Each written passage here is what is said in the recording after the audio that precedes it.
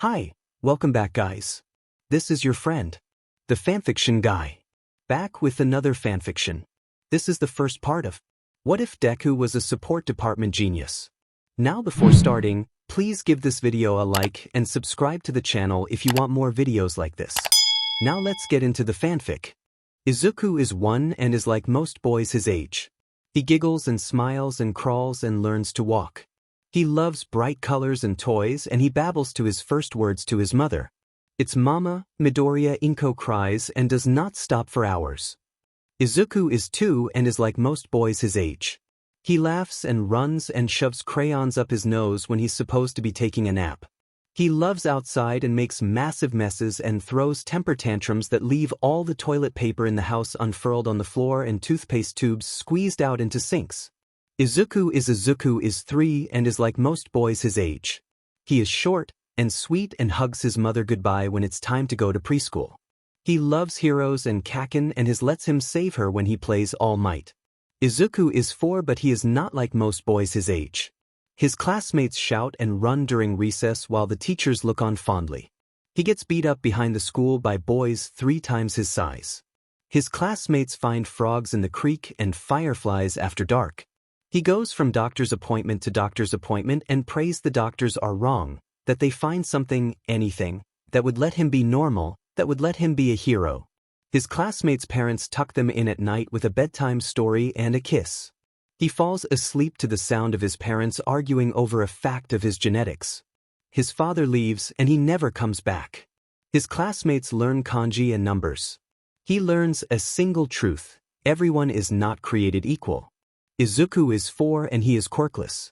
Izuku is 5 and he buries himself in schoolwork and hero news to ignore the stinging burns and scent of smoke that follows him home. He learns to lie and mislead and distract. He learns and plots and schemes and prays that this is all just a bad dream and he'll wake up any moment and his dad will be home, that Kaken will play with him again, that he won't fall asleep to his mother's muffled sobs at night and that everything will go back to normal. It isn't, and it won't. This is permanent, even if he doesn't want to admit it. Izuku is 6 when his life changes again. He had made a sort of routine in the past year and a half since discovering he was quirkless. He wakes up, gets ready for school, he's in proper school now, it's not any better, and eats breakfast before hugging his mother goodbye. He walks to school and when he gets there, endures harsh words and harsher actions as he tries to stuff his tiny brain full of knowledge about everything he can until lunch. Heroes have to be smart. Kaken and his lackeys always steal his lunch, no matter where he hides or who he tells, but Izuku tells himself it's okay and tries to ignore the ringing of Kaken's explosions in his ears. He gets beat up instead of one of Kaken's victims at recess and struggles through afternoon classes. He runs home as fast as possible. He doesn't want to be around Kaken any longer than necessary, and he lies to his mother about why. He smells of smoke and is covered in minor burns. He sits himself in front of the news and writes his hero notes for the future. It starts simply enough, with a special interview with 2 new heroes that Izuku had been really interested in learning more about. The excavation hero, Power Loader, and the telekinetic hero, Push and Pull. Izuku sits on the edge of his seat as the 2 heroes answer the host's questions. Both heroes heavily rely on and/or build their own support items, and they spend most of their interviews stressing their importance in heroics. Izuku finds himself writing down their every word and wondering, if he could learn to build, could he be a hero too? Izuku is 6 and he can't stop himself from delving into the world of support and design and engineering. He sits at his desk and fills his notebooks full of battle strategies and weapon designs. He spends hours poring over the support items of heroes and how they use them, from present mixed directional speaker to push and pull's net gun. He fills notebook after notebook of ideas and childish blueprints. Izuku is 7 and writing isn't enough. Izuku bothers his mother until she enrolls him in an online engineering course. He spends hours watching videos about physics and chemistry and everything in between. He chases heroes to see them in action and he develops a mutter. He writes out ideas and considers what concepts he'd need to master to build them. Izuku spends his time watching how it's made and hero interviews and studying for his schoolwork. He finds kanji boring and math simple. He doesn't understand why he should care, Not when there are so many other interesting things to learn. Izuku is 7 and he's acing all his schoolwork without even trying. He can do math better than most middle schoolers and knows more kanji than anyone else in his grade. It's to be expected with how much he writes these days. It angers Kaken, but he can't find it in him to care. Not when there are so many other things to care about. Like his chemistry homework and that English dictionary. He wants to better understand English blueprints and engineering textbooks. Izuku is 8 and he discovers an abandoned beach full of trash. He spends his allowance on tools and supplies at the hardware store and his free time building strange devices in the sand. He comes home covered in sand and soot and oil and happier than he was before he left. Kaken and his lackeys beat him up after school and the teachers ignore it. Izuku learns to be sneaky and he watches and he learns. He learns that Kaken always leads with a right hook and can never protect his left knee. He learns that the boy with the finger's bones are brittle and would be easy to snap. He learns that prehensile eyes is slow and would be easy to get behind. He never acts on this knowledge, but it's always there. He can't decide if it's a comfort or a curse. He begs and begs his mother to enroll him in a martial arts program. Visit no less than 7 dojos and only receive apologies from the owners who don't want to take on a quirkless kid. Izuku turns to his inventions with renewed vigor and stinging in his eyes. He doesn't cry, not anymore. He won't give them the satisfaction. And if he looks up videos on self-defense when no one is looking, well, no one has to know. Izuku finds comfort in pre-Quirk era comics and video games and lets them inspire his inventions. Izuku is 9 and he meets Mr. Kurasuma. Mr. Kurasuma is the science teacher who wanted to be a support technician but wasn't quite creative enough to make his own designs, and settled for teaching science. Not really science, Izuku thinks, too simple, too certain, not nearly enough of the uncertainties that fill any true scientific DSPLN. To a bunch of raucous 9 and 10-year-olds. Izuku doesn't understand his choice of profession, kids are mean, but Izuku likes Mr. Kurasuma. He's a tall, slightly spindly man with salt and pepper hair and prominent laugh lines. He doesn't let anyone bully Izuku in his classroom and is willing to go to extreme lengths to keep it that way. Mr. Kurasuma is the first person Izuku tells about his hobbies and, much to Izuku's surprise and eternal gratitude, completely supports him. Mr. Kurasuma gets him set up with more difficult work and pays for him to take an online engineering class. Inko, to her credit, tries her best to tell him it's unnecessary. Mr. Kurasuma insists it's an honor to get to support such a brilliant mind as Izuku's and refuses to accept dissent. Izuku is 9 and he drinks in the positive attention from someone other than his mother like it's the only water in the desert. It might as well be. Izuku is dreadfully lonely. Mr. Kurasuma's attention and kind words are a desperately needed balm against the endless teasing from his classmates. And to Mr. Kurasuma's endless rage, other teachers, Kaken's quirk has developed significantly since they were 4, and wounds that used to sting for a few minutes burn for hours and leave him in the nurse's office with a bag of ice. No one seems to care that Izuku now spends more time out of class than in it. Izuku is 10 and Mr. Kurasuma signs him up for a science fair in the inner city, and Izuku, despite mounting excitement, would never guess how much it would change his life. Izuku is 10 and is standing in front of a scary-looking building. The sheer number of people surrounding the building leaves him nervously mumbling to himself. He is currently in front of the building that holds the National Primary School Inventors Competition, Mustafu Division. He isn't worried about winning the thing. He knows he won't. The competition is open to all primary schoolers and averages nearly. This includes 6th years looking to get into a prestigious middle school and averages over 4,000 participants annually. Izuku just doesn't want to be publicly humiliated. That would be a success in his book.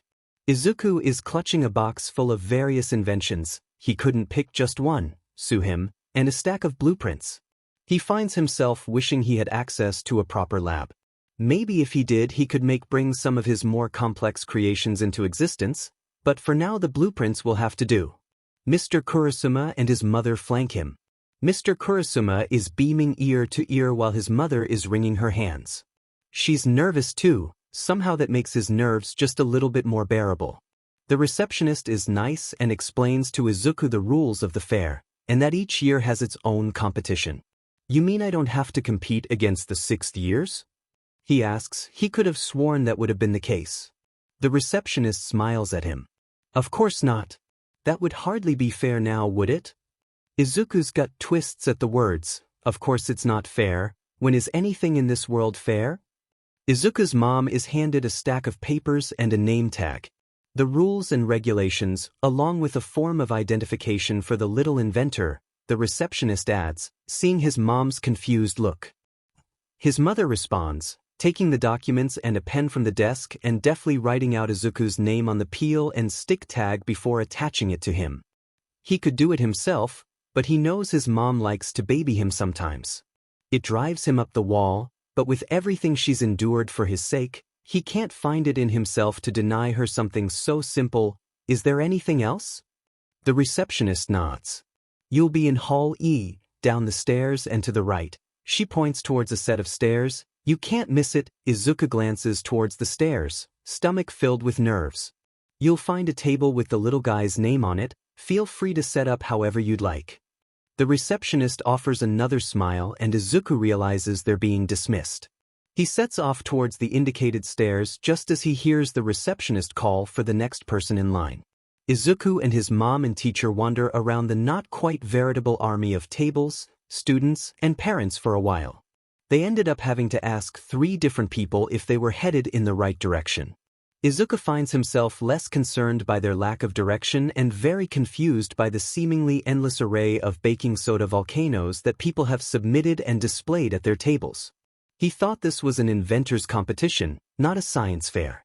Mr. Kurasuma must notice because he leans over. Some schools require their students to participate at least once during their primary school years, so the students typically don't try very hard. Izuku feels slightly irked by this, although he can't quite place his finger on why. After another 10 minutes they eventually find his table. The event doesn't start for another half hour, so he has plenty of time to get everything set up. He and his mother dart around the table, displaying a couple of his favorite inventions, including but not limited to, an automatic solar-powered dish scrubber, a tiny remote control tank-esque cambot, and the thingamajig, this time in bright purple with neon green stripes, his best blueprints, and a sizable trifolding board that describes the inner workings of his physical inventions and some of the steps involved in making them. Once Izuku had managed to set up his table to his satisfaction, he spared a glance at his competitors. For the most part, Izuku was underwhelmed. Izuku was almost smack dab in the center of the room and as such had a pretty decent view of several competitors. He could clearly see at least 12 tables. On these tables he spotted 1 poster about potato batteries, 2 rock candy experiments, elephant toothpaste, a rubber egg, an ant farm, a poster about magnets, and no less than 4 baking soda volcanoes. What is with people and baking soda volcanoes? However, one of the tables did manage to catch his eye. Or rather, the girl manning it did. She had bright pink dreadlocks and was currently laughing manically. She was wearing goggles and a pair of grease-stained overalls which further accentuated her mad scientist vibe. Her table lacked any posters that labeled what she had brought in, but was covered in bits and bobs of machinery which looked just as thrown together as Izuku's own inventions. Come one, come all. The girl cackled, marvel in the glory of my beautiful babies. She threw her fist in the air. Izuku was intrigued and glanced at his mother, who was eyeing the pinkette with something akin to wariness. Well, that table certainly looks interesting, Mr. Kurasuma mutters before turning to him. Want to check it out? Izuku takes a moment to think it over and nods. They make their way over to the pinkette's table with minimal difficulty. The closer Izuku gets to the table, the more interested he becomes. The table is littered with haphazardly strewn papers and bits of mechanics. In the center of the table is a single machine which the pinkette is currently working on. It's roughly box-shaped with all sorts of gears, pipes and pistons sticking out of it. There is a circular opening obstructed by rubber spindles. Attached are 2 hoses whose purposes elude him. Izuku comes to a stop in front of the table. Hello. The pinkette looks up at him. Oh. She smiles in a way that vaguely reminds him of a mad scientist. Are you here to see my babies? She is bouncing on the ball of her feet. Babies? She smiles even wider. He didn't think that was possible. Do her cheeks hurt? Yes. She holds up the machine she's tinkering on. This baby can strip off, replace, and dry a protective coating on a tool in 30 seconds. Izuku gets a good look at her eyes, which are gold and have a sort of cross pattern in them. Izuku blinks. That sounds super cool. Izuku is smiling now. Can I see? The pink cat grins at him. Of course. She flips a switch on the side of the box. Don't worry. About the noise. She grins, it's completely normal, and tosses a rusted wrench through the top of the machine. The box immediately begins to let out a horrible screeching noise as the tubes wriggle and the gears and pistons shift and click. Little puffs of steam escape joints and attachment points. Everyone in the vicinity is holding their hands over their ears. Izuku can't find himself to care, not when faced with such a magnificent contraption, and waiting for it to be over. It takes a couple of seconds, but the screeching stops and a drawer on the bottom of the box fits open and the wrench is there. Coated in a matte black material that looks vaguely like rubber. Izuku picks it up gingerly and inhales. Excitement and adrenaline buzzing through his veins. That is, he takes a breath, he's awestruck really, it's so cool, amazing. He drops the wrench on the table and pounds the palms of his hand against the table, ignoring the sharp pains caused by the various metal bits and bobs on the table with all of the grace of someone too excited to care. How is it powered? Electric? I saw steam, so it might be that, although that might just have been a part of the layering system. What about the coating? Is it rubber-based? What chemical compounds did you use? What percentages? How do you make sure the machine doesn't damage the tool? Do you use a sensor system or? The girl blinks once, then twice, and then smiles like a madman. Izuku is too. They spend the next 45 minutes, a good way into the competition proper, discussing the mechanics of her inventions, past and present. Izuku loves it. He loves being able to actually talk about this with someone his age. And the pink cat is more than happy to do so. He's vaguely aware of Mr. Kurasuma behind him, barely keeping up with the conversation. Where do you get your materials for your inventions? My family runs a small support shop. She lets me work in there sometimes. Izuku bounces on the ball of his feet. That is so cool. I have to get all my supplies from the junkyard beach by my house. Is there a lot of scrap metal? Mom limits how much I can use at a time. Oh, tons. I really only have to buy tools. I end up scavenging most of my materials. They drift back into easy conversation. They were just discussing the possibility of using a nuclear power source to power X-ray goggles and whether or not you could filter out the scatter radiation to produce a non-radioactive beam of X-ray vision, and what precautions would have to be taken during testing stages. A group of 3 walks up to the table. Leading the group is a short and plump woman dressed in rumpled business clothes and a lab coat with her lilac hair up in a sensible, if messy bun.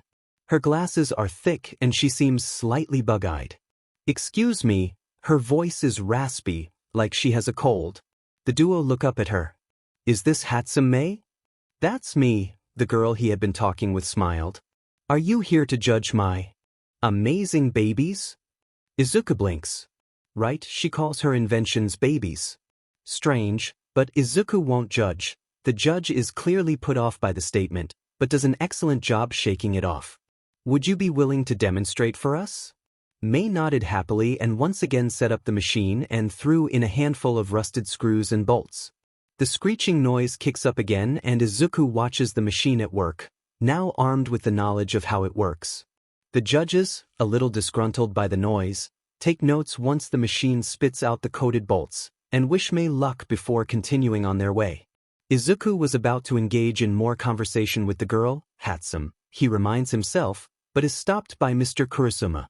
I think it might be time to head back to your own booth. It wouldn't be good to not be there when the judges arrive. Izuku acquiesces, but the girl seems miffed.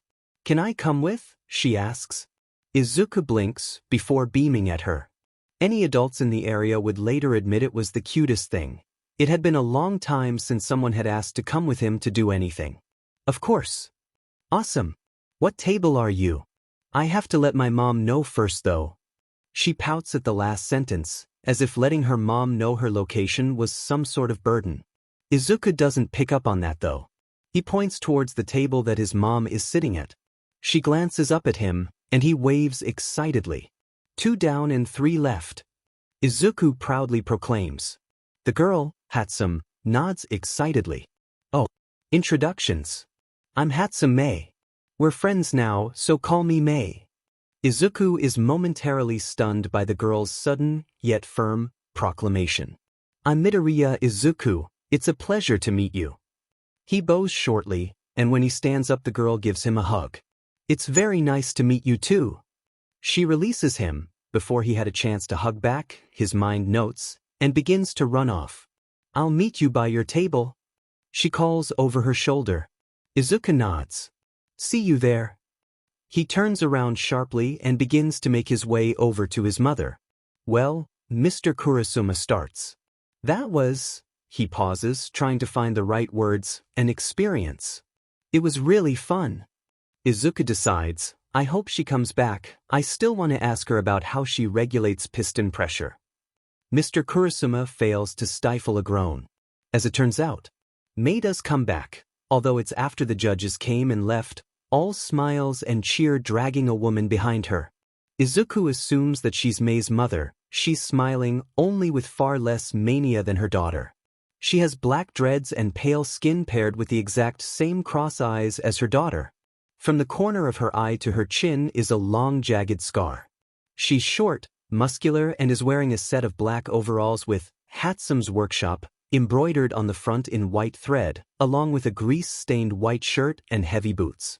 Despite her appearance, her body language is open and her expression is pleasant. The woman strides forward with an air of confidence before stopping in front of the booth. Is this Midoriya Izuku's booth? She asks. Her voice is deep and a little rough. Izuku decides that it sounds really cool. Izuku's mom nods. Yes. I'm Midoriya Izuku's mom. Can I help you? His mom is fidgeting now. Nervous, his brain supplies. The woman smiles a little brighter. I'm Hatsume Nanako. I heard that Izuku and my Mei got along and wanted to meet the little guy. Izuku stands up a little straighter as Mei grabs his hand and drags him over to the table as their mothers converse. She points to the tank bot. Did you build that? Izuku nods. It's a camera bot. I disassembled a VR car and dash. Izuku begins to explain how he built the bot and its possible functions. Mei is fascinated and happily offers compliments, comments and suggestions. Izuku is smiling now. Mei is a lot of fun. Unnoticed by the 2 children, their mothers watch on as they chatter incessantly. Quietly shadowed by Mr. Kurasuma, who doesn't want to impose on the conversation but is also secretly watching Izuku and Mei interact. Heaven knows that Izuku needs more positive interaction with kids his age, even if they're a little eccentric. Izuku now has paper and pencils out and the duo are sketching out a new invention. Neither woman knows the purpose of the unknown item, but find the sight adorable nonetheless. It looks like those 2 are having fun. Nanako laughs. I haven't met many people willing to talk tech with Mei. She tends to unsettle people. She looks back over at the duo. She pretends she doesn't care but I can't help but worry. She smiles at Inko. You know, Inko is fighting back the urge to burst into tears. Izuku, her baby, is actually getting along with someone his age. She hasn't seen him this happy since before his diagnosis. She smiles at Nanako with watery eyes. Yeah, she takes a shuddering breath. I do. It takes another hour for the judges to get through everyone and decide on the winners. Izuku heard that the 1st through 4th years are already done, but there are more older participants, so the 5th year division takes longer. When the judges have finally made their decision, all of the participants and family are invited to the large empty space in front of the stage at the end of the hall. The 3 judges made their way to the front of the stage. The plump woman from earlier is standing to the left. Front and center is a scrawny man whose features are utterly forgettable. He is smiling though, and it is genuine. Students, parents and friends, he begins, it is the honor of the judging committee to meet and interact with all of you. A true pleasure to work with some of the future's greatest minds in the making. The National Primary School Inventors Competition prides itself on finding and molding great minds while giving them the opportunity for improvement and friendly competition. Each and every student came here today with something unique. Izuku fought the need to scoff, tell that to the 400 people who made baking soda volcanoes. Sadly, only 3 will be going on to nationals. But I'm sure you're all dying to know who those 3 are. The crowd gives a half-hearted cheer. We ask that once participants are called, they come up to the stage to receive their medal and a few words from our head judge. He pauses a moment. Are you ready? The crowd once again gives a cheer. That's what I like to hear. He unfolds a piece of paper. In third place, with an umbrella that filters rainwater to drinking water, Okura Satoko. The crowd cheers as a tiny girl in a red and blue dress nervously makes her way up the stage. The purple-haired woman moves to the front of the stage as Okura goes up to retrieve her medal. Miss Okura's invention showed intelligence and an understanding of the basics of filtration. She pauses a moment. Her creativity and problem-solving abilities will be invaluable as an inventor. The first guy takes over again, and Okura recedes to the background of the stage. In second place, with a piece of machinery as loud as it is impressive, Hatsume. He hears more than sees the pinkette squeal with excitement as she bounds her way up the stage. Miss Hatsume's LTX metal object coder showed immense mechanical and spatial prowess and an understanding of chemical processes. The purple woman adjusts her glasses. Her enthusiasm and mechanical abilities embody the drive of an inventor. Mei cheers and hoists her new silver medal in the air. Mr. Average tries to start speaking but is interrupted by Mei's maniacal laughter. Mei is taking her sweet time laughing her butt off. Izuku finds himself giggling. Eventually the third judge just puts their hand over Mei's mouth and dragging her backwards while the crowd laughs. In first place, displaying massive amounts of ingenuity and engineering prowess, with no fewer than 4 physical inventions and over 30 blueprints to their name, Midoriya Izuku. Izuku freezes. I won? How did I win? He vaguely notices his mother crying next to him and Mr. Kurasuma's gentle shove towards the stage. Izuku walks up to the stage almost mechanically. His eyes burn. Am I going to cry? Why? He stands in front of the man and lets him place a medal around his neck. The no-nonsense woman is talking again. Mr. Midoriya's inventions were all made from completely recycled materials, including a solar panel. Additionally, rather than accepting that he couldn't build some of his ideas due to a lack of materials, he brought in blueprints along with expected problems and possible solutions to these theoretical problems. He showed intelligence and foresight alongside consideration and creativity. He has earned his first-place rank. Izuku is shell-shocked. He feels the trails of salt water down his cheeks as the average man takes over the mic again. This has been an incredible year. I dare say that some of these primary students outdid their middle school counterparts. Let's give it up for our victors. The cheers nearly deafen the green-haired boy. The one judge who is holding back Mei releases her and she continues to laugh maniacally. The judge shuffles over closer to Izuku and hands him a sleek-looking business card. They smile at him. You did amazing. Izuku looks up at the judge. Thank you, but I didn't really do anything that incredible. The judge laughs quietly. Kid, I'm a second-year support teacher at UA. You have more skill than the rest of my class combined. Izuku gapes at them.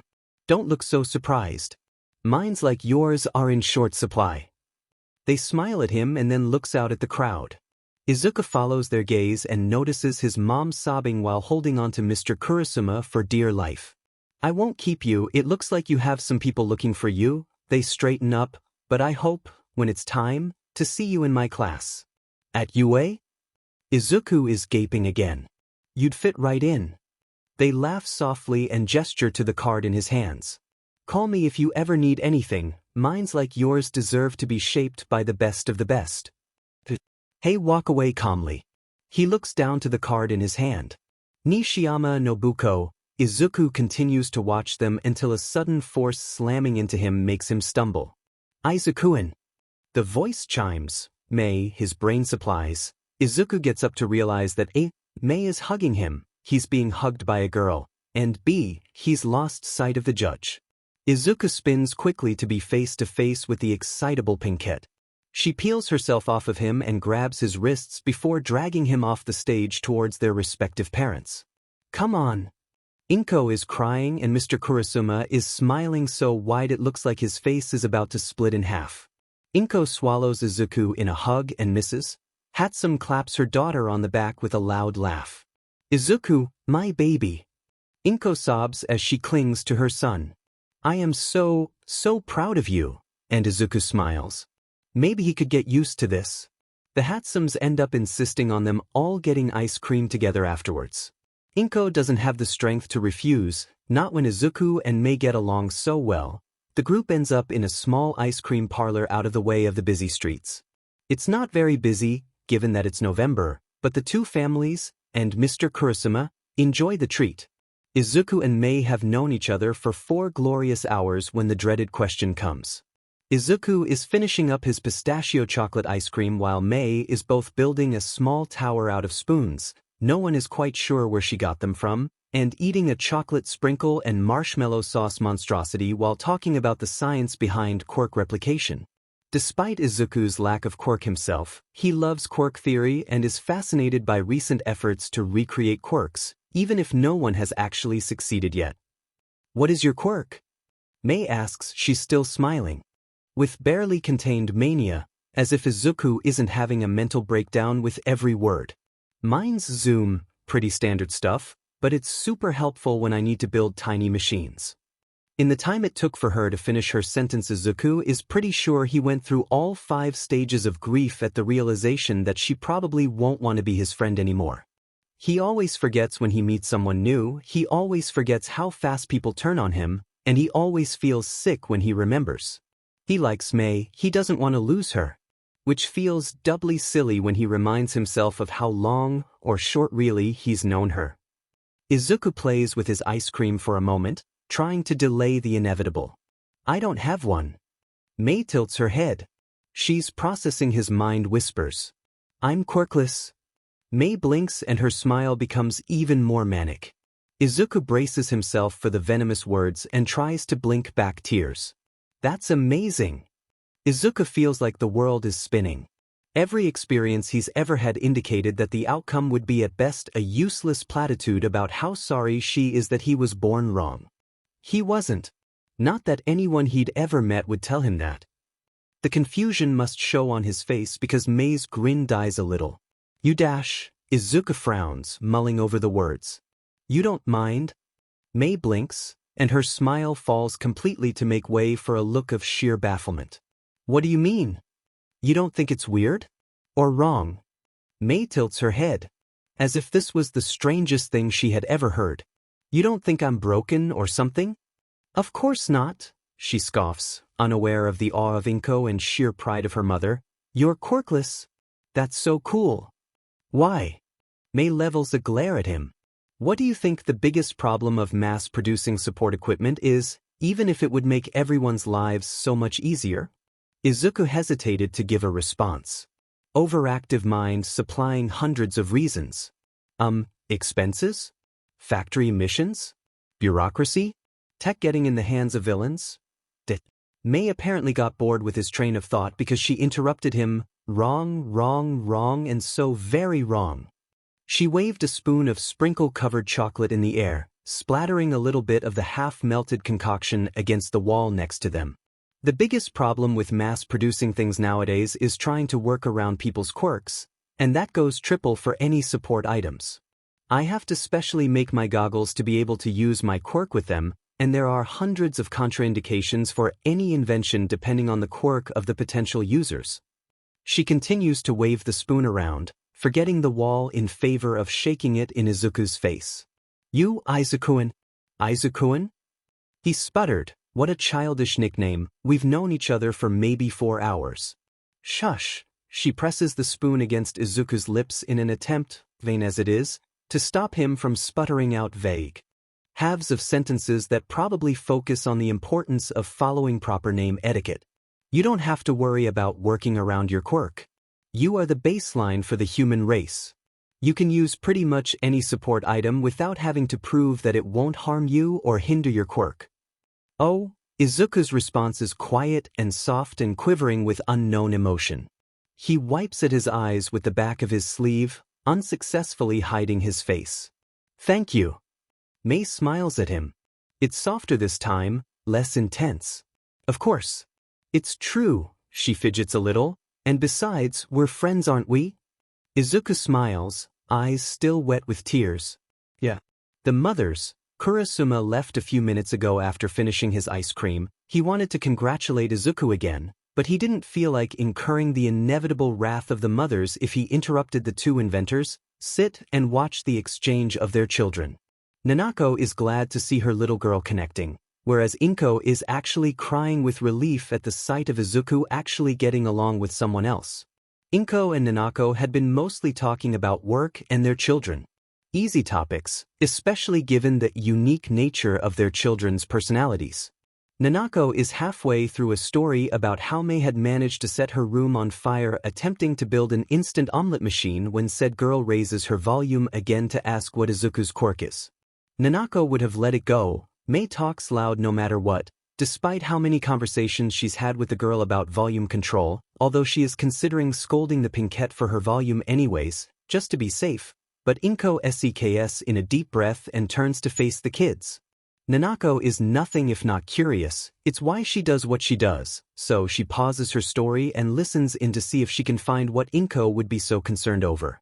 I don't have one. Comes Izuku's soft reply, and Nanako's heart breaks at his voice. He sounds so unsure, so lost, so scared. I'm quirkless. And Nanako understands why Inko is watching with rapt attention. It's no secret how the quirkless are treated, she knows it isn't right, and maybe that she should have spent more time defending them against her co-workers and clients. But there's little she could do. At least that's what she tells herself, listening to Izuku's voice crack in fear of Mei's response, hoping she drilled enough common decency into her little girl's head to not be an a-hole about this situation and treat it with some modicum of delicacy. It turns out that Nanako gets to feel pride at her daughter's response. She, despite Nanako's silent plea, does not handle the situation with delicacy and does a better job of comforting the boy than she thinks anyone ever has. Spelling out the honest advantages of his quirkless status rather than its disappointments. Inko is crying now. She does that a lot. Nanako thinks it must be genetic though, given that Izuku is also crying, and Nanako pats her hand in comfort. They've spent almost 2 hours in the ice cream parlor by the time they leave. Izuku inevitably asks what happened to Kurasuma and is given a not quite accurate explanation. Mei and Izuku are still chatting about everything they could think of when they step out. Nanako is pretty sure Mei has said more to Izuku in the last couple of hours than she's said to her this year. Impressive, given that Mei is a massive chatterbox and the fact that it is currently late November. Inko is still watching with a grateful smile and tears in her eyes. Thank you, Hatsume, she whispers, voice quivering with what Nanako assumes must be gratitude. What for? And she means it. What could Inko possibly be thanking her for? She hasn't done anything. Raising a girl like that, I don't think I've seen Izuku this happy since he was diagnosed quirkless. Nanako blinks as the heavy reality of that statement sinks in.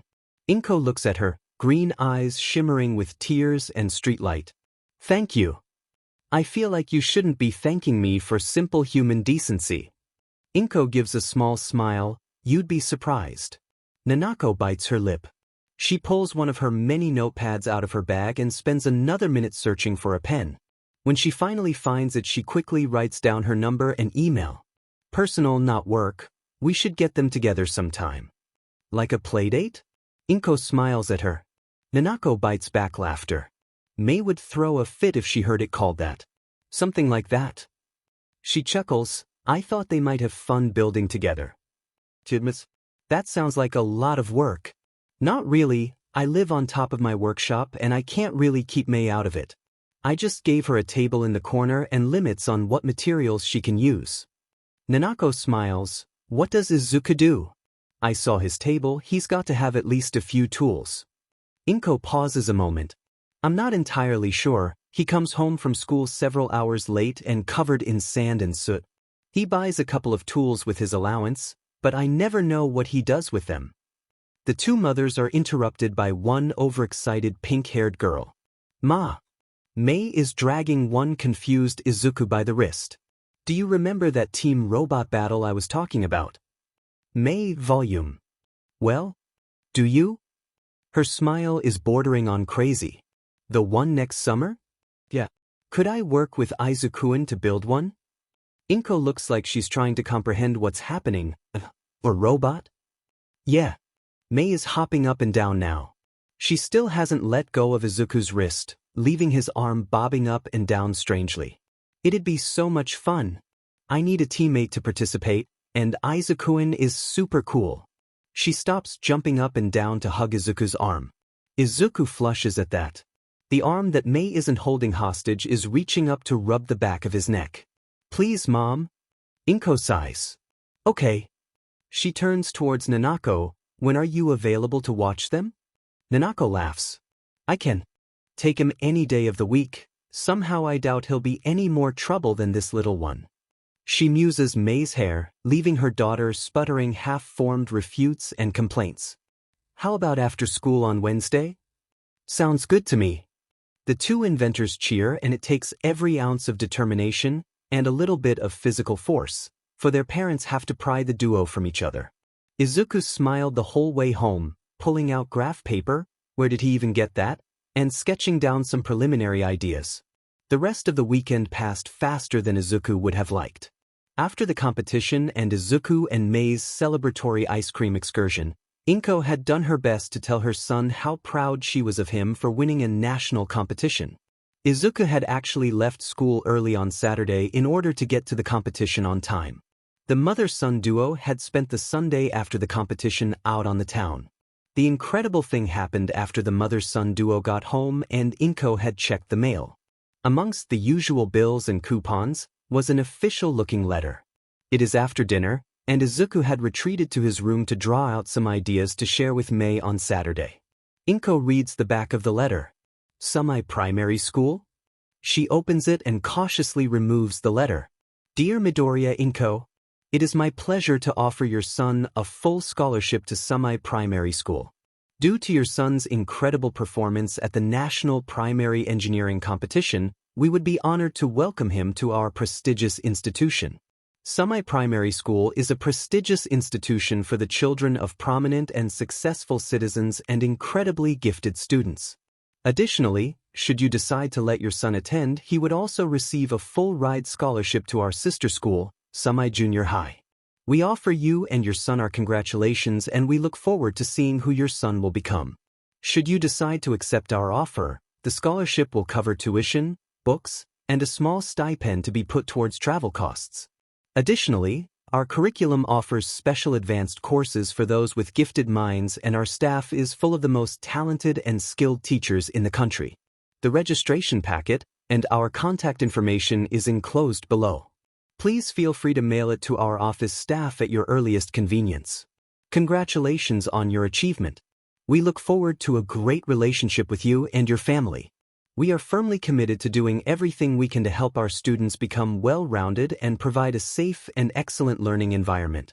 Best wishes, Principal Fujimori Avon. Inko stares at the packet with something akin to wonder. Such an elite school wants to enroll my baby? She rifles through the remaining pages. Included is the registration packet and a list of contact information, including, but not limited to, an address, a phone number, and 2 separate emails. She considers the offer and looks up how far semi-primary is from her home. It ends up being 45 minutes by train. It's quite the commute, and Inko wonders if it would be worth it. After all, Izuku can walk to his current school. She decides to at least consider it and ask what Izuku thinks a little later in the week, probably after his visit with Mei on Thursday. It's Monday now, and Izuku was not looking forward to going to school. He didn't want to deal with explaining to Kaken why he had been missing for the last class of Saturday's half-day. But, like a good student, he diligently put on his uniform and meandering into the kitchen for breakfast, pausing in the hallway to take in the gleaming medal his mother had hung on the wall. Inko was already in the kitchen and humming softly as she put together a simple breakfast for them. Good morning, Mom. Inko startles and whips around quickly. She relaxes immediately upon seeing him and gives him a bright smile. Izuku. Good morning. Izuku and his mother exchange pleasantries and small talk until he has to leave for school. Izuku fakes a bright smile and walks out the door.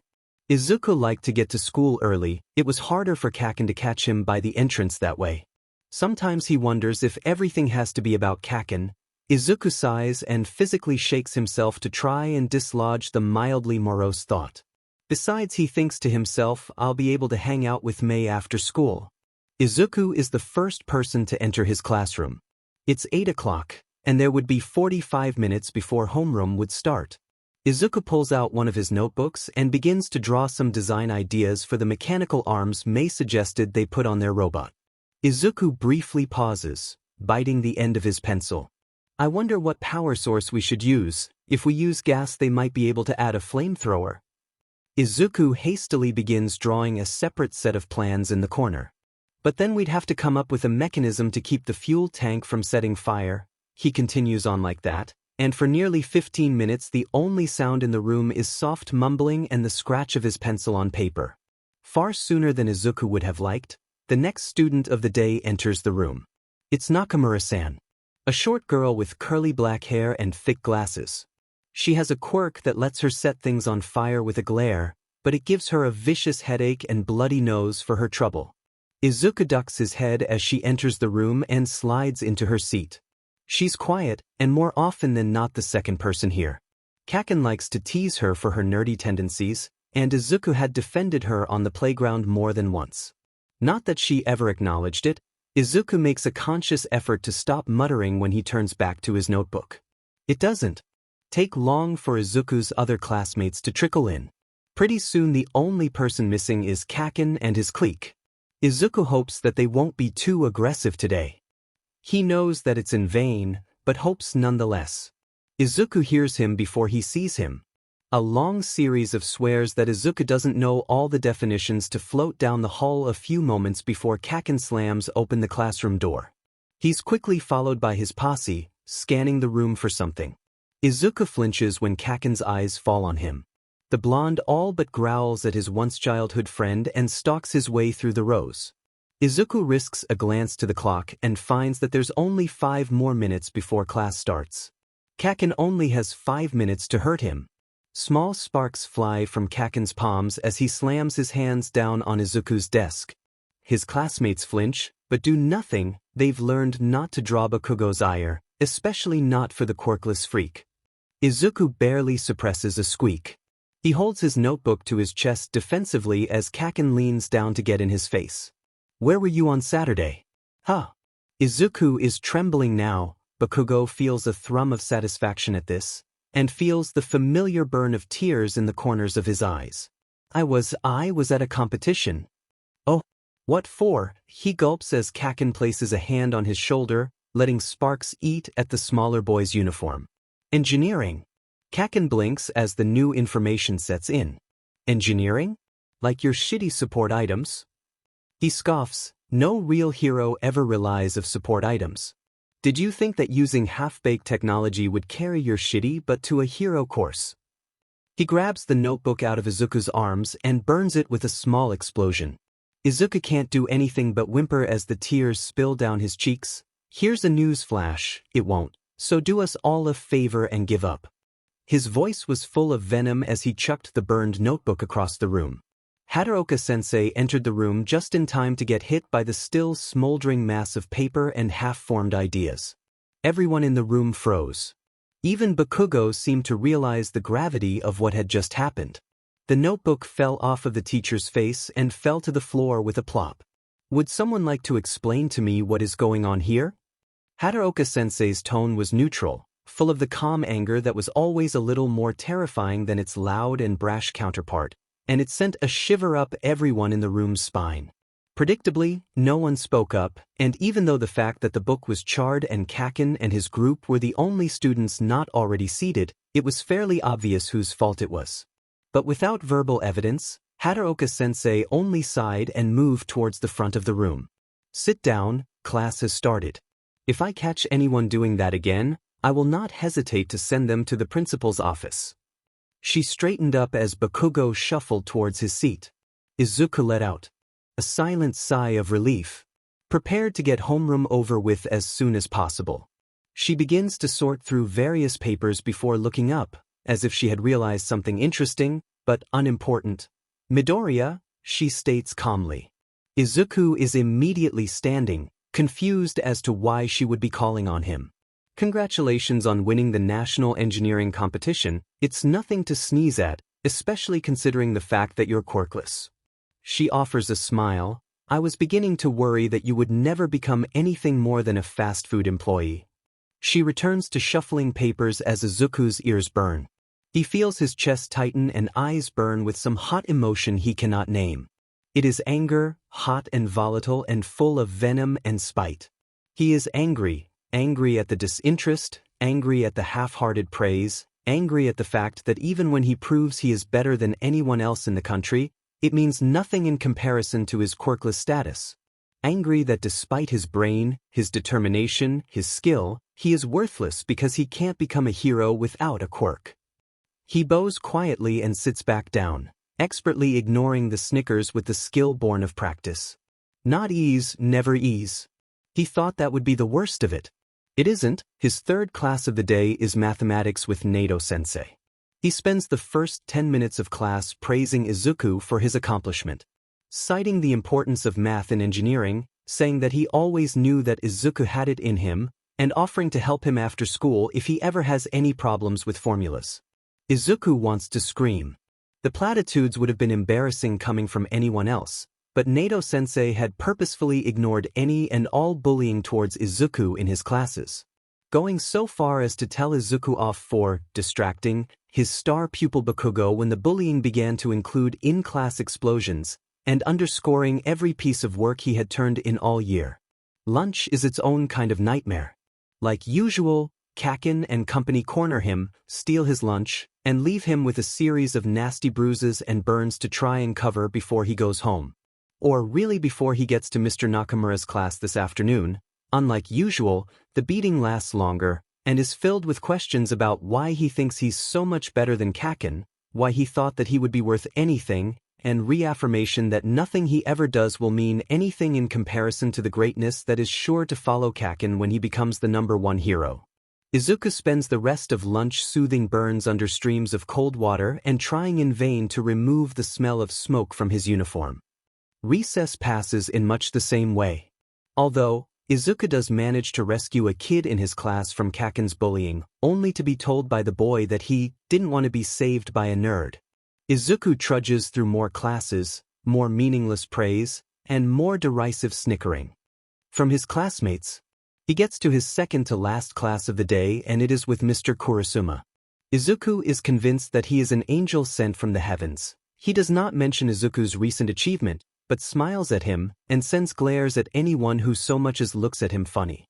Even Kaken is unwilling to say anything in his presence, and Izuku happily completes on the simple classwork that he could probably do in his sleep with nearly half the class to spare. With a nod of acceptance from Mr. Kurasuma, he is allowed to pull out one of his notebooks and work on some designs. Not wanting a repeat of this morning, Izuku quickly shoves the book into his bag nearly 5 minutes before class is over, and doodles on his long-since-finished classwork for the rest. After science's physical education, and Izuku can feel himself die a little inside. It's the last class of the day and the worst. Most days are just games or some sport, but today is the day that the 5th years participate in the 8 national fitness tests. Izuku wants to curl up and die, but he somehow manages to get through most of the activities without drawing undue attention to himself. It's all for nothing once the second-to-last test is revealed. It is the distance run, and while Izuku doesn't know it yet, he is screwed. Izuku tries to make sure that regardless of actual physical ability, remains in the middle of the pack. It makes it harder for people to pick on him. Not that they wouldn't do it anyways, but he likes to give as little incentive as possible. By the time the distance run has rolled around, Izuku is too tired from the unusually strenuous day to really do anything other than run on autopilot. Few know this, and fewer still grasp its implication, but due to a longer than usual walk home, trips to the beach whenever he can manage and outrunning bullies. Izuku has uncanny speed for someone his size, and a large supply of stamina to go with it. In short, Izuku manages to be the third person across the finish line, coming in only 3 seconds before Kaken. He's so tired from his awful day and the tests that he doesn't realize his mistake until after the blonde was behind him, panting and growling and generally sounding like something Izuku wants to get as far away from as possible. But he's tired now, legs jelly and unwilling to respond to his near-frantic demand to run. Izuku can only stare as the blonde menace glares down at him. "Are you trying to pick a fight, Deku?" Kaken howls with anger. "Where do you get off pretending to be better than me?" "Huh?" His hands are on his shoulders now. "You FNG piece of shit. You should jump of a building and just die already." His hands are sparking with dangerous heat. "You may think you're hot shit with your new award and all. You may even have the teachers in your corner. But you aren't a thingy shit." The sparks are now explosions, and Izuku whimpers as Kaken's hands burn into his uniform. "You will never amount to anything. You hear me, Deku?" Smoke is coming up from his shoulders and Izuku can smell his own burning flesh. "You are a worthless, quirkless Deku, and that is all you will ever be."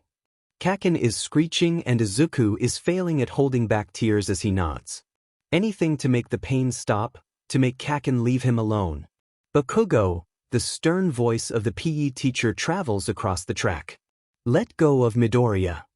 Kaken turns and scowls at the teacher, before removing his hands from Izuku's shoulders.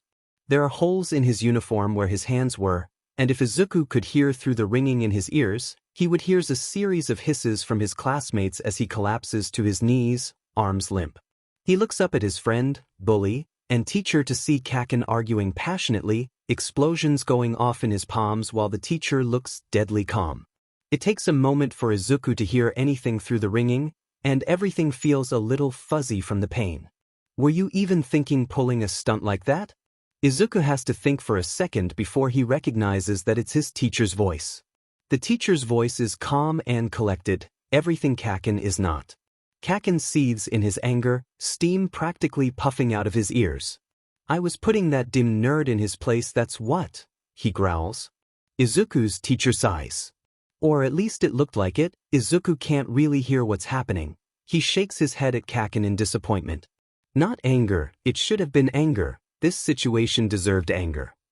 "Bakugo, go to the principal's office, I will meet you there after class." The blonde nearly blows his top, but manages to get some sort of lid on his anger and stalks away towards the main building. Takeda, the girl in question, stands up a little straighter. "You're Class 5 CS representative, correct?"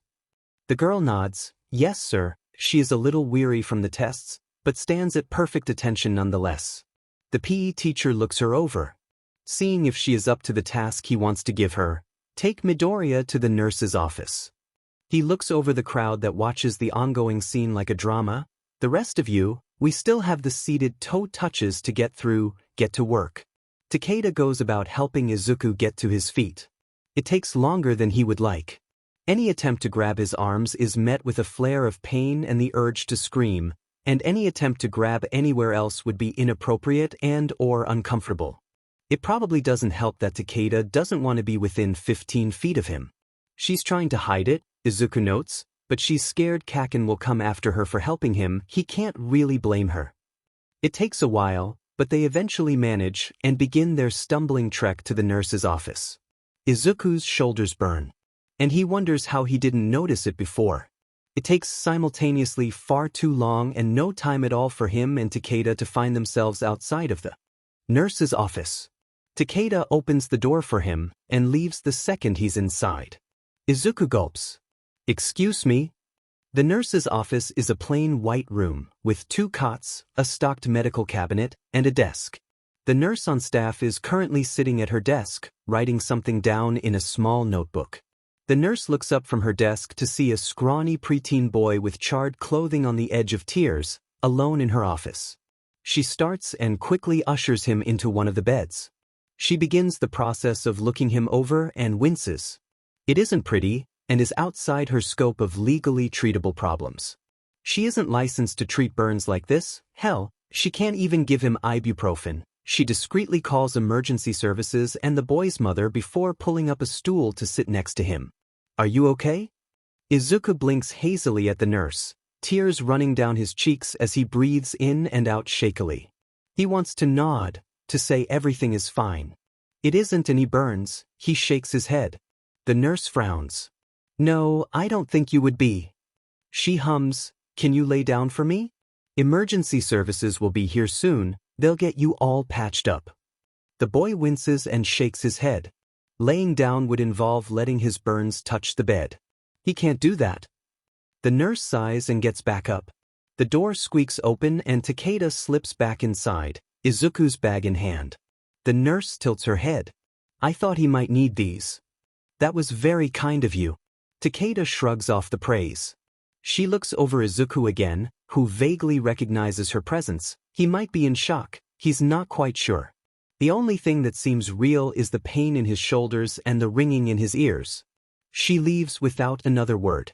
It takes another 20 minutes for emergency services to arrive.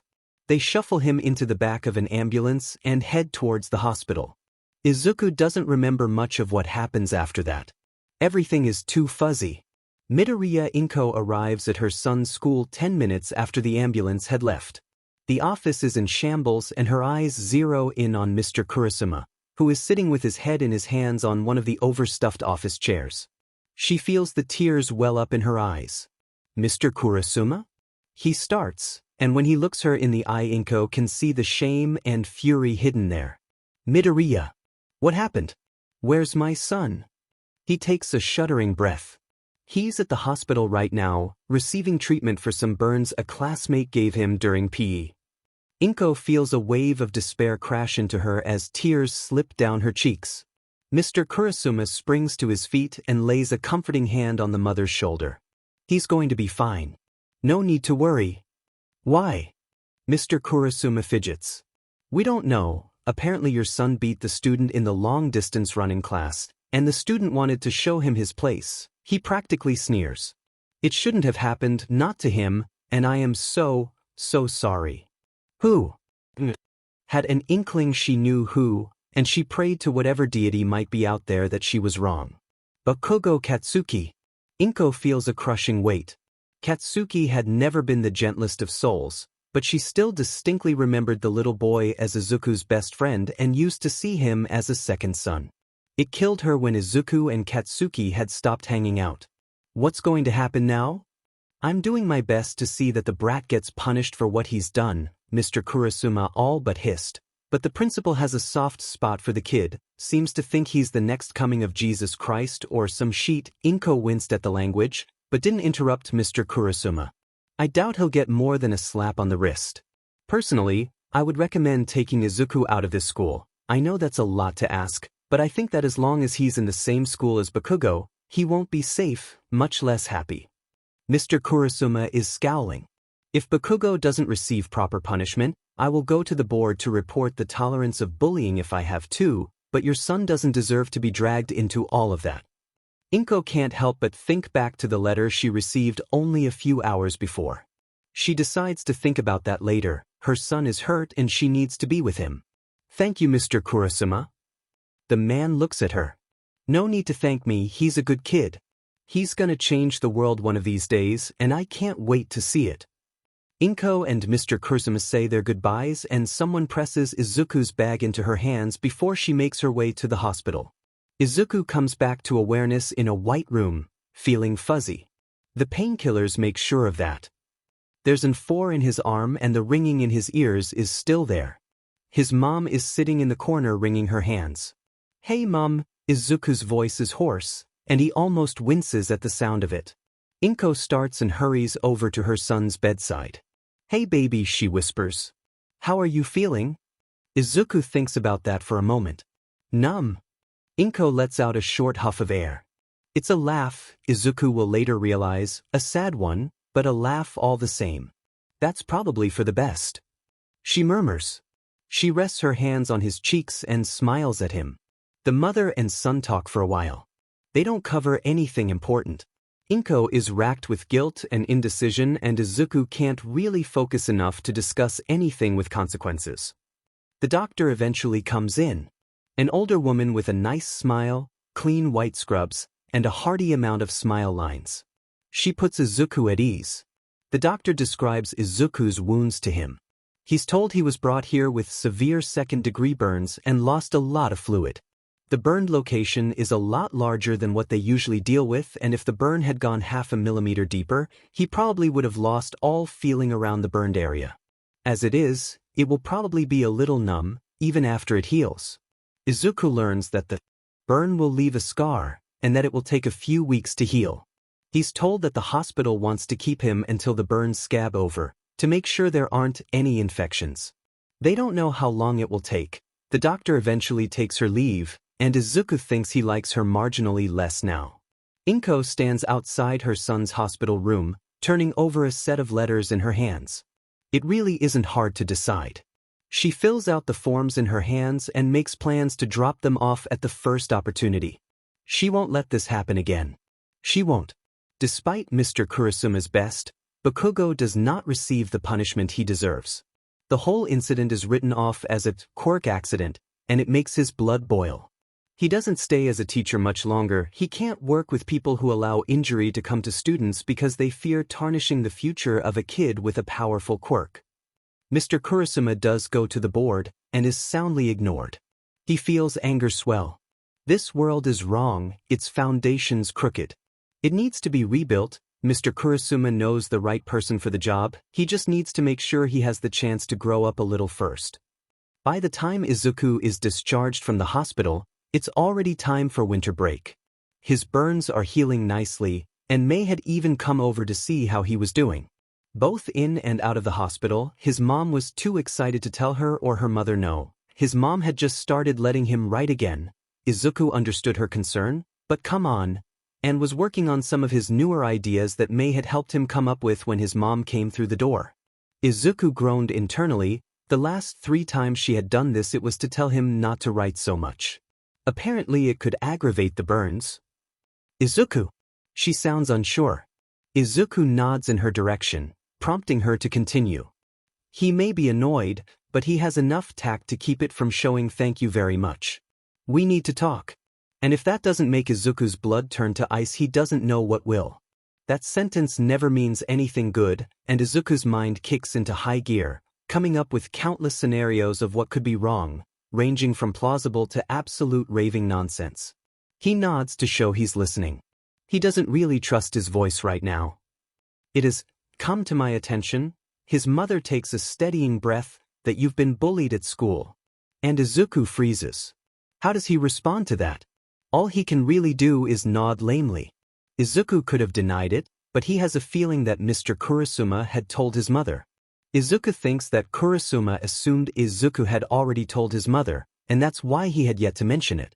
No point in beating a dead horse, as they say. Mr. Kurasuma told me that despite you telling the teachers, they never did anything. Izuku looks away from her. Which led me to make a decision. She pulls out a folded sheet of paper and hands it to him. Right after the competition, Izuku winces slightly at the mention of that. He has mixed feelings about that day. On one hand, he met Mei, on the other, it provoked Kaken. You were offered a scholarship to semi-primary for your 6th year. Izuku gapes at his mother. He's changing schools? Do I dash? Yes, you have to go. His mother interrupts him. I've already sent in the paperwork. It's an elite school, and they have a very strict no-bullying policy there. I think you could be happy. She grabs his hands and squeezes, a sign of love and solidarity that Izuku, despite his frustration, appreciates. Izuku tries to rebut. I'm still not happy you didn't tell me that Katsuki was bullying you. His mother tells him sternly. The effect only slightly marred by the shining in her eyes that signify how close she is to tears. And isn't that a punch to the gut? Izuku can feel the shame roll in his stomach, making him feel almost nauseous. I didn't want to worry you. It's barely more than a whisper. Izuku's throat feels tight. He isn't sure if it's from the shame of his mother finding out that he had been bullied, his guilt for his mother's, almost, tears, or some leftover side effect of the medication the hospital gave him to numb his burns. His mother sighs and rakes a hand through his curls. "I'm your mother," she whispers softly. "I'm always going to worry, it's my job." Izuku refuses to look at her, and she sighs. "I love you, and I only want what's best for you." Izuku remains silent. His mother sighs again. "I know you don't want this, but can you try? For me?"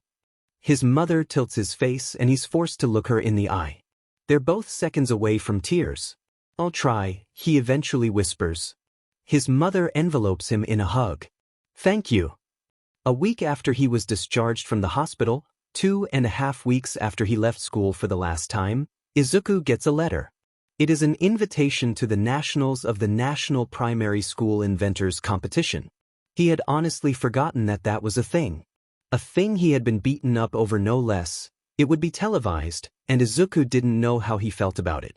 The final leg of the competition would be in Tokyo during the end of spring, to allow the inventors time to come up with new contraptions. Izuku decided he would need to ask Mei about it when she came over on Friday. Izuku and Mei get along like a house on fire. The duo manage to spend a fairly ridiculous amount of time together before Izuku has to go back to school. Regardless of any form of prior obligation, Izuku finds himself on the train to the Hatsume's workshop at least twice a week, and Mei always seems to find a different way to show up on Dogoba Beach every Friday. They Skype on any day where they don't meet in person, and the duo design and plan and build more things in 3 months than either had thought of or made in their whole lives. Izuku likes to think his electric shock grenades are coming along quite nicely. Mei is working on a drone that could potentially find life signs in collapsed rubble and then send the locations to rescue groups. Their mothers watch in awe and horror as they both attempt to find a way to force methane gas to separate into hydrogen and carbon atoms to use as a fuel source. The first day at his new school finds Izuku standing outside a room with the words 6C emblazoned on the door. He's practically shaking. His mother had called and asked if he could finish his school year at semi-primary, and they had said yes.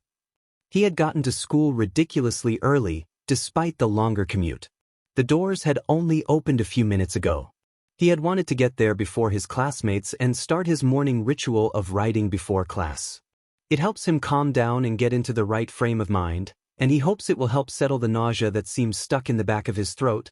He worries nonetheless, worries that they might tease him, worries that they might mock him, worries that they might destroy his things or force him to continue to lie to his mother. He worries that it will be no different, and that everything he's done, everything his mother has done, will be for nothing. He is the new kid after all, showing up at the tail end of the year as a transfer student. He shakes his head to try and rid it of the nerves that plague him. After all, staring at the door isn't going to do anything, and Mei would scold him for being so willing to waste precious time. It's with thoughts of determination, and a fair bit of reminding himself that he is not a Deku, that he is smart and clever and determined, and that this school saw his quirklessness too, and wanted him anyways, was willing to take him 2 months before the end of the school year because he had asked, that he slides open the classroom door. Inside is a fairly standard classroom, the room wider than it is long, a blackboard and a small podium in the front, desks lined up neatly in 5 rows of 4, and a line of windows letting in the morning sun. What Izuku is not expecting is the boisterous student with navy hair that startles the moment he opens the door. Confusion is quickly replaced with recognition, and the boy marches over to the doorway in swift, decisive motions that make him look slightly robotic. Izuku would know. The boy begins waving his hands about wildly in a chopping motion. "Hello." He isn't shouting per se, but he definitely isn't using an inside voice. It reminds Izuku of Bakugo, and he has to try very hard not to flinch. "You must be the new transfer student. I am Tenya." Izuku is shy, this is not news to him. But sometimes he desperately wishes it was a little easier to say all the thoughts that get stuck inside his head instead of just acting on questionable instincts. Izuku isn't quite sure what he's thinking. He's fairly sure that he isn't thinking at all, and the actions he takes follow him for decades and fill him with mortification when he thinks about them at night when he's trying to fall asleep. But in his defense, he's worried and stressed and faced with a situation he doesn't know how to respond to. So, without a word, he reaches up, firmly grasps the door handle, and shuts the door in his classmate's face. To say Tenya is confused is an understatement. His homeroom teacher had mentioned the previous week that there would be a new transfer student attending on Monday, and that they were to treat him with the utmost respect. Tenya completely understood. They were attending Semi-Primary Academy, a prestigious institution for legacies. They had to maintain the school's reputation. Making sure new students felt comfortable was every student's sacred duty. That obligation went double for the navy-haired boy, seeing as he was the class representative. Why primary classes needed representatives is still unknown. When a boy with unruly green hair and a plethora of freckles opens the door almost 40 minutes before classes are set to start, he immediately realizes that this must be the new transfer student, and thinks that he will be an exemplary student. His tie is a little puffy, and his shirt a half-centimeter off-center, but Tenya excuses it in favor of mentally praising his work ethic for getting to class 40 minutes early. Tenya thinks he clearly understands the importance of education. Most of his classmates don't arrive for another 20 minutes. He walks up to the boy with purpose and power in his stride. He does not miss the way the boy flinches, but continues on undeterred. "Hello. You must be the new transfer student." He punctuates the sentence with a chop. "I am Ida Tenya." Ida had a whole slew of other things to say, but was cut off by the new student beginning to move, and slowly, surely, closes the door in his face. Tenya is stunned by this new development. This went beyond what he understood of normal social interaction. He was going to assume it was some form of insult before he heard the sounds of heavy breathing outside the door. Tenya opens the door slowly to find his new classmate sitting on the floor with knees pulled up to his chin and head buried in his hands, shaking like a leaf. Tenya quickly realizes his new classmate meant no insult. "Are you okay?" he asks, a little louder than intended, and watches the boy in front of him flinch. Tenya has to bite down a wince at the nervous laughter that escapes his classmate. "I'm fine, just fine, made a fool of myself first thing since getting here." The boy's voice begins to quiet and Tenya has to strain to hear it. "Didn't think there would be anyone here yet. Stupid. I should have dash." The voice continues to dwindle in strength until only muttering remains. Tenya blinks. This is new. Clearly his new classmate did not mean to shut the door in his face. He wonders if it was a byproduct of him rushing at him. "Why don't we try again?" he finally decides. The green-haired boy looks up at him. "Huh." Tenya chops the air again. "My name is Ida Tenya, representative of Class 5C. It is very nice to meet you." He offers a hand to the boy. He is still sitting on the floor, and that won't do at all.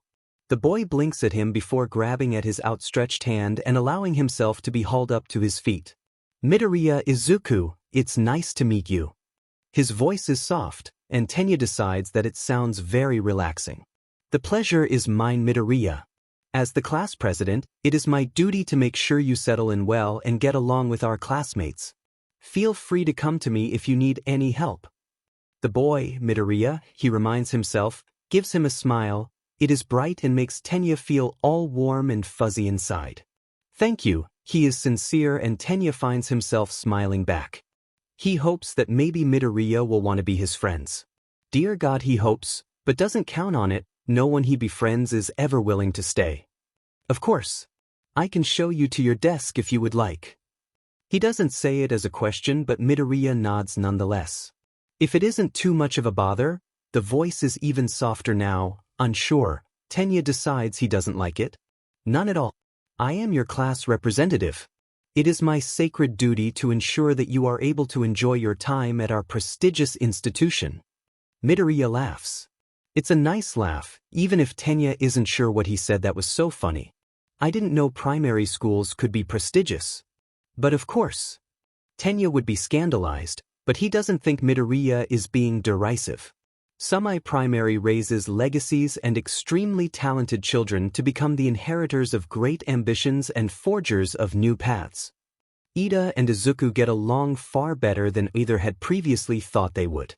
They had somehow managed to segue from a conversation about the benefits and advantages of semi-primary to a debate about the importance of legislation in modern heroics.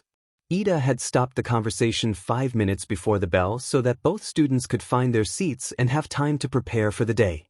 Izuku started the school day smiling. A novel experience for him. His mood was dampened a little when he was called to the front to introduce himself at the start of class, but he managed to get through it without too much embarrassment, and that counted as a win as far as Izuku was concerned. Classes were far more intense than they had been at his old school, and Izuku found himself writing notes with vigor. It was much more interesting now that he was learning at a faster pace. At lunch, Ida seeks him out and demands that they eat lunch together. Ida has a purchased lunch while Izuku has a homemade bento. They both sit outside in the sunshine and eat.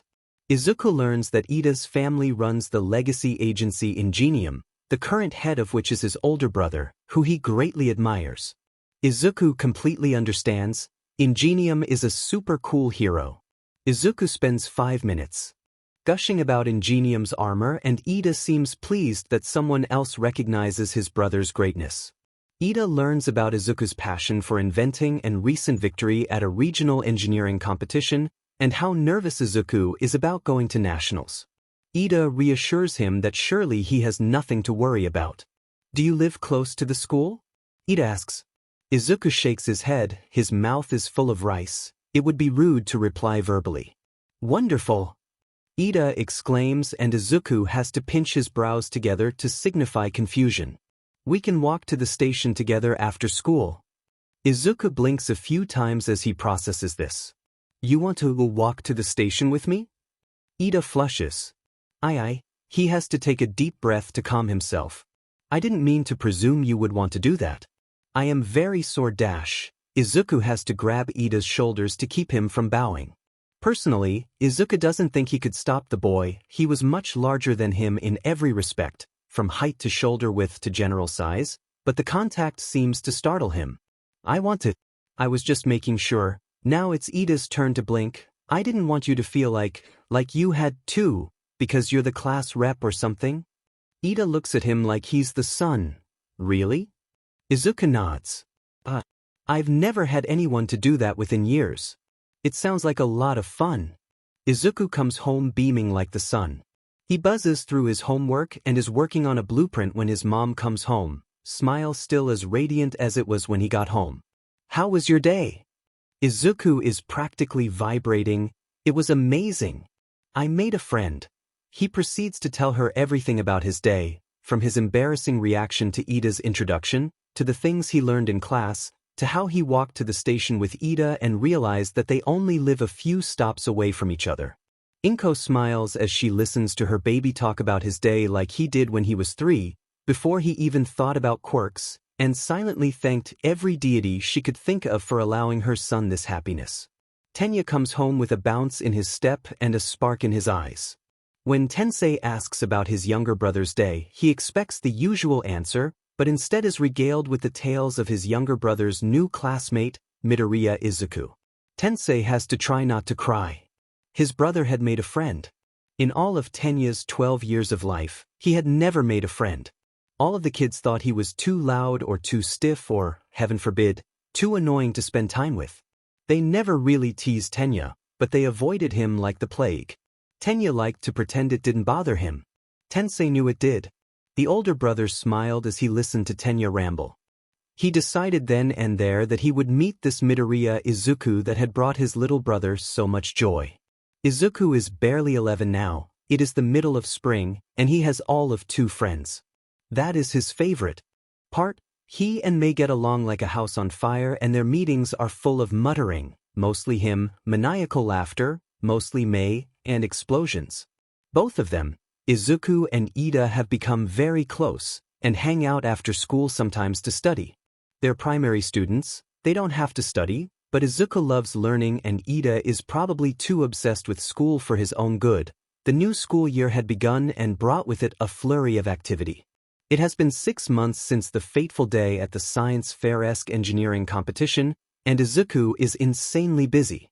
On top of regular schoolwork and the amount of time he dedicates to his new friends, Izuku is trying to finish his piece for the national division of the engineering competition. It had taken hours and hours of research and brainstorming for Izuku to decide on anything.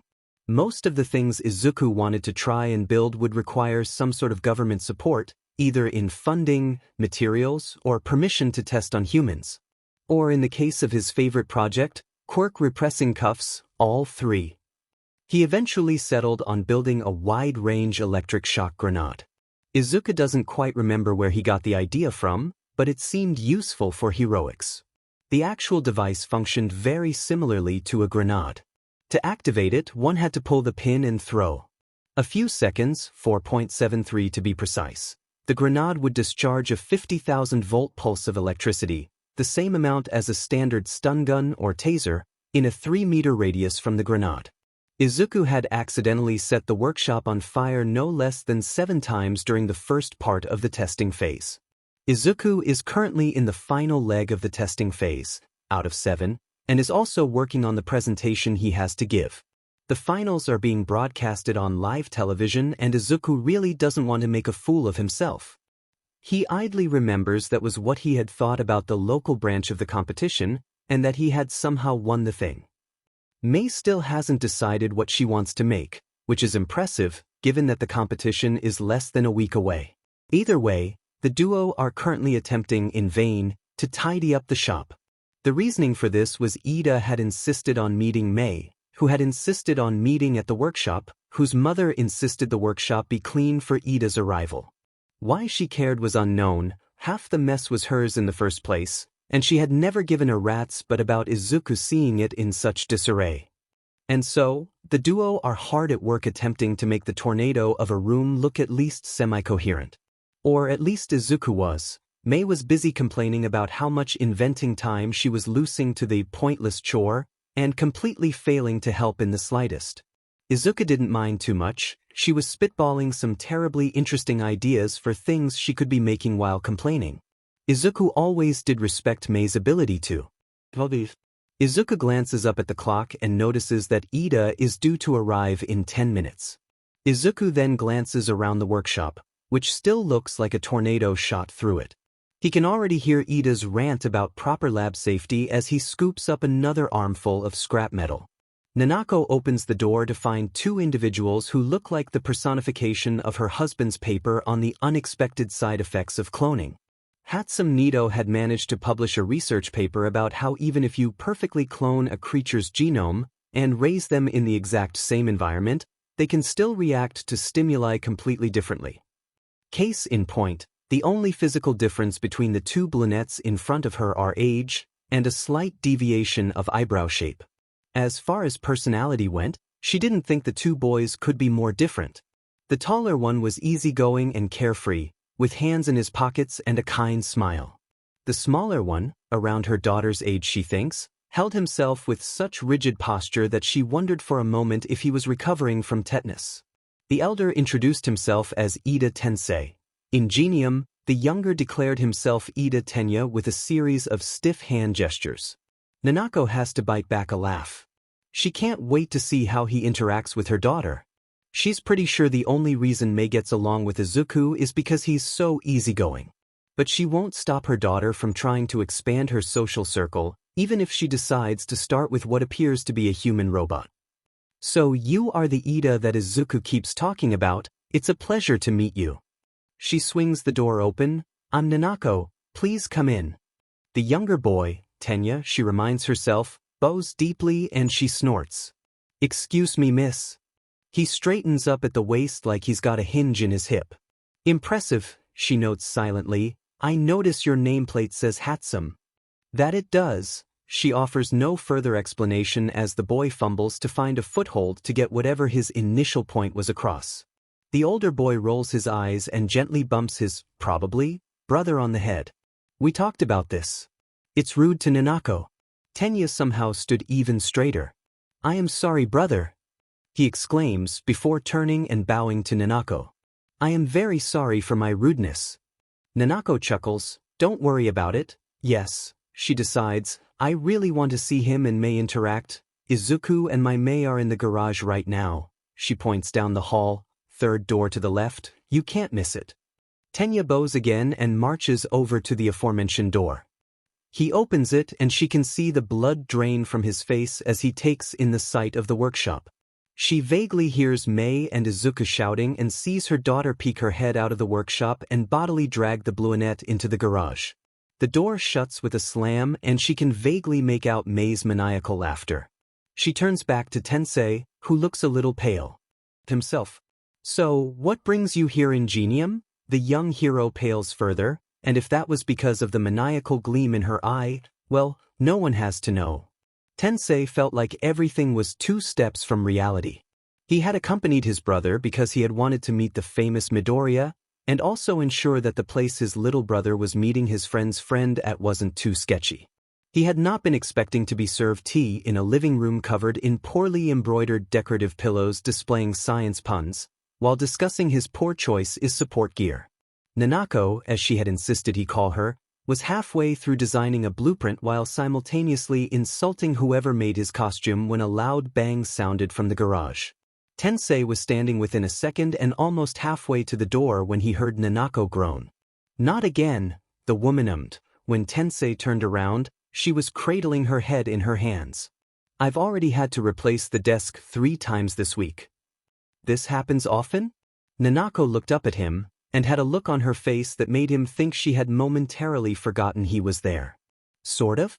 Mei has always been a fan of test first and check later, so explosions aren't uncommon.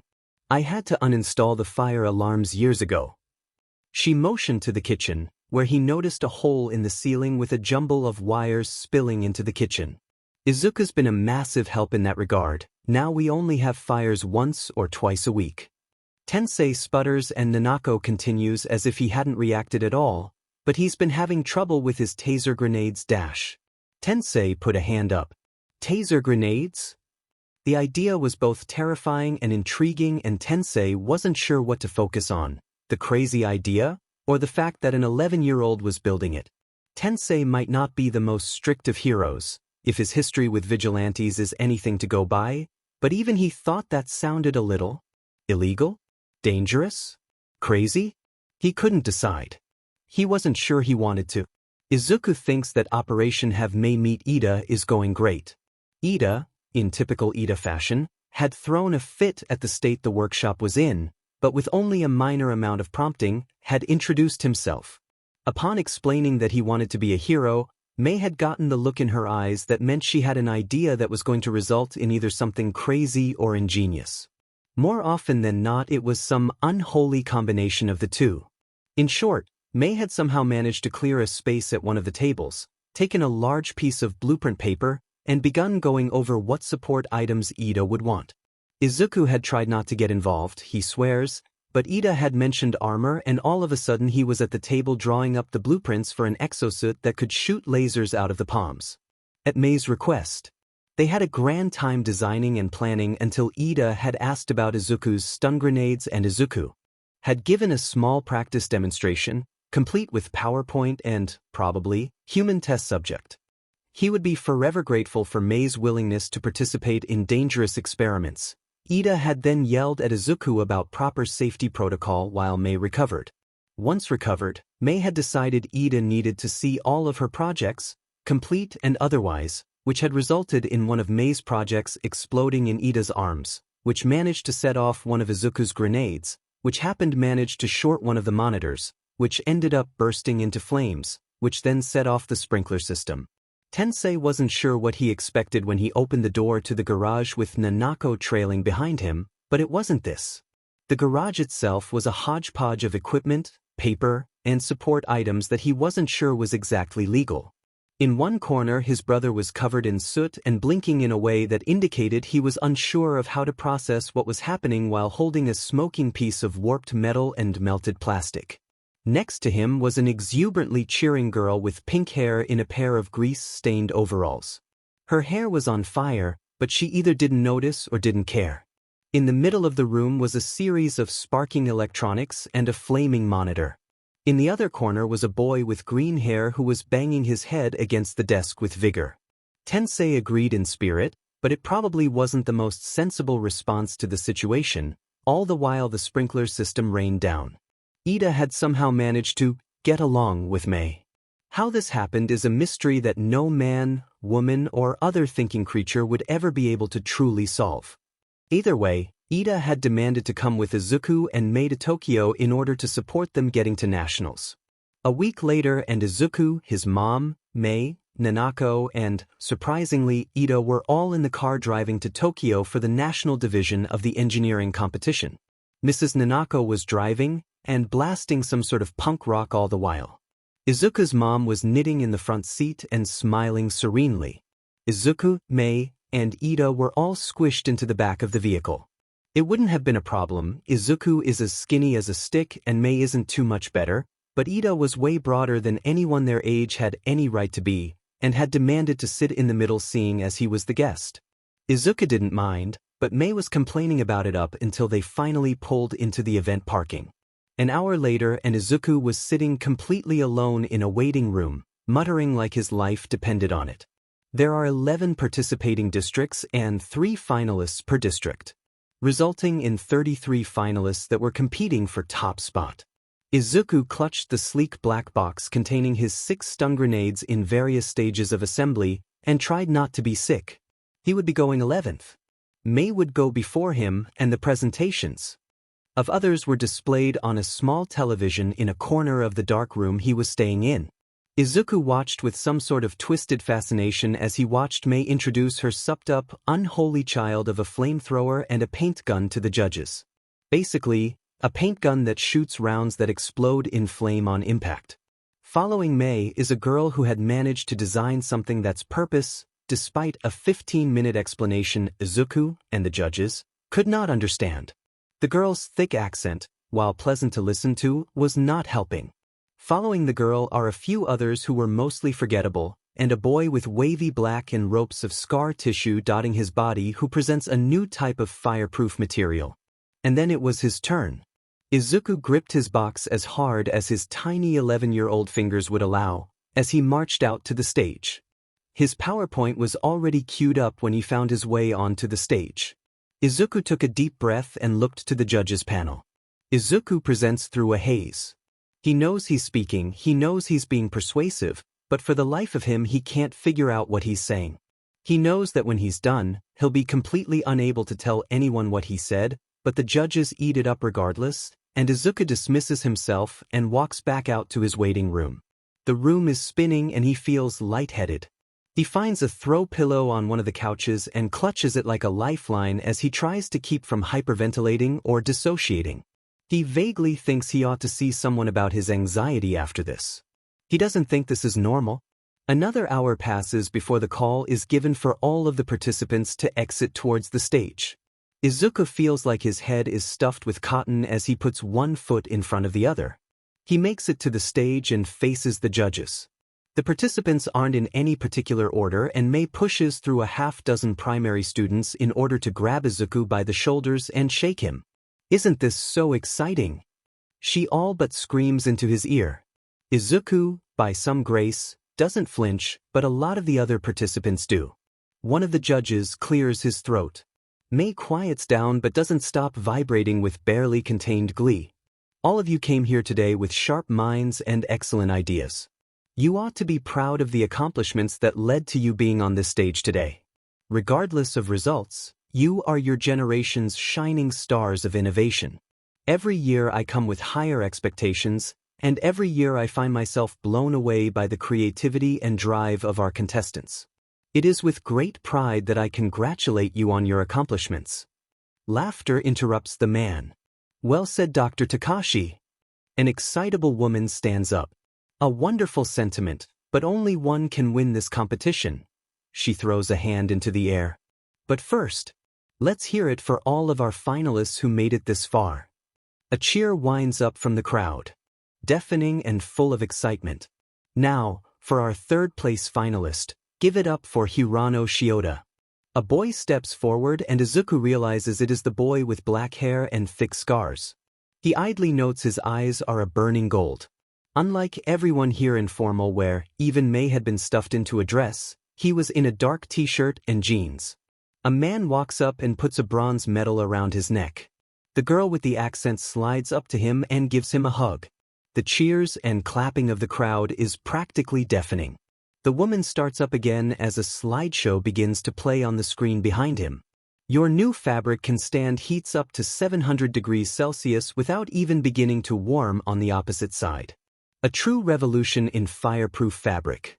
There are limitless applications. A series of shots from his presentation begins to play on the sideshow. The woman begins to talk again after the slideshow concludes. In second place, the Mustafa division's very own mad genius, Hatsume. Mei bounces forwards with all the confidence that is unique to her. Her flame ball gun showed immense ingenuity and skill, and has some very interesting combat applications. Mei cheers as a silver medal is slipped over her neck. A slideshow of Mei's moments during her presentation begins to play on the big screen. Izuku can't actually hear the crowd over Mei's maniacal laughter. Most of the contestants edge away from her as subtly as they dare. Izuku can already hear Ida's lecture on proper behavior for public experiences.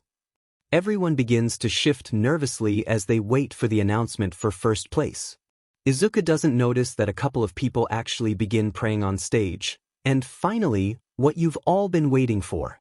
The one and only, the forerunner of innovation, first place. His appearance may be bland, but his invention sure isn't. Everyone give it up for Midoriya Izuku. By the time Izuku manages to get over his shock, there is a gold medal around his head and Mei is hugging him like it's the end of the world. He can feel the cheers of the crowd in his bones. As impossible as it seems, he thinks he can hear Ida among them. Izuku notices that he is crying, and laughs wetly as he hugs Mei back. The next few minutes pass in a blur. Izuku and Mei are given enough congratulations to make Mei preen and Izuku resemble an overripe tomato. They had been shuffled together with Hirano into an interview room with a horde of reporters. Izuku offers basic answers and lets Mei take the reins while Hirano broods in the back. When all is said and done, Izuku finds himself smothered by his mother's hugs and tears and Ida's shouted praise. Izuku can't even be annoyed. He's crying too. It takes nearly 2 hours to extract himself from the event. He is approached by no fewer than 7 company representatives to ask if he would be interested in selling his invention, he's not, or coming and interning with them, he's definitely not, during the process. Reporters and other media accoutrements continue to badger him for statements. He, not so, subtly shoves Mei in their faces and runs. Mei doesn't mind. Mei likes talking. The media does mind, but that's irrelevant. Izuku's just about ready to pass out by the time he gets to the car. He still doesn't understand why they drove to Tokyo when they could have taken the train. His mom is still crying and Nanako is grinning like a maniac while scribbling into a notepad. Izuku is brought back to reality as Ida begins to talk to him. Your presentation was superb. He's making his chopping hand motions with a serious face and accidentally karate chops the center car console. Ida hisses in pain and cradles his hand while Izuku snorts. He's trying not to laugh, he swears. But it's just so ridiculous. Mei has no such reservations and has burst out laughing. Have you ever considered taking karate? Izuku asks his blue-haired friend as a joke. And Ida, in typical Ida fashion, takes him seriously. I have never considered it, but it might be a good idea on the path to becoming a hero. Ida immediately begins a tangent on the importance of extracurriculars for students and Mei laughs even harder, joined by Nanako, who is driving and really shouldn't be trying to write, drive, and laugh at the same time, but is doing it nonetheless. Despite Ida's multiple lectures on driving safety, to which Nanako had asked if he had a license, which had shut him up rather effectively. All in all, the ride home was pleasant. His mom and Nanako were planning some form of dinner party to celebrate Izuku and Mei's success, and the Ida family was invited.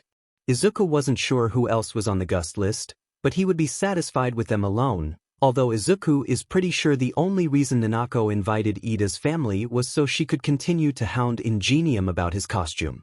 Izuku secretly agreed with her opinions, but no one had to know that. Ida is dropped off at home with an exchange of compliments and tears. It leaves Izuku lightheaded and dozing on Mei's shoulder. Mei doesn't mind, she's rambling about babies now, and Izuku has a mild epiphany and realizes that everyone in his little friend group has a problem with knowing when to stop talking. He swallows down a giggle and shifts a little closer to Mei. If she notices, she doesn't stop in her ramblings to comment. Izuku thinks she's discussion particle physics, but he's not sure. When Nanako drops Izuku and his mom off, making his mom swear to call her in the morning, Izuku feels light, but exhausted. It's a funny feeling and he trudges up the stairs in a daze. As he's getting ready for bed, he can finally think about what had happened today, and thinks about how he won a national competition. That he is officially considered the best inventor for his age group in Japan. It makes him feel all fuzzy inside. Not so useless now, Hakaken. He proudly tells his mirror. He likes the fuzzy feeling, although he doesn't recognize it. It's pride, the feeling of achievement, of knowing you did your best and have been recognized for it, for him, for his greatness, his feats. That there were no quirks involved, no genetic lottery. Just him and his hard work, and no one can question it, not anymore. He won't let them. He won't let them forget that he did this. That he proved that he wasn't useless, wasn't worthless. That he meant something. Izuku falls asleep with a smile on his face and a warm feeling in his chest. He thinks to himself that things couldn't possibly get any better than this. He's wrong, of course, and he doesn't think he'll ever be so glad to be wrong ever again. Ever since the finals of the engineering competition, Izuku's existed in some form of haze. Finals came and went, and suddenly it was summer vacation.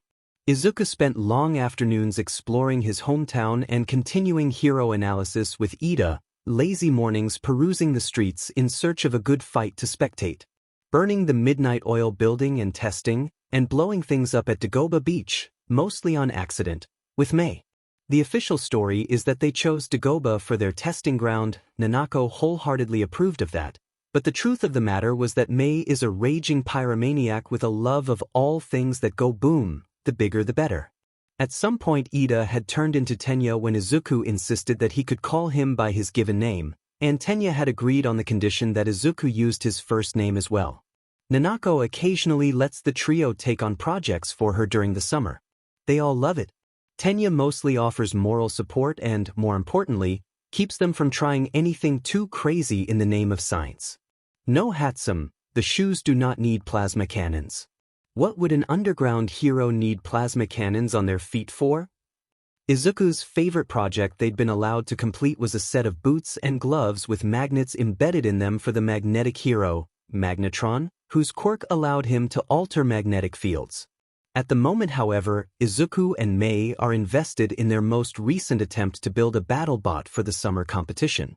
It's meant for high school kids. How Mei managed to convince the reps to let them sign up is a mystery to all, and it's a poorly kept secret that companies have scouts there. Izuku had decided that Tenya didn't need to know about that particular project. His ears still rang sometimes from the volume of his friend's last lecture. The current design is a tank-like robot that is roughly box-shaped with rubber tank treads, a small cannon turret, claws, and a grappling hook. The duo decided to sacrifice speed for durability. They probably could have built something even more fantastical had Nanako not put her foot down on laser experimentation.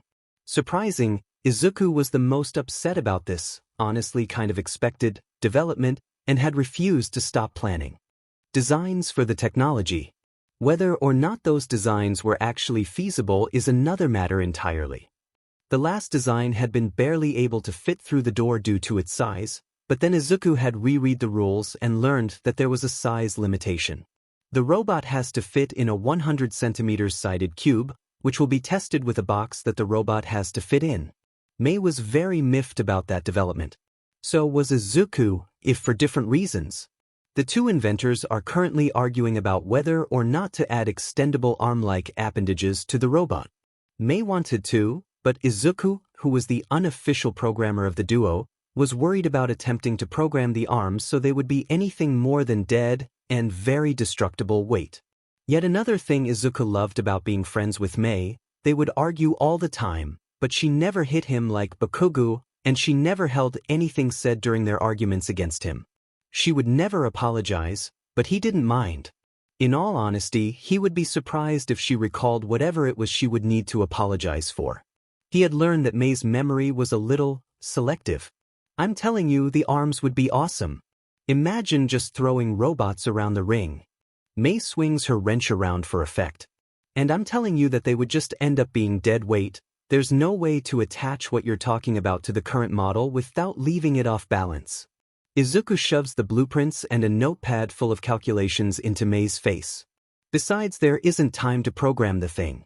We only have 2 days until the competition. Adding the programming for that would take me at least 36 hours, and we'd still have to attach the darn thing. Mei sighs at that. What about achieving the impossible? Izuku glares at her. Izuku at one point, while very sleep-deprived, had given Mei and Tenya a 3-hour spiel about pushing the boundaries of science and achieving the impossible. Mei had recorded the thing and teases him about it regularly. Ida had thought it was a brilliant set of points, even if he was disappointed when Izuku passed out afterwards. What if we just build a new model? We don't have time for that either. Izuku all but groaned. Nanako watches in the corner as the inventors squabble, happily drinking in the sight of the duo. She finds herself remembering how closed off the two used to be only a few months ago. She prefers it this way, even if she has a few more fires to put out. Izuku is buzzing with excitement. Only slightly less literally than Mei. It's finally the day of the team Battlebot competition. Mei is carrying the robot as they wait in line to be checked in. The competition is a 5-round event and has 16 competing teams. Izuku isn't entirely sure how they managed to ensure they got 16 teams. He thinks it was a severe first-come first sign-up sheet, but he isn't sure. But he's grateful for the simple rules of the competition. Last bot standing wins. And he thinks he and Mei have a pretty good chance of winning. It takes about 20 minutes for the duo to get checked in. Their, thankfully armless, robot barely fits inside the box, but it does, and they are handed a sheet of paper with the competition brackets on it. Titan. Ichibana. Biomechanics. HIATUS Industries. The Motor Duo. Ground Zero. Team Mirai. Yui Honor Students. Team Wisp. Nikamo & Co. 7. Entropy. Like a bomb. The Support Company. Team Arachne.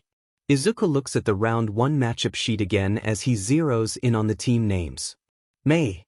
The Pinkette is distracted looking at the other robots in the building but gives a disinterested hum as a sign that she heard him. Did you sign up using just your name? Izuku frowns. They had worked on their robot together. Shouldn't they have a name that showcases them both? Mei looks over his shoulder at the matchup paper. Oh. She shifts the box in her arms as they continue to walk towards the room with their team name hanging above the door. They reach it quickly, and Izuku holds it open for her. He may be a little frustrated with her, but his mother still raised a proper gentleman. Thank you very much. I forgot about that. I ended up signing up before I met you, last summer, so just called my team HIATUS Industries. Izuku sighs. He would like an apology, but with Mei the explanation is as much as he can hope for, even if it is very reasonable. Let's just watch the matches. I want to see what everyone came up with. Mei agrees with him wholeheartedly and happily deposits the robot on a bench before bounding out of their assigned room. Izuku follows and the duo converse quietly as the building slowly fills up. Turns out that watching robots tear each other apart serves as good entertainment. The young inventors hum with excitement as they watch the crowd. People of all ages were here and seemed to be split between hopeful inventors, talent scouts, die-hard robo-battle fans, and delinquents looking for a little destruction. Izuku thinks the delinquents should scare him more, but he's too excited to really care all that much. After another 20 minutes, the first teams enter the ring. The ring consists of a large empty circular pit and 2 slightly raised platforms for the teams to stand on and control their robots, and a third very raised platform on the far center which functions as an announcer's booth. On side A, for Ventime, these brothers are as clever as they are similar. The announcer's voice booms through the arena, and Izuku assesses the team.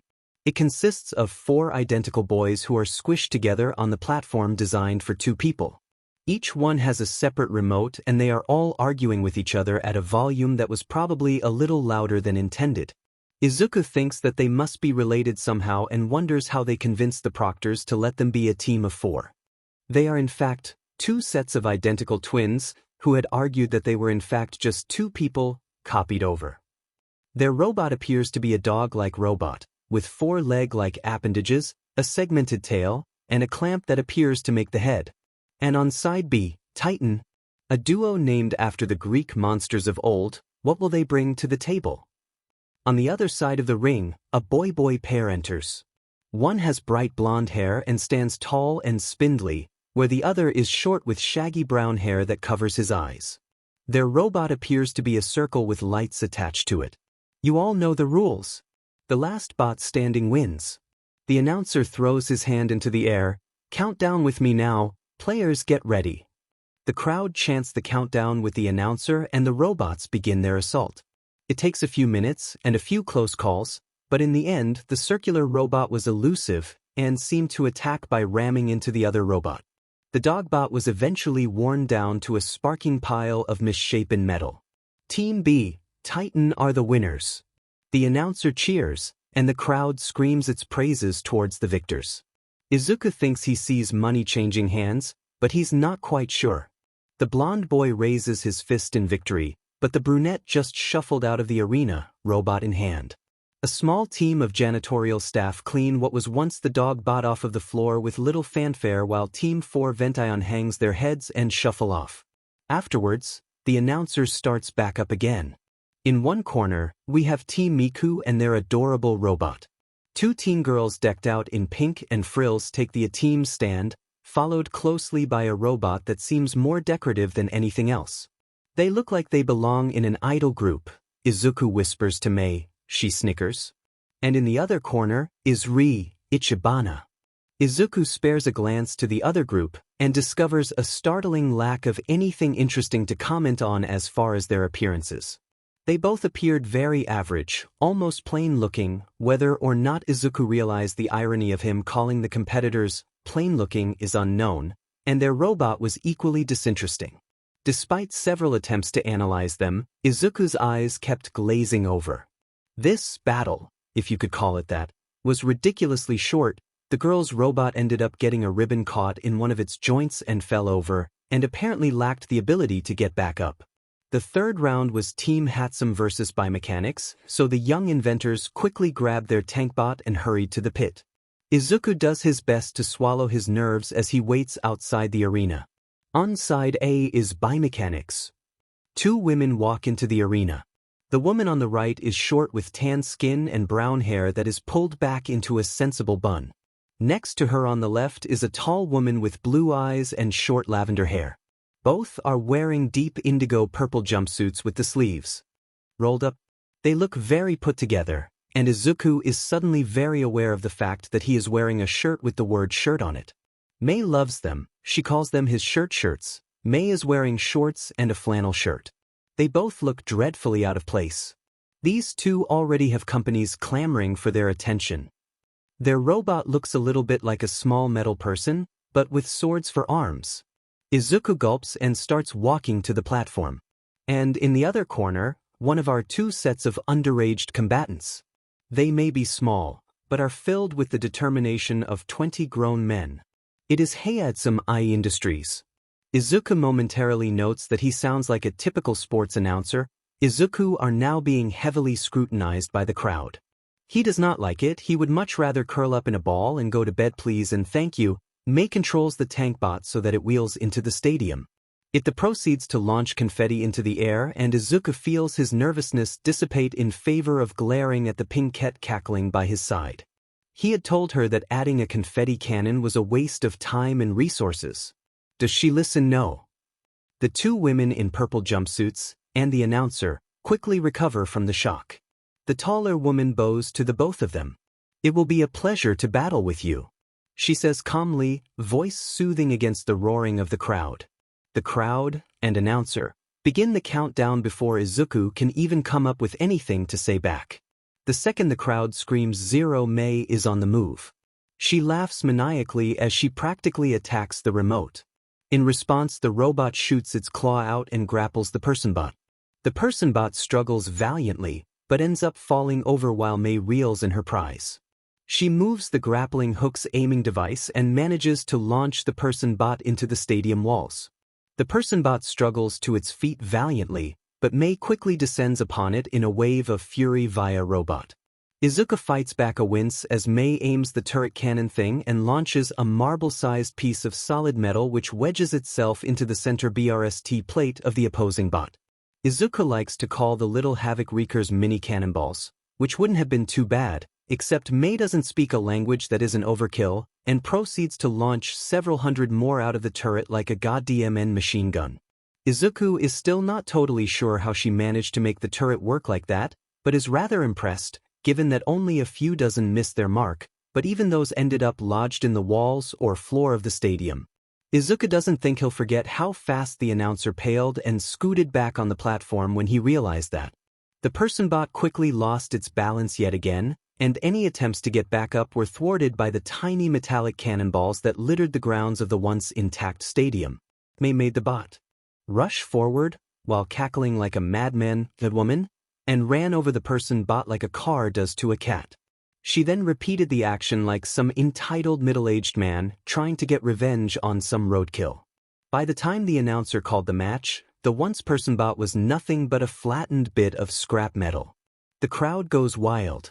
Everyone loves watching a couple of kids indulging in the violent side of life after all. The biomechanics team blanch at the sight of their once robot, and Mei and Izuku warily before collecting their scrap metal robot and walking away. He thinks that the tall one is shaking. She is, whether with rage or tears he can't quite determine.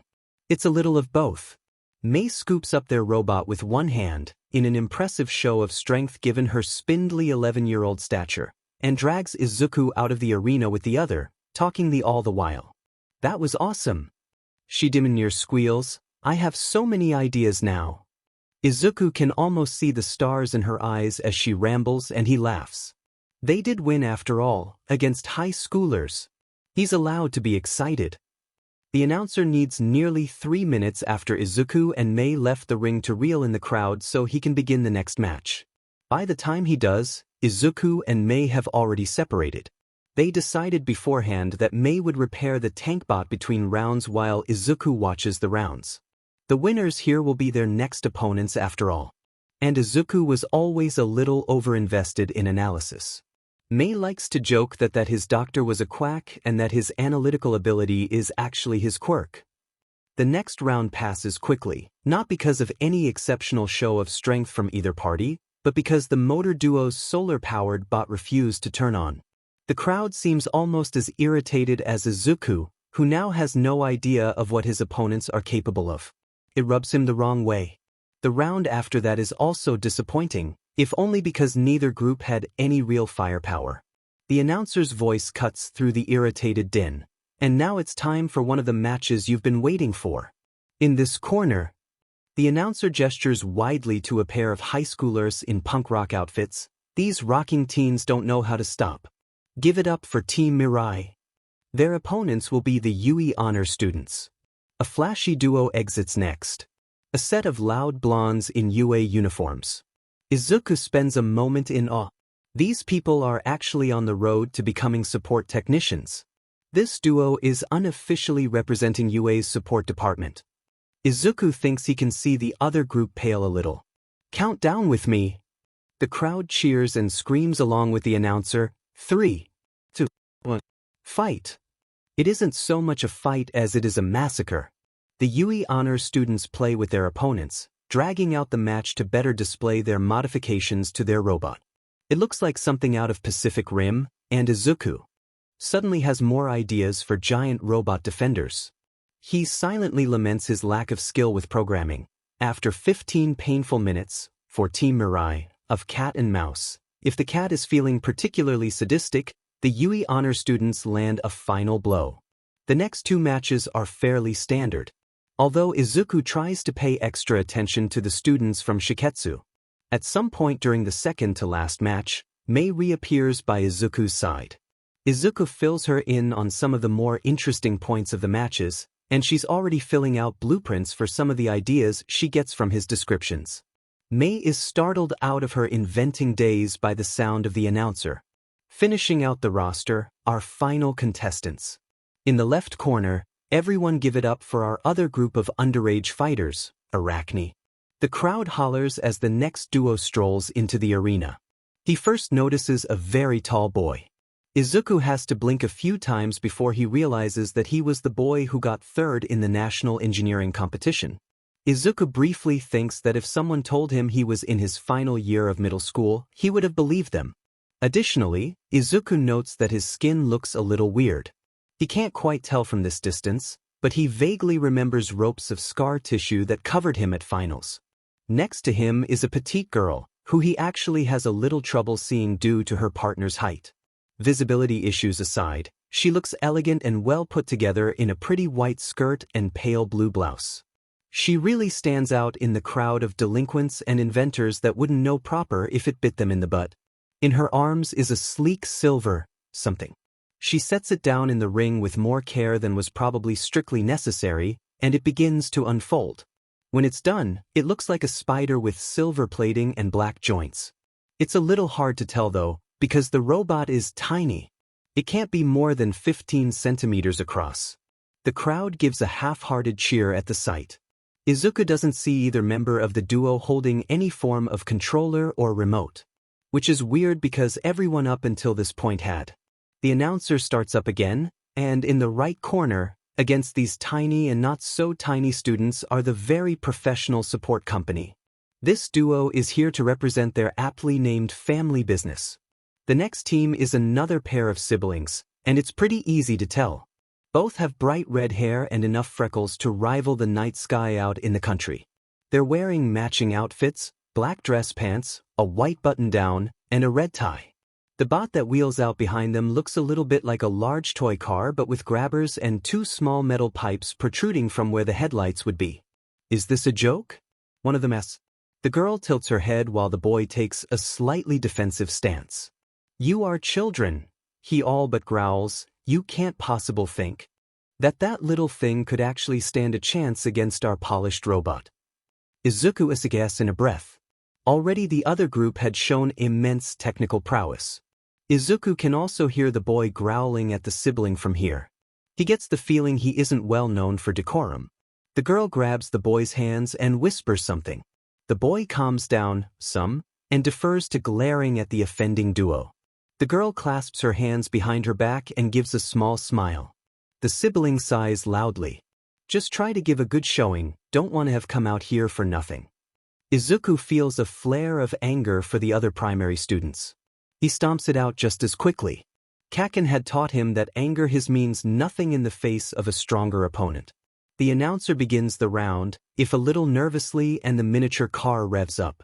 It charges at the spider and the two metal pipes start shooting fire. The crowd gasps at the show of firepower. The smaller robot launches itself into the air, leaping straight over the other. The siblings grit their teeth and make the car skid through a tight U-turn. By the time they're ready to go again, the robot is already behind them again. This game of cat and mouse continues. The support company trying, fruitlessly, to line the spider up in their line of fire, and Team Arachne's bot nimbly darting out of the way. The siblings are growing restless, along with the rest of the crowd. Is dodging all you can do? The one sibling practically screams in frustration as the spider darts around to the car's blind spot. The other sibling, the one with the control, who had been quiet the whole time, growls in irritation, and all of a sudden, the car is going in reverse. The boy on Team Arachne jumps at the unexpected movement. The girl simply continues to smile as if nothing is wrong. The spider flattens itself and the car ends up running over it. But instead of letting the car pass over and re-emerging on the other side, the spider follows under the car. The support company team looks ready to scream and begins to move in all sorts of topsy-turvy directions to try and lose the spider. They pause for a moment and the spider takes advantage of the moment to attach itself to the base of the miniature car. Izuku can barely breathe, he's so stunned. The next thing anyone knows, there's a black and silver spike coming out of the top of the car. It's one of the spider's legs. Everyone seems to freeze for a moment, before long arcs of electricity come off of the two robots. The car begins smoking and sparking as the spike extracts itself from its target. The spider scampers away just in time to avoid the miniature car bursting into flames. Izuku lets out a breath he didn't know he was holding.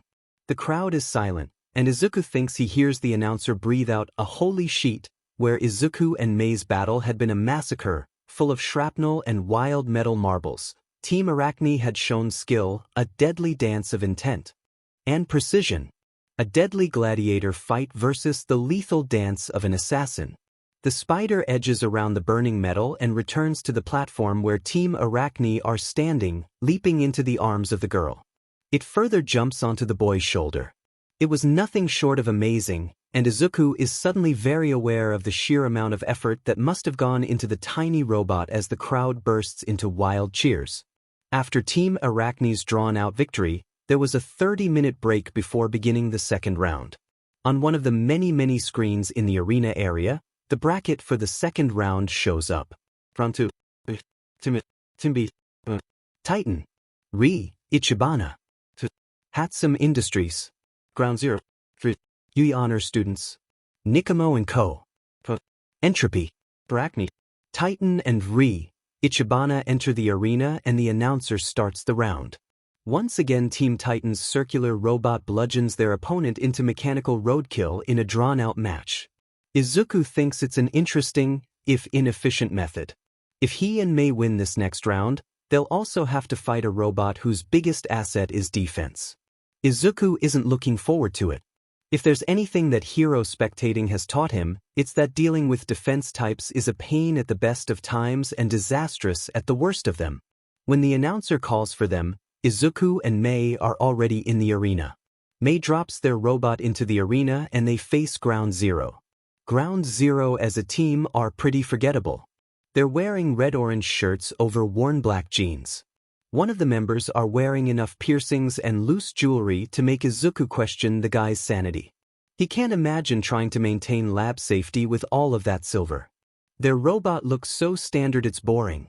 It looks like something you'd get out of one of those build-your-own robot kits. Izuku despises those kits with every bone in his body. He can't even count how many times his mom or one of her friends had attempted to gift him one. The instructions are basic, the end result is boring, and the parts are so shoddy that he can't even try and scavenge the item for supplies. And begin. The announcer gives the all clear and the kid gloves fly out the window, along with all forms of sanity, and whatever remains of Mei's questionable patience. Mei pushes their robot forward towards the Build-A-Bot and begins to wail on it. A small rod extends from the robot and Izuku turns away only half a second before heat fills the arena. Their opponents weren't so lucky. Mei had brought out the flamethrowers, and it was glorious. In just 10 seconds the opponents went from a fully functioning, if extremely boring, robot, to a pile of melting metal. And once again HIATUS Industries take their opponents by storm. Can anyone stop these tiny terrors? Izuku snorts at the announcer's description for them. Mei has no such qualms and begins to laugh maniacally and with gusto. The statement is not inaccurate, which is why it's so funny. Both he and Mei are almost impressively short. They both look younger than they actually are. Both are certain that they will grow out of it. They are both wrong. Both are also fully aware of the fact that they are probably a menace to society in the making. Neither are able to find it within themselves to care about that for more than a few seconds. To quote Nanako's words of wisdom, what's a few hurt feelings and a bit of destruction in the face of scientific discovery? But for the moment at least, they aren't offended by the highly accurate description. Back in the present, Izuku picks their robot back up, notes that it is still warm, but not enough to burn, and walks out of the arena with a skip in his step. The robot is heavy, but not uncomfortably so. When they walk out, Izuku catches the gaze of the third-place winner of the engineering competition. He thinks for a moment about what his name is. He thinks it was something like Shutakiro? Maybe? Something along those lines. Izuku mentally decides just to refer to him as third place. Third place looks away quickly and turns back to the arena. The UE honor students are stepping up to the plate, and Izuku doesn't blame him for wanting to watch. They UE students massacre their opponents. There's no other word for what they do. Their robot vaguely reminds them of a Mars rover from the age before Quirk's. Their robot barely fits the size constraints, is rust red, has thick tire treads that fit over a series of gears, and most importantly, has grabby arms and a saw blade. The opposition never stood a chance. The match is over in seconds and the opposing robot has been torn to shreds. It is gloriously destructive and Mei is drooling. Third place is also drooling, but Izuku doesn't know this yet. In one corner, representing Shiketsu's support department, Team Entropy. The two Shiketsu students wander in, a box with wheels rolling in behind them. Izuku thinks that the box might have been closer in the 100 centimeters cubed box. The crowd is cheering and Shiketsu is drinking it in. In the other corner, the other group of terrifyingly competent children, Team Arachne. Izuku perks up when he sees third place and his companion walk into the ring. Let's have a good clean match everyone. And Izuku is pretty sure that the announcer saying that has completely erased any potential this match had it being clean. Not that there was much of one in the first place. It is a bot fighting ring after all. Third place's companion drops the silver spider into the arena as the box on wheels begins to unfold. Izuku blinks. In 20 seconds, the once box on wheels turns into a giant silver robot. Izuku hears the crowd riot and someone ask, "Is this allowed?" Those poor kids. Izuku gets the sinking feeling that it isn't the kids who are in deep shit. Third place seems unfazed by the fact that no one believes they can win. If anything, he seems bored. On the opposite end of the spectrum, his companion clasps her hands in front of her chest and bows her head. She looks like she's praying. She looks up suddenly and the spider bot springs into action. Izuku and the crowd watch in silent horror as the spider bot leaps onto the robot. It practically writhes in its attempts to throw the tiny spider. It is not successful. One of the tips of the spider bot's legs pop off and Izuku sees the telltale glow of a blowtorch lighting. The fire is a white-blue color, and the spider begins to blowtorch the joints. Izuku wonders how many hours it took to program this thing. Metal appendages fall to the floor of the arena and the giant robot stumbles. The spider bot crawls inside its larger counterpart and for a while Izuku can hear ripping, electrical sparks, and the hiss and groans of overtaxed machinery while the robot twitches and writhes. The joints of the left knee begin to glow and the machine groans once more as it falls to the ground. The left knee jostles a bit and shifts. The spider bot, no worse for wear, crawls out of a crack in the left knee. It looks almost proud as it scampers over to third place's companion and leaps into her arms. Team Entropy is pale and still as the tiny girl nuzzles her dangerous robot like some sort of stuffed animal. She whispers something to third place and he stifles a laugh. It takes another couple of seconds for the crowd to burst into cheers. When they do, it's deafening. The announcer's voice can barely be heard over the din, and the winners are Team Arachne. We're going to take a short break between rounds, but don't go anywhere. We'll be back in half an hour for the semifinals. The mic cuts off just late enough for Izuku along with the rest of the stadium to hear a whispered, "You saw that right? Holy shit." Izuku helps Mei in their room rebuild their robot as they talk about the other matches. They wonder if they'll be able to take Titan, who seems to depend mostly on defense. But mostly they discuss the wonder of modern engineering that is Team Arachne's Spiderbot. Both parties agree they've never seen anything like it. They restock the gas in the flamethrower and the miniature cannonballs. One of the chain links on the grappling hook is strained, and they repair it before returning to the arena. This time, they'll be starting the round off. It makes Izuku a little nervous, but Mei's maniacal smile and words of questionable encouragement quickly banishes any thoughts of embarrassment as they laugh and joke their way into the arena. The announcer starts the round off not with introductions, but another version of the revised bracket. At this point, Izuku thinks it's pretty redundant. Everyone already knows the competitors, and looking at the sheet everyone was given when they first came in and just crossing off names would be efficient enough, but this is Battlebots, a project run by nerds, punks, engineers, and people looking for something with a bit of pizzazz. Round 3, Semifinals. Titan. HIATUS Industries. UI Honor Students. Arachne. Introduces Titan first, and then the underage engineers walk into the ring. Both teams release their bots into the ring, and the match begins. In standard Mei fashion, Mei commandeers the remote and starts off with a bang. It takes all of 2 seconds for Mei to start spewing fire at the round machine that is serving as their opponent. The robot ignores the stream of fire and rolls straight into their robot. Izuku isn't sure who is more confused by the lack of damage dealt by the roundbot. Team Titan or Mei? Mei builds her inventions to last, even if she doesn't always remember it. The match continues in much the same way, with Mei shooting fire and Titan attempting to headbutt her robot. Eventually Mei started to laugh maniacally and Izuku bit back a laugh as Team Titan paled considerably. Mei swings the robot around in a maneuver that looks positively illegal and shoots the grappling hook at Team Titan's robot. Izuku expected to hear a dull thud and have the claw glance off.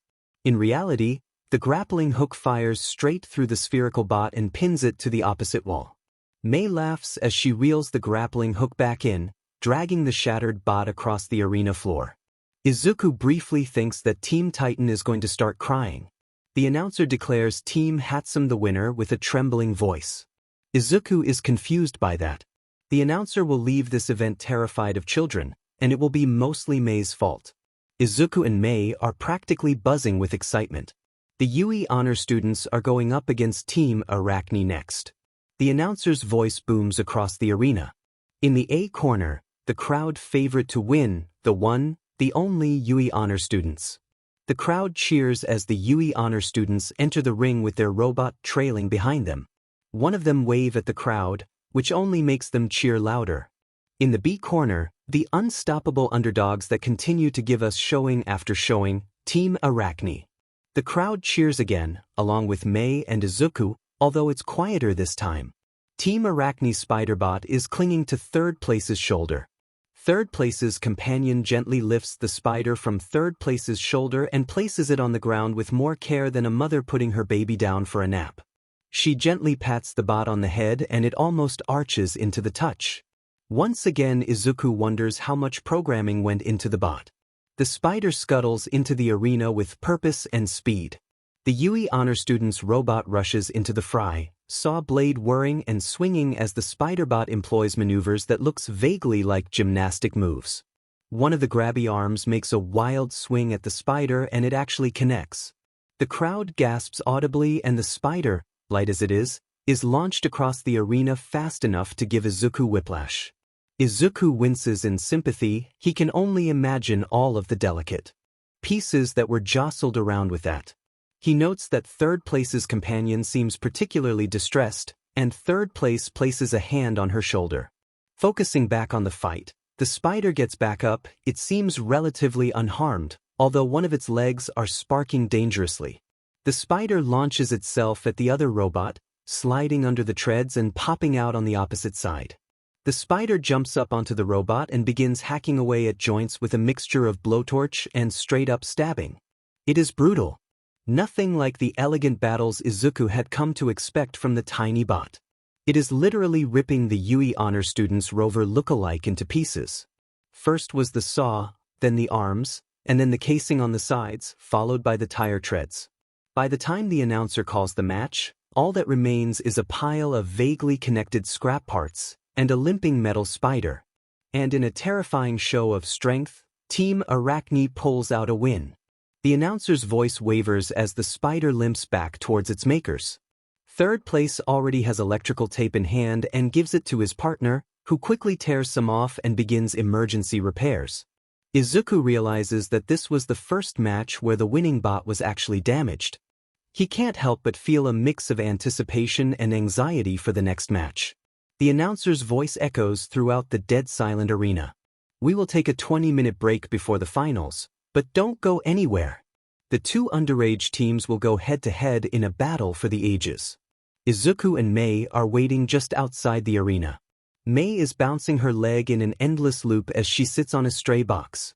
She is waiting for the announcer to call them into the arena with all the patience she is known for. That is to say, none. Izuku is muttering again about everything he's seen today and things he wants to implement in his own designs.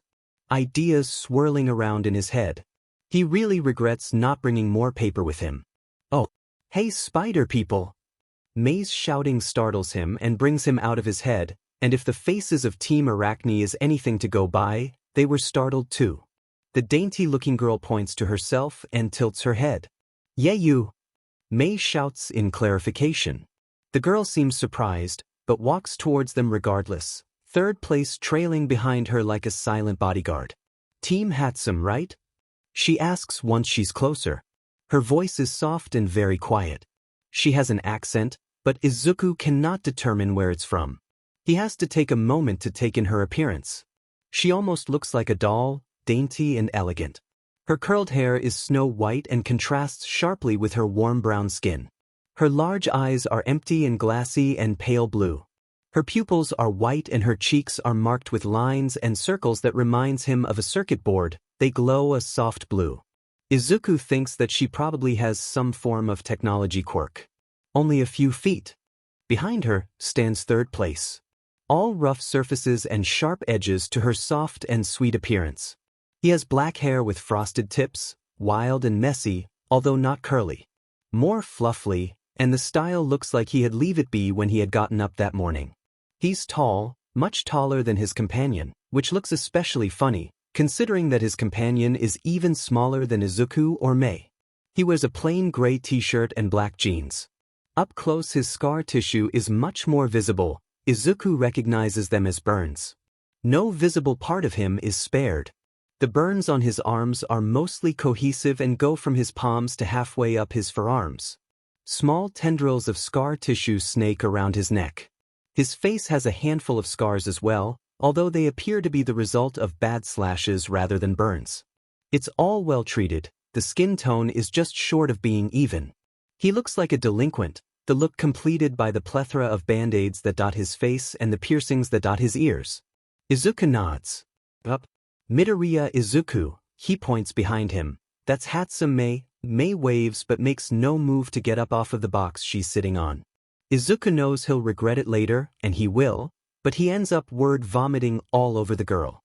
Your robot is really cool. How do you control it? I didn't see either of you with a remote. Izuku is bouncing on the ball of his feet while Mei watches, eyes glittering with curiosity.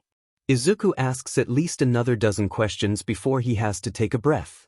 Once he does, he realizes what he just did, and flushes bright red with embarrassment. The girl smiles, unfazed by the slew of questions. Kurasaki Kimiko, she points at her own companion, and this is Shiota Hiro. She folds her hands in front of her, it once again looks like she's praying. I'm not sure I caught all of your questions, or really any of them after the first one dash, she giggles. But as far as your first question is concerned, we don't interact with the robot at all once the match has started. Izuku blinks. You don't control the robot? Nope. She smiles brightly and takes a step back. The robot in question leaps from the shoulder of third place, Shiota, and Kurasaki makes a deft turn in order to catch it in her arms. She cradles it protectively. This is Arachne. She's a program that works off of action and reaction. Trying to figure out how to sense the environment she's in was very difficult, but completely worth it. She pets the robot and it lets out a whir that almost sounds like a happy trill as it snuggles further into Kurasaki's arms. Izuku needs a moment to process that this girl, who looks about his age, had managed to make a basic AI for a competition. He wants to say something intelligent in response, but his mind is whirling with ideas and exactly how much programming would be required to build something like that, and decides the answer is years of work. He opens his mouth to ask more barely comprehensible questions when he is thankfully, or unthankfully, depending on who you ask, saved from his impending doom via word vomit by the one and only Shiota Hiro. Shiota moves forward quickly and grabs Izuku's hands, startling him out of his trance. But enough about us, he exclaims quickly, and Kurasaki blinks at her companion's outburst. What about you guys? You managed to build a miniature cannon that fires marble-sized iron spheres fast enough to embed itself in concrete nearly 4 meters away. He's practically vibrating, eyes sparkling and smile wide. Izuku notes that his eyes are mismatched, his left is gold and his right is green. Izuku is heavily thrown off. It's a complete 180 from how his appearance and previous demeanor. That's so cool. He enthuses, bringing his hands up to his face in a decisively childish gesture. How do you create the force? Air pressure? Gunpowder? Pistons? And what about your flamethrower? What sort of gas did you decide to use? Or did you use a liquid? Could you imagine a robot that shot out flammable liquid? What sort of applications do you think that could have? Izuku wonders if this is how he acts when he gets excited. It is in fact not how he acts when he gets excited. He is much worse, much quieter, and much faster. Kurosaki quirks an eyebrow and glances at her companion. It's more a look of confusion than anything else. Shiota blinks. I said that out loud? Mei laughs loudly. Looks like you're not the only one who can't control themselves. She's only a few inches from falling off of the box, and Izuku elbows her in the ribs so she really does fall off. Shiota groans. I was this close. He holds his fingers together so that they're almost touching, to getting through a conversation without exposing my status as a huge dork. Kurosaki laughs at her companion's misfortune. As much fun as this is, final starts soon, we need to go. She gives a nod of acknowledgement to Izuku and Mei. Let's give it our all, okay? She smiles. Shiota starts and looks at his watch. You're right? He bows. It's awkward and clumsy and he has to flail his arms about to keep himself from falling over. I'm really sorry for word vomiting all over you. I swear I'm normally more composed, but your robot was just so cool. Kurosaki grabs his hand and starts dragging him to the other side of the arena. He's not. She shouts over her shoulder, and Shiota gives an insulted squawk. Before Izuku has any time to process the conversation they just had, along with the crap ton of new information he just got, when the announcer calls for the beginnings of the in the A corner. The shorties with overwhelming destructive power give it up for Team HIATUS. Izuku and Mei walk into the arena to deafening cheers that he can feel in his bones. And in corner B-, the announcer starts up again, barely audible over the overexcited crowd.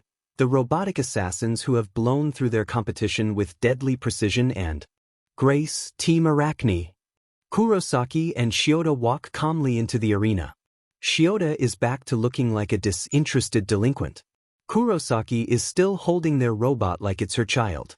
Which, Izuku supposes, after the amount of time she must have spent programming the thing, might be accurate. She gently lowers the robot into the ring at the same time as Mei. Mei hands off the controller to Izuku, and Izuku doesn't even fight the wild grin that finds its place on his face. The announcer's voice fills the arena, echoed by the crowd. 3-2-1 Fight. Kurosaki waves and Arachne leaps into action. Mei and Izuku's robot doesn't take long to catch up, starting the fight by both launching an endless wave of miniature cannonballs at the same as a stream of fire. It's a complicated maneuver, but Izuku has skill in robotics.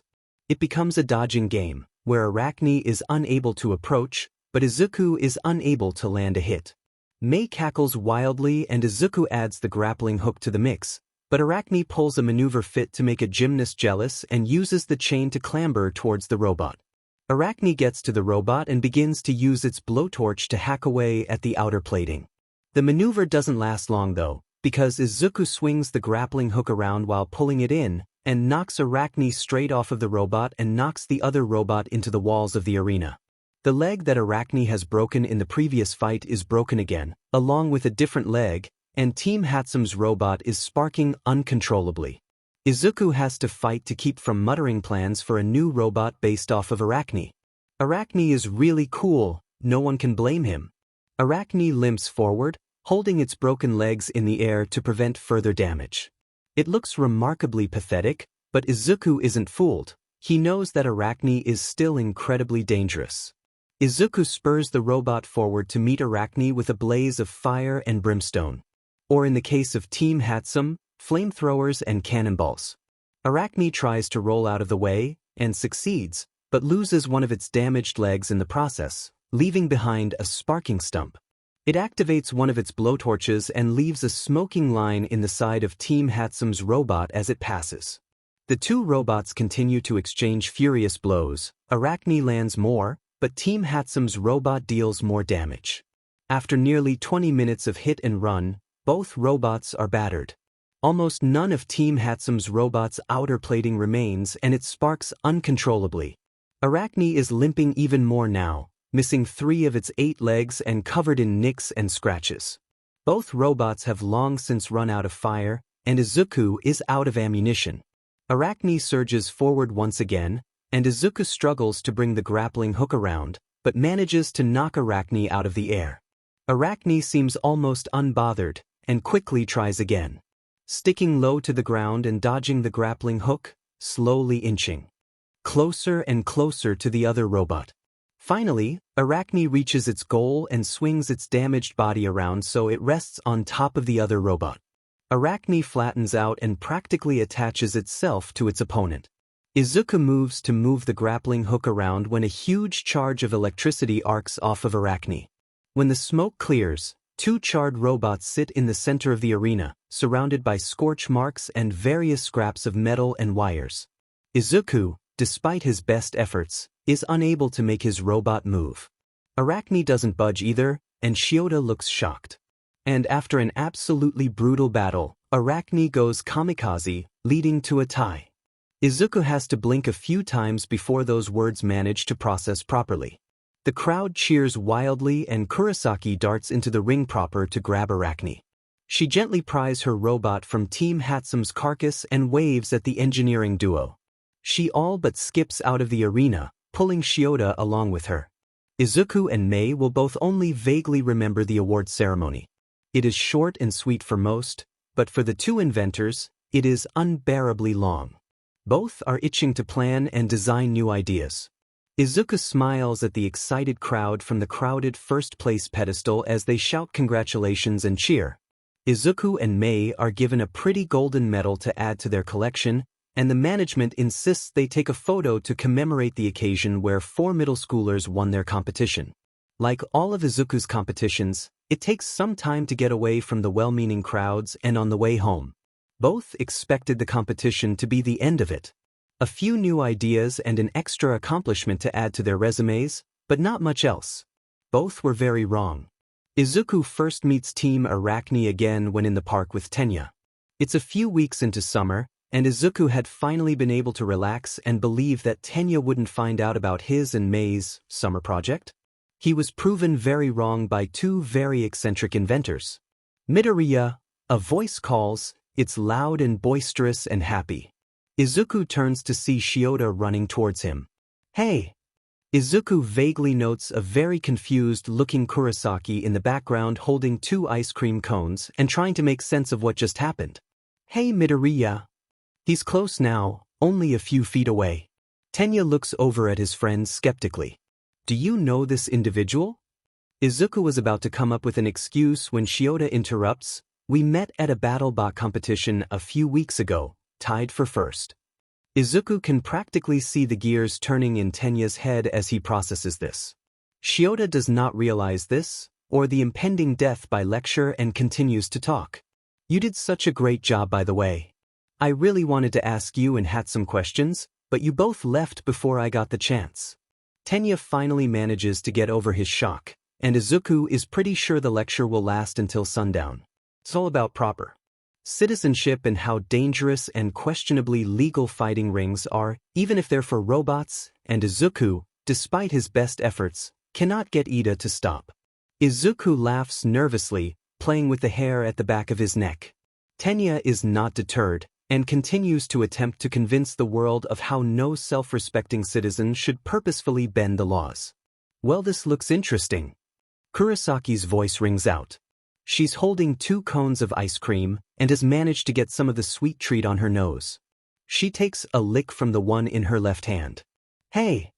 Shiota complains, don't eat mine. Kurasaki quirks an eyebrow, then don't make me carry it. She takes another lick, and Shiota grabs the cone from her. Tenya blinks, clearly unsure of what to make of the strange interaction. Who dash? Kurasaki interrupts him to talk to Shiota. Did you manage to ask your questions? Shiota's eyes twinkle, and Izuku once again finds himself buried in questions. Izuku does his best to answer, and asks several of his own. Kurasaki sits on the sidelines and talks to Tenya, but chimes in with her own expertise occasionally. As it turns out, Shiota mostly deals with the development of materials, whereas Kurasaki prefers programming to just about anything else. Although both are willing to try other things. Both of them are fond of robotics. Izuku bounces his idea for a quirk suppressant field off of Shiota, And Shiota actually has some really good points. The conversations become one when the topic of the importance of support items come up. They spend nearly 40 minutes discussing minutiae of getting support items approved for everyday life when Izuku asks the big introductory question. Shiota, what's your quirk? Shiota frowns for a moment. Pyrokinesis. It sounds like he's admitting a fault rather than explaining a quirk. I can produce and manipulate fire. Izuku and Tenya are very close to stunned. Pyrokinesis is rare and very powerful. Ever since Endeavor became number 2, pyrokinesis became one of the most desired quirks. By both heroes and villains, Izuku's brain notes, "That's so cool." Izuku practically beams. You'd be an amazing hero with a quirk like that. Shiota frowns, maybe. He looks at his hands, the ones covered in burn marks. Izuku doesn't notice, he's not quite that good at interacting with other humans yet. Tenya and Mei don't count as human, but neither do Shiota or Kurosaki, so it all balances out in the end. Kurosaki saves Shiota from Izuku's upcoming questions. My quirk is Technopath. She smiles, and the markings on her cheeks glow a little brighter. I can communicate with and manipulate anything with an electrical signal. Phones, cameras, computers, you name it. She claps her hands in front of her. It's left me with a real knack for programming. She smiles. That sounds incredibly convenient for hero work in cities.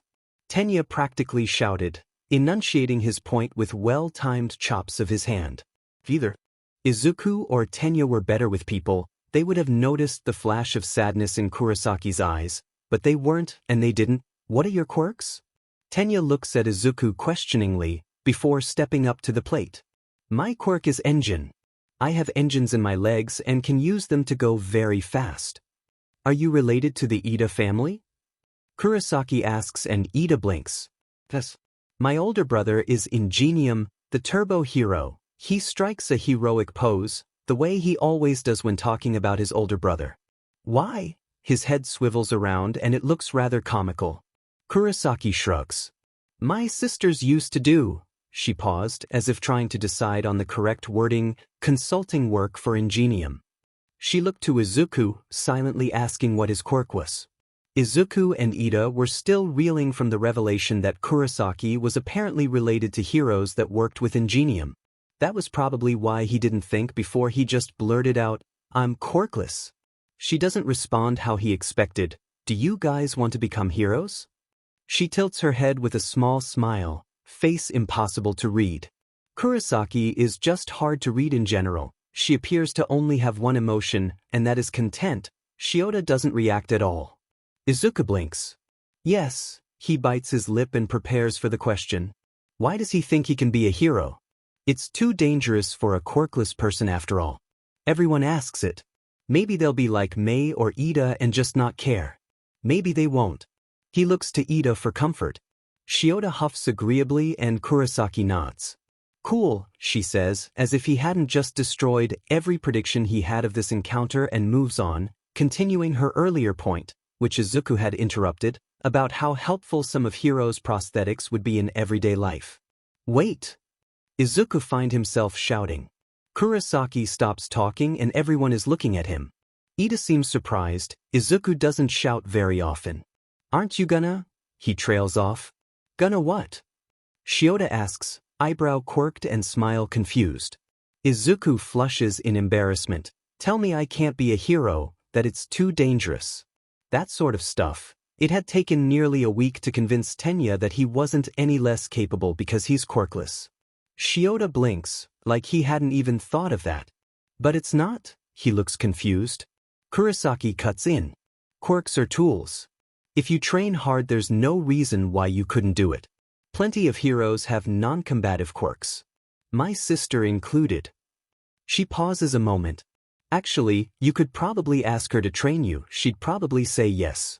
She smiles and goes back to talking about support items. Dropping the topic like she hadn't just shifted his entire worldview. Izuku finds that's a common occurrence when talking with Kurosaki and Shiota. Izuku glances at Ida, who looks equally stunned. They let the conversation go, and leave the park a half hour later when the sun begins to set. The second time Izuku meets Kurosaki and Shiota, he's yet to meet one without the other, is in a hardware store with Mei. Nanako had asked them to pick up a couple of parts, and had given them some spare change to pick up a part or two of their own. Kurosaki had managed to climb on top of a refrigerator and was eating a soft pretzel while watching everyone who passed by. Izuku wouldn't have noticed her if not for the fact that Shiota was asking for her opinion on different metals. No one is entirely sure why there was a refrigerator in the raw materials section, but there was. Shiota and Mei had ended up in a very heated debate about proper materials for a jetpack. Kurosaki had offered Izuku a seat on her refrigerator, which he politely refused, and eventually throws blueprint paper and pens at Shiota and Mei when they started coming up with ideas. Both parties part ways with new ideas and heavy bags of materials, after being kicked out by the weary hardware store employees, several hours later than planned. The third time Izuku meets Kurosaki and Shiota is in a library. Shiota is calmly reading a book at a desk with a notebook full of incomprehensible scribbles and half-baked plans. 3 tables down, Kurosaki sits on a table, surrounded by a miniature mountain of books and paper. There's a whiteboard and 3 laptops in the general area. The librarians and other patrons avoid her like the plague, especially seeing the scary-looking lines of self-appearing code on 2 of the monitors. She's humming as she works, happy as a clam. Izuku has a short conversation with Shiota about homework and time management in hushed tones. It's the first time he meets Kurosaki and Shiota without accidentally staying out way later than planned. The fourth and final accidental time Izuku meets Kurosaki and Shiota, he is wandering about with Mei and Tenya. Mei had been kicked out of the lab and Tenya had decided to tag along. They had wandered into an arcade and ended up in an air hockey tournament. Tenya is eliminated in the first round, Mei in the second, Izuku is in the third for the semifinals, and ends up against Shiota.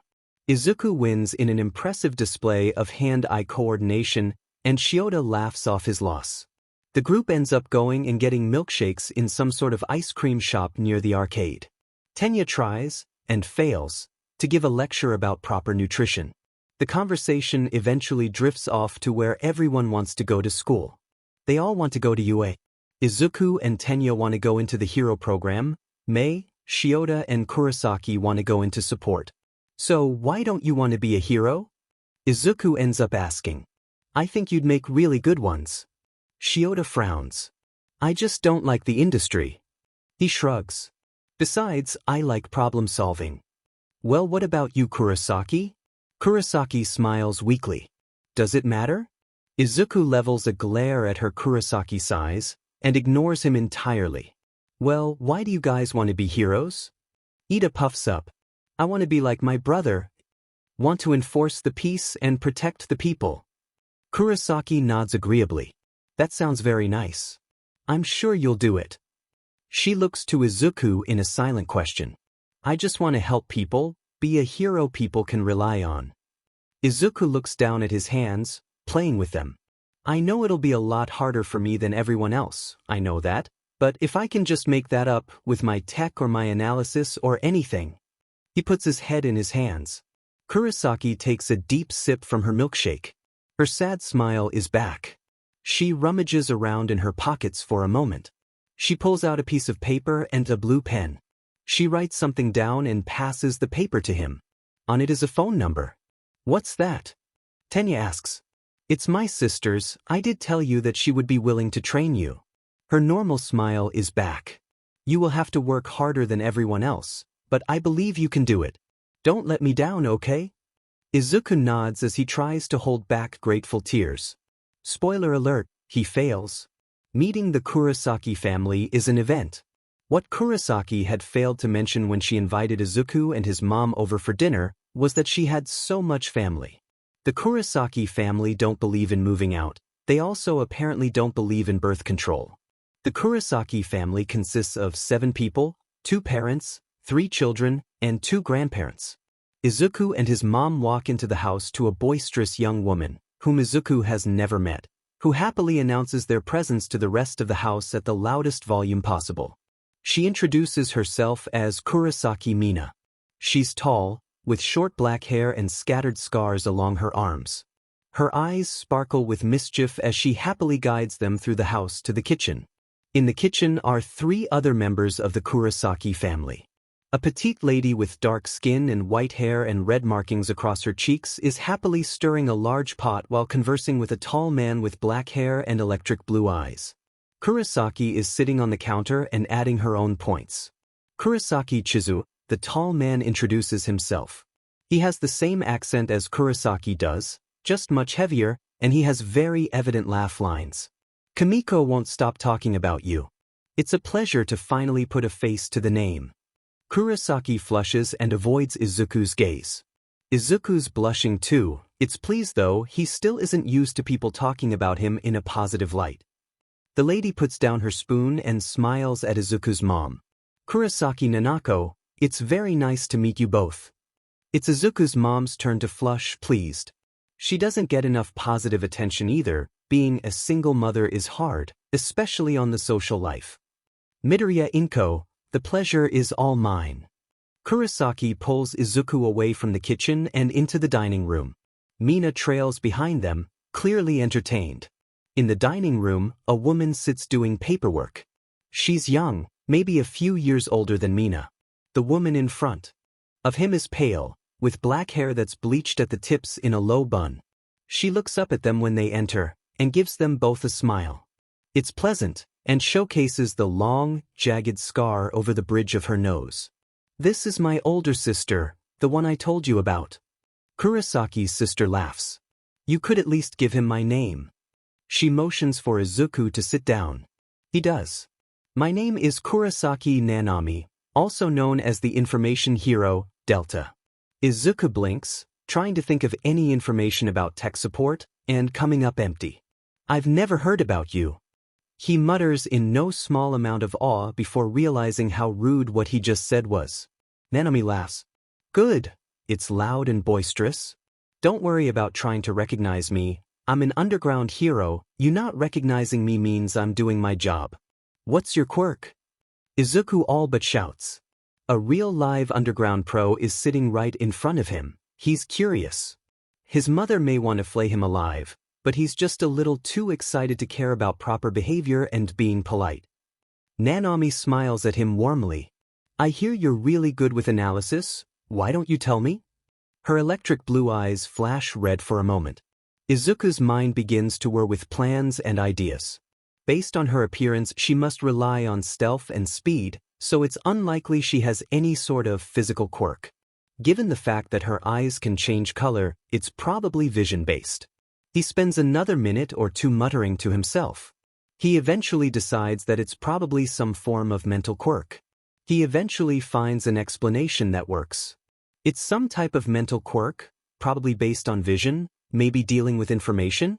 Given that you're built like you mostly deal with sneak attacks and swift movements, while avoiding drawn-out fights. Izuku pauses a moment. Well, there's also your tagline. Nanami whistles. Impressive. Kamiko told me you were good, but I'm beginning to think she was underestimating you. She leans back. My quirk is download. I can download information from computers or people that I can see. She smiles. Stuff like plans, moves, injuries, information on people's quirks. It's not very flashy, and it's not the best for fighting, but it's very useful. I can imagine, it must make interrogations really easy. Nanami chuckles. You'd be surprised, but enough about me. I hear you want to be a hero. Izuku's good mood dies. He knew that Nanami had wanted to meet him, maybe even train him, but he didn't think Kurosaki had told her he was quirkless. He doubts any hero would touch a quirkless person with a 10-foot pole. Yeah. But everyone tells me I can't. He whispers. Why? Nanami asks, because you're quirkless? Izuku starts as she chuckles softly. Midoriya, you gave me more information about my quirk from inferencing than I could figure out about someone using my own. She looks at him meaningfully. Why do you want to be a hero? Izuku looks up at her. I want to help people. He lifts his head. I just want to help, to keep people safe, to be someone that makes others feel safe, protected. Good. Nanami leans back. From what I can see, you're clever, with a keen mind, and full of determination. She grins, I'd like to train you, get you ready for you. What do you think? Kurosaki fears that Izuku will end up filling the house with his tears. He doesn't, but it's a close thing.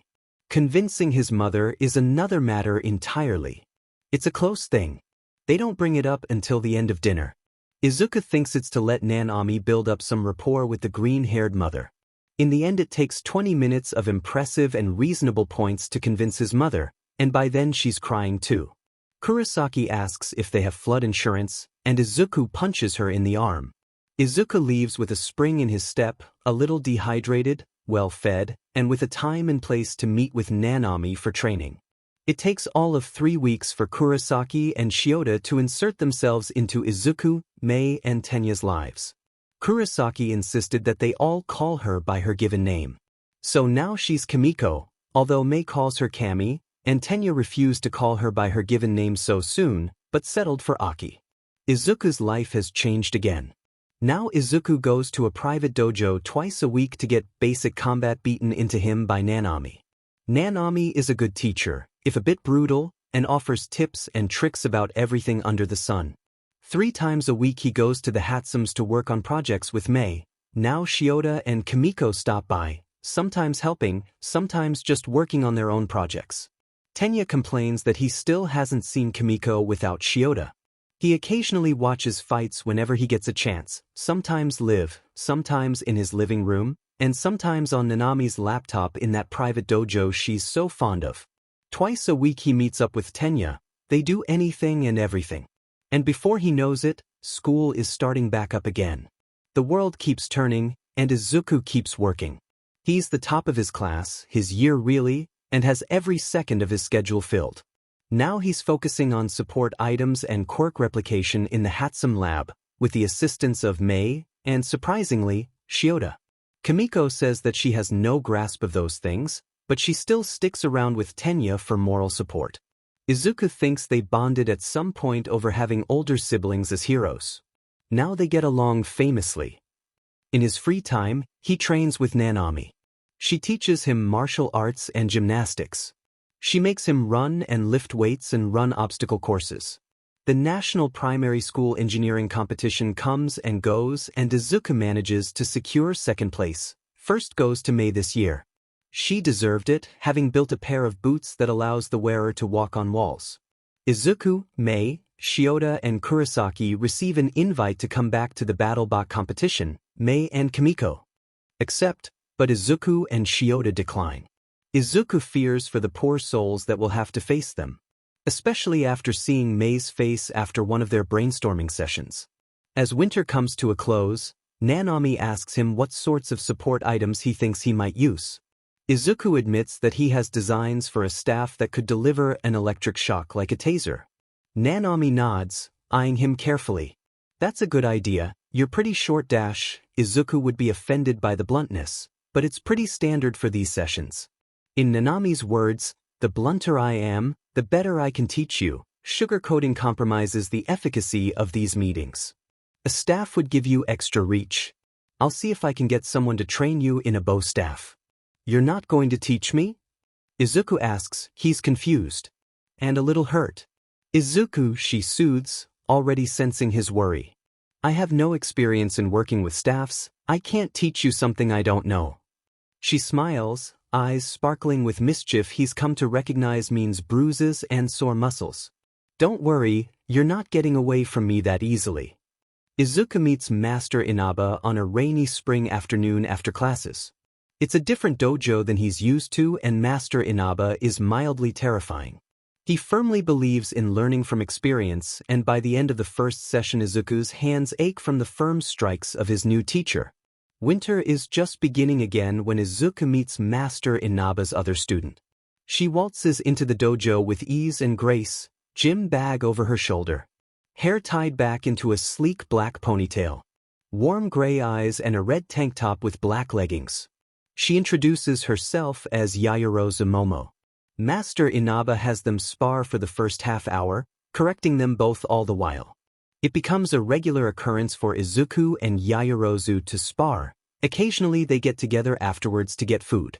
Izuku learns that her quirk allows her to make anything so long as she knows the chemical makeup, and Izuku goes on an hour-long rant about how amazing that is. They end up friends at the end of it. Time speeds up again, and Izuku continues building. He mentions to Shiota about how Yairozu's quirk works in passing, and how it requires large amounts of exposed skin, and he proposed trying to create genetically coded fabrics that would be compatible with skin-based quirks. Izuku throws himself into the new project. At some point, Izuku starts calling Shiota hero and the world keeps turning. Mei and Izuku build his taser staff and he starts working to add a collapsible aspect. Nanami starts teaching him more advanced martial arts, and ups the difficulty of their training. He continues to train with Master Inaba, and Izuku remains at the top of his class, and before he knows it, he's starting his second year in middle school. Starting his second year, Nanami brings yet another person into their training sessions. To say Izuku was surprised to see Mina standing in the middle of the dojo was an understatement. Turns out Mina, despite being a journalism student at a semi-local college, was scarily good at hand-to-hand combat and basic weapons. She had insisted on taking Izuku to a nearby gun range and teaching him the basics of firearms, non-lethal and otherwise. It left Izuku with a lot of ideas for projectile weaponry. Izuku and Hiro finally finish their genetically coded fabric halfway through their second year, after 16 months of trial, error, and minor fires. There hasn't been a major fire since Kimiko was put in charge of ranking the severity of fires. Not because the fires became smaller, but because Kimiko could walk through hell the same way she would a garden in spring, drinking tea and complimenting the lovely weather. Shiota doesn't help, he sets almost as much stuff on fire as Mei does. It's the start of his third year of middle school when his entire worldview dies. Izuku is walking to Dagoba Beach, the same one he used to scavenge in for parts. Mei had told him she needed scrap metal for a new project, and Izuku happily agreed to see if he could find a bit of garbage that would meet her needs at Dagoba. He'd rushed directly from school to get there as quickly as possible, doodling plans for a gun that could shout Mei's flaming paintball. He's passing under an overpass when he hears an odd gurgling sound. He ends up pausing, as much as his future self would regret it, and happens to be staring right at the manhole cover when it goes flying. Izuku jumps and watches as a large mound of slime pulls itself out of the sewers. Izuku GGS at the scent that the slime carries. A medium-size invisibility cloak, what luck! The slime exclaims in a voice that makes Izuku shiver. He turns on his heel and begins to sprint. The slime laughs as he gives chase. Izuku's fast, he knows he's fast, but it's not enough to escape the slime. The slime catches up to him when he's barely out of the overpass. Come on, kid, I don't have time for a chase scene right now. It catches his legs and trails up his chest and arms, slowly engulfing him. Izuku struggles, but it's hard to fight sentient slime. He wishes he had one of his support items on him, he'd take anything at this point. Stop struggling, it'll only hurt for a moment, I promise, the slime snickers. The slime has managed to make it to his face, and Izuku holds his breath as he tries to keep the slime from entering his lungs. The sludge inches its way up his nose. Izuku wrenches his arm free-ish, and covers it with his hand. He can live 3 minutes without air if he stops struggling. He doesn't know if that will be enough for someone to help, but the slime was in a hurry. If he can hold out long enough, he might be able to find out why.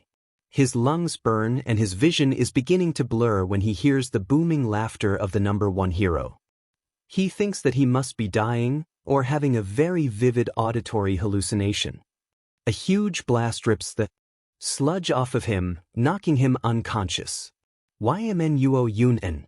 Izuku blinks awake to the face of All Might, startles, and punches the hero in the face.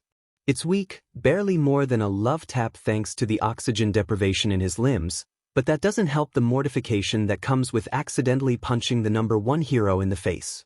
Izuku is seconds away from a full-on meltdown when the hero stands back up from the kneeling position he was in, strikes a pose that Izuku can't help but notice is incredibly unbalanced. Why is he doing that with his knees? And laughs.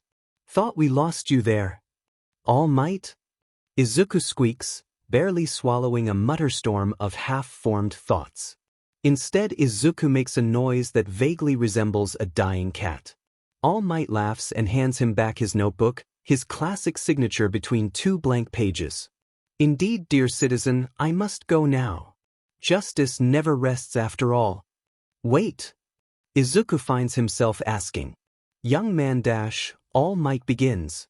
Just a moment. He all but begs, can a quirkless person be a hero? Izuku doesn't know why he asks, and he will regret asking, he will regret with every fiber of his being. All Might seems to falter, taking a moment. Are you? The question is unsaid, but Izuku hears it nonetheless. He nods. I am sorry, young man, but heroics is too dangerous for someone without a quirk. You should pick something else, perhaps policing. Yes, that would be best. All Might turns and leaps into the stratosphere, leaving Izuku to pick up that shattered pieces of his hopes and dreams. Izuku isn't sure when he started crying, but he had. He still went to the beach to find Mei her scrap metal, but he's barely aware of it. Izuku walks home, thoughts swirling through his head in a barely coherent stream. His mother isn't home yet by the time he walks through the door, and Izuku puts the metal away before taking a shower. He feels so gross he wants to wash off the day. The slime of the villain and the hurtful words of the number one hero are both stuck to his skin, unwilling to relent. Izuku finds himself muttering to himself as he rubs his skin raw. All he can think is the fact that All Might, the number one hero, looked him in the eyes and told him no. He said no. That regardless of how much he works, how hard he tries, regardless of anything he does, he can't be a hero because of the conditions of his birth. It isn't fair. Not when he's already put so much effort into this. Does that mean that the hours and hours he spent training, designing, learning were useless? That all of those hours were for nothing? That everyone he cares for, Mei, Tenya, the Kurosakis, Momo, Master Inaba, that all of the work they put into helping him was pointless? No, no, no, no, no, no, no, and no. He can't let all of the work they've put in go to waste. He won't. He growls as he punches the shower wall in frustration, his knuckles will bruise but he doesn't care, and finally feels the stinging release of FAS. He will be a hero, he doesn't care what All Might thinks, he doesn't care if he has to rebuild society from scratch, he will be a hero. He will prove that he has what it takes to stand among the best of the best, that he deserves to be there, and there is nothing, and no one who can stop him. He'll make sure of it. Izuku wakes up the morning after All Might's declaration with dried tear tracks on his cheeks and feeling like there's a weight on his chest. He wakes up feeling both too much and not enough. Both empty and overwhelmed. He wakes up before the alarm but he only gets out of bed when his mother calls for him. For the first time in years his scars twinge with a dull itch that he has to try and ignore. It's easy to forget the scars Kaken Bakugo gave him the last time he saw him, but today they pull and stretch and itch and make it impossible to ignore the splotchy red skin. He must look truly wrecked, he thinks dully, as his mother takes one look at him and begins to fret like her life depends on it.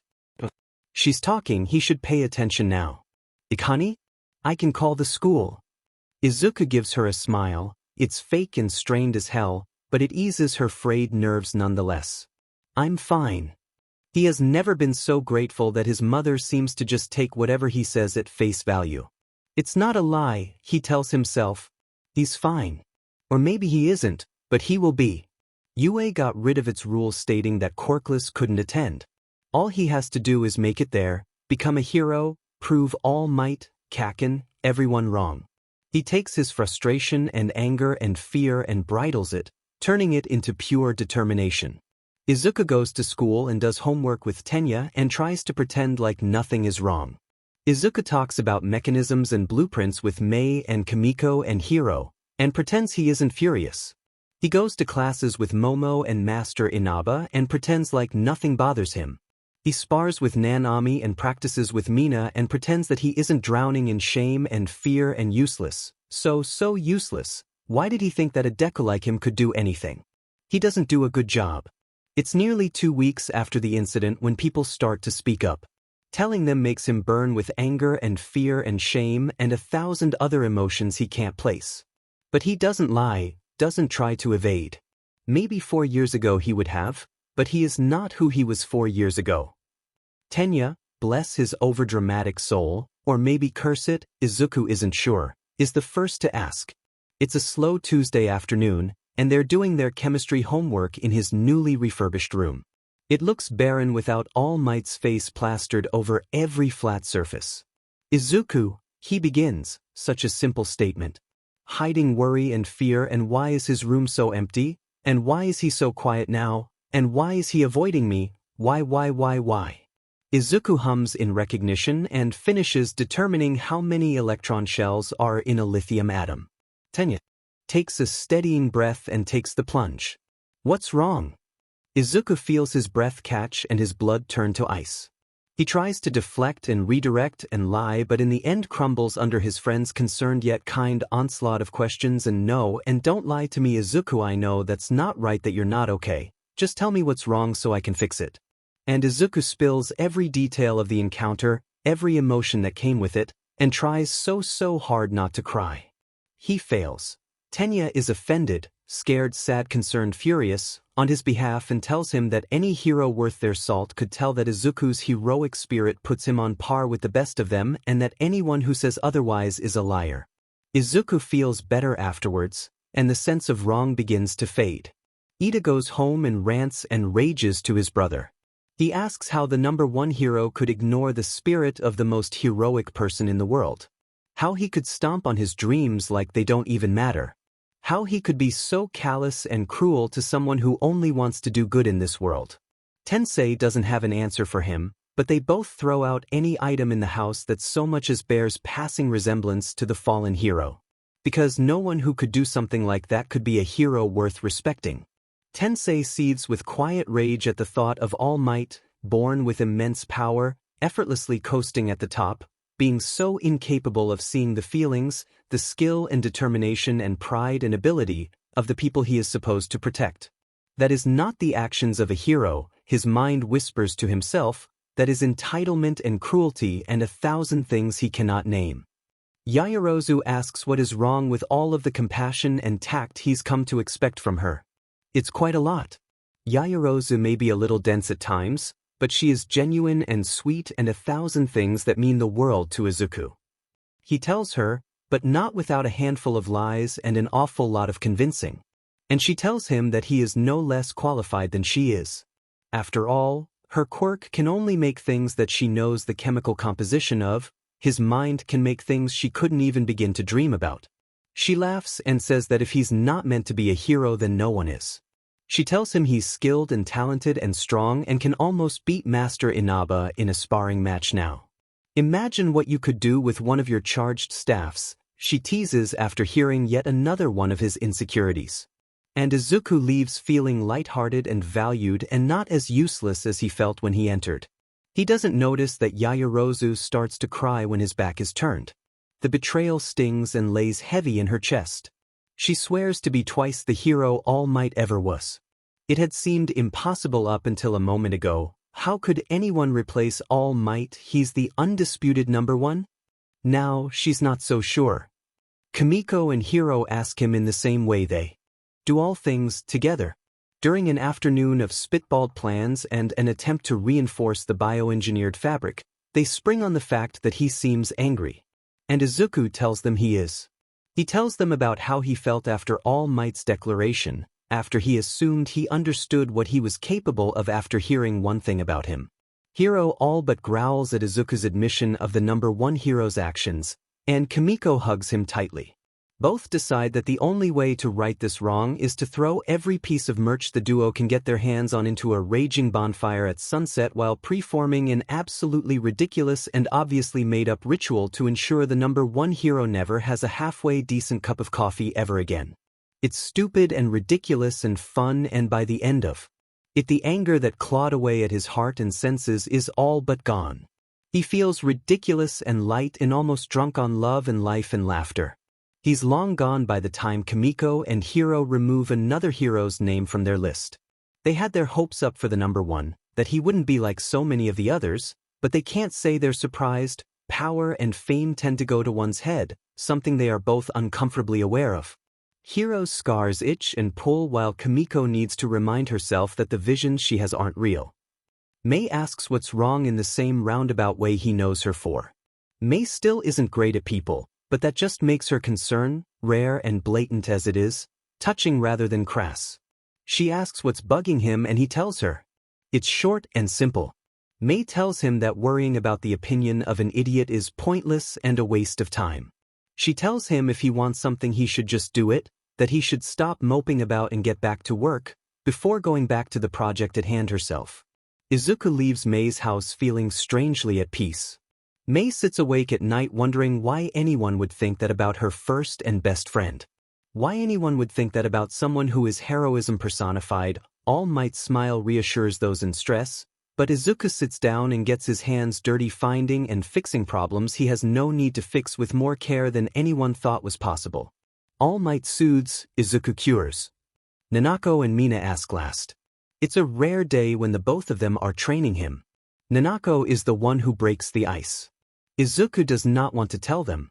It was one thing to tell his friends, who supported him but haven't invested large amounts of time in his betterment, but Nanako had spent so much time and effort and care in his training. What would she think of his self-doubt, of his fear of not being good enough, of disappointing her? You okay, kid? Mina asks, voice colored with concern. Izuku shakes his head. He doesn't want to lie to them, he doesn't think he could, but he can't quite force the words out of his mouth. He feels sick, shame and fear sticking in his throat. And making it hard to breathe. Take your time. Nanako soothes, rubbing slow, easy circles into his back. We aren't going anywhere. Izuku's breath hitches and he starts to breathe even faster. He is starting to feel a little dizzy when Mina forces a lip whistle between his teeth. The small party favor makes a wheezing noise with every breath and Mina forces down a snicker. Mina! Nanako whispers, scandalized. You can't just dash. Essay. Let me work my magic. Mina laughs softly, and between the quiet conversation and the lip whistle in his mouth, he finds himself laughing. It's so stupid but he can't help it. See. Mina cheers. I cannot believe you. Nanako groans. Falling back against the padded mat. Back to the topic at hand. Mina announces. Incredible segue. Mina, Nanako deadpants, clearly unwilling to let her sister change to topic.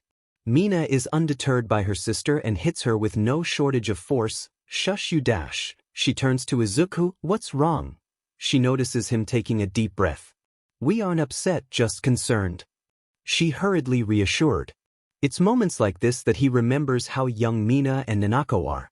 Nanako lying on the floor, making fun of her little sister, while Mina tries to reassure a kid 2 steps from a panic attack. It's silly and light and makes confessing his doubts so much easier. Do you guys think I can be a hero? Is that a real question? Nanako asks, and Mina swats at her again, whispering something that sounds like, how are you so bad at this? Izuku nods and opens his mouth to reply, but the words turn to dust before he can force them through his lips. Nanako takes a deep breath and closes her eyes. Izuku, I wouldn't bother training you if I didn't think you could be a hero. I don't waste my time on pointless endeavors. Much less hopeless students. Even if you didn't get into a hero program, I wouldn't be disappointed. What Nanako means dash, Mina soothes, kicking her sister, is that you are clever and quick and strong and so much more than you give yourself credit for. You have everything you need to be a hero. She pauses a moment. Or a vigilante. It's Nanako's turn to kick Mina as Izuku tries to wrap his head around Mina's suggestion. Don't go pushing your worldviews on him. Nanako all but shrieks. I'm not, he'd be great at it. It's illegal. Nanako hisses, sitting up and grabbing her sister by the collar. I'm just saying, Mina teases. They both continue going on like this. Izuku briefly wonders if Mina is a vigilante herself. It would make sense, a journalism student has no business knowing as much about fighting and espionage as she does. He quickly dismisses the idea. After all, it would be foolish to do something like that with a sibling as a hero. He leaves the gym without doing any of their planned training, after spending nearly an hour talking. It takes a while, but they eventually coax the story of his meeting with the number 1 out of him. They tell him that he deserves to be a hero and that he can do things that the number 1 could never dream of. They remind him that All Might knows nothing about him, that he doesn't know how clever, how determined, how strong he is. Mina gets him ice cream and Nanako tells him that he can do anything he wants, and that regardless of what that is, they will support him. Izuku goes home feeling warm and light and determined to prove Nanako and Mina right. He isn't there for Mina's rage or the hours she spends in a shooting range to subdue the boiling fury. He isn't there to see the dozens of angry emails that Nanako sends out to other heroes and people in the underground circuit. One very important email is sent to two very important individuals: a principal and her old homeroom teacher. Izuku throws himself into training like there is no tomorrow. He doesn't tell anyone what had happened with All Might, that's a secret he'll take to his grave. But he's sure his friends had noticed the sudden gaps in his room where his All Might merch had been previously. Izuku starts to spend hours and hours preparing his gear for the entrance exam. Due to research and some minor hacking of UA's servers by one very helpful Kimiko, he knew that the practical exam would be fighting robots.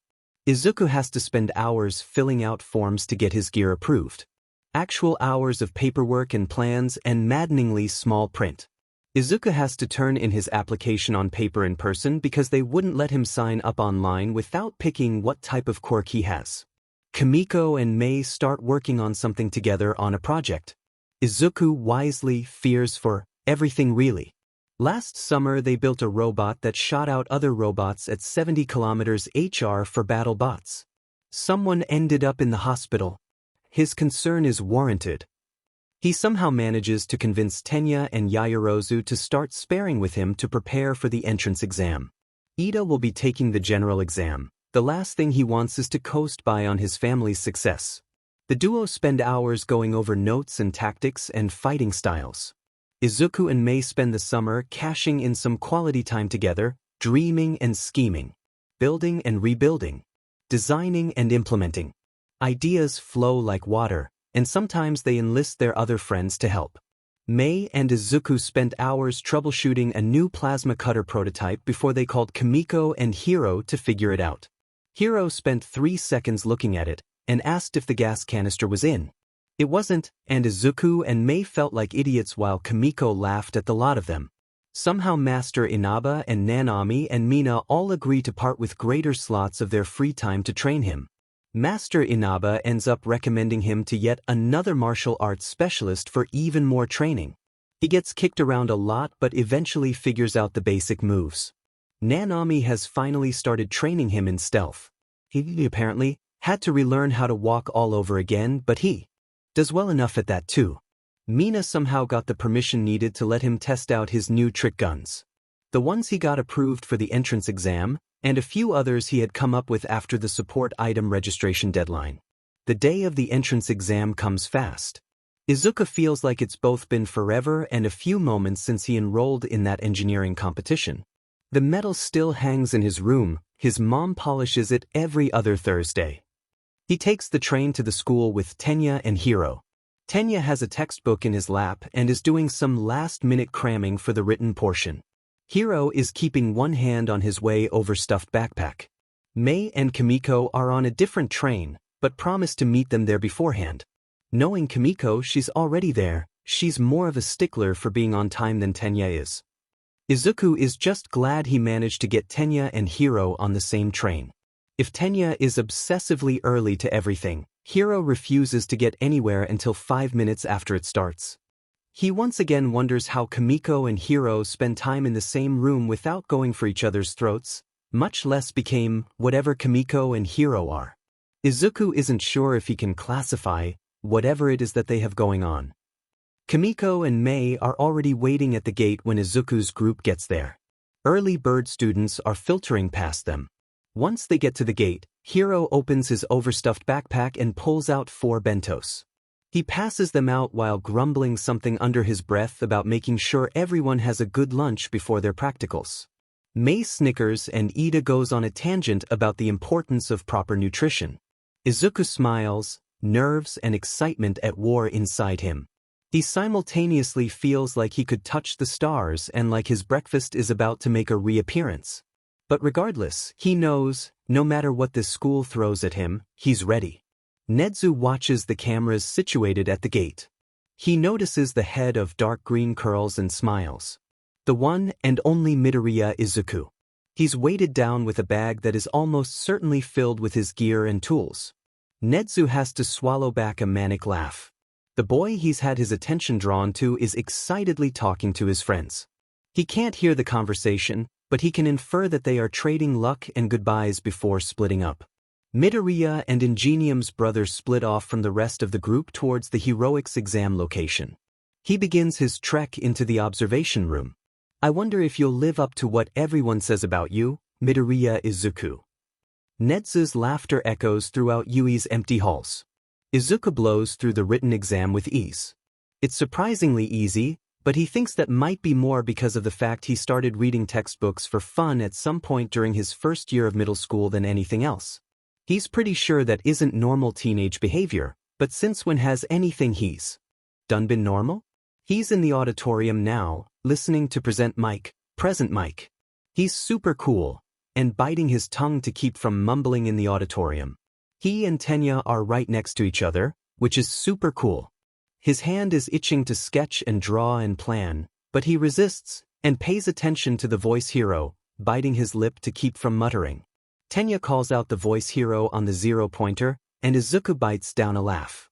Tenya and him are put in separate testing centers, and that is less cool but probably smart. The school probably doesn't want anyone teaming up. It's smart doesn't mean Izuku isn't a little bit disappointing. The school leads large groups of hero hopefuls into changing rooms to get them ready for the exam. Izuku darts away to change in the bathrooms. No one notices and he silently thanks Nanako for her lessons in stealth. Izuku pulls on a simple green and black tracksuit and adjusts his gear. His feet are covered with a pair of steel-toed combat boots. They're his favorite pair, light yet allowing him to deliver some wicked kicks. On his wrists is a pair of stun gloves that have steel inlays, for harder hits, and release an electric charge. In his right pocket is a collapsible staff, also capable of releasing a wicked shock on one side, the other is capable of delivering a localized EMP pulse. Izuku and Mei both agree that if a piece of equipment can't be used as a taser, what's the point? His final piece of equipment is a bag of marbles. They're not really marbles, it's a bunch of time-delay kinetic shock-activated explosives, each color with a different special effect. He attaches the bag to his belt. The bag is designed to absorb kinetic energy, to prevent the marbles from going off accidentally if he gets thrown around a bit. The design took him weeks to figure out. Izuku easily makes his way back into his group, freshly changed and happy to have avoided showing off the not-quite handful of burn scars that cover him. Nanako saw the collection on his back all of once and now refuses to drop the subject. He tells her that it isn't a problem anymore, but she keeps saying that it never should have been. He hums as he gets on the bus to the testing site, scars itching slightly. They always do whenever he thinks about them, but it's nothing he can't handle. The ride takes almost 10 minutes, and the bus is almost too full. There's a seat for everyone, but it's squished and hot and generally uncomfortable. When he gets to the actual site, there are a lot of people preparing. He notices a girl who appears to be mentally preparing herself by pressing her hands together. He would go over and greet her, but Tenya would pop his lid if he found out he had bothered another examinee as they were preparing for the exam. He finds himself mesmerized regardless, and the girl eventually looks at him. Izuku waves at her, and she waves back with a sweet smile. His attention shifts and he notices a particularly sparkly blonde posing for a non-existent camera, as well as a boy with red eyes and a scratch over his brow. He pushes himself through the crowd to stand at the gate. He doesn't trust the school to give a delayed start or a countdown, so he makes sure he's at the front. It's a smart move, one that's proven only a few seconds later. And start. Izuku bolts, already running into the testing site. Everyone else seems to lag behind, surprised by the lack of a countdown. He's already crushed a robot with his heavy boots by the time the remaining examinees have listened to something the voice hero said and shaken off their shock. It's a 2-pointer, Izuku notices vaguely, already keeping track of points. He plunges further into the arena with sure footsteps and a gait that could be misclassified if easy if not for the sheer speed and power behind it. He puts his fist into a 1-pointer and a 3-pointer and then another 2-pointer. The other examinees have caught up to him, and it's a wild free-for-all. He pushes one examinee out of the way of a wayward Quirk and throws an exploding marble into a cluster of 1-pointers, knocking out 7. He pushes another examinee out of the way of a collapsing wall and uses his bow staff to take out another 3 robots. Izuku vaguely wonders why so many people are almost dying at a school exam. It feels counterproductive. He saves them nonetheless. It's the hallmark of a true hero, and regardless, it's in his nature. He thinks leaving anyone to fend for themselves would leave him feeling sick and angry. So many people have ignored his pain, his suffering, he will not be like them. He refuses. Tenya pushes through the exam with calculated moves and an endless well of determination. He uses his quirk to push his legs through robots and his brains to predict the best ways to do so. If there's anything Izuku has taught him about fighting, it's that there's no shame in aiming for your opponent's weak spot, and Kimiko has taught him the many weak spots of robotics. It was quite the rant and was full of enough weird swearing to make anyone confused. He still doesn't understand Kimiko, but he's pretty sure it's a common phenomenon. When he has the time to spare, he wonders how his friends are doing in their own exams. He doesn't have much time at all and continues to, skillfully-ish, pummel robots into oblivion. It's almost cathartic, the simple fight. Izuku always fights dirty, his brother is far too strong, and Kimiko and Hiro, why the two insist on joining sparring is something he'll never quite understand, are nearly impossible to hit. The robots are slow and fairly fragile. He thinks that even someone with a mental quirk who was relatively untrained could beat one in a fight. Tenya is almost blasted in the face when the robot he was approaching explodes from behind. A spiky-haired blonde storms through the wreckage and throws himself at another robot. His ears ring slightly and his eyes follow the other examinee. The scene feels familiar somehow, like he's experiencing firsthand something someone told him about. He shakes off the dust and debris and continues making his way through the arena, running from the 0-pointer at the very end. He couldn't beat that. It was pointless to try. Hiro sits in the support exam. They had just finished the written portion, filled with advanced math and science, and were now in the lab portion. They were given an hour and were allowed to work in the labs, design a blueprint, or bring something already built in from home. He had brought something from home, a bolt of his biofabric. He had gotten Izuku's permission beforehand. It was a joint effort after all. Kimiko was in the labs, messing with her laptop and UA's mainframe. He decided to sit at the same desk as her, the bolt of fabric in his hands. He knew she was working on something. Her eyes burned with the bright intensity of her quirk at work, and seemingly endless streams of code flashed across her screen. She closes the dot program? He was never good with computers, it was always her domain. Pops out her USB stick and pulls out a small spider bot from her pocket to tinker with. He ignores Mei's maniacal laughter from the other half of the room with skill born of practice.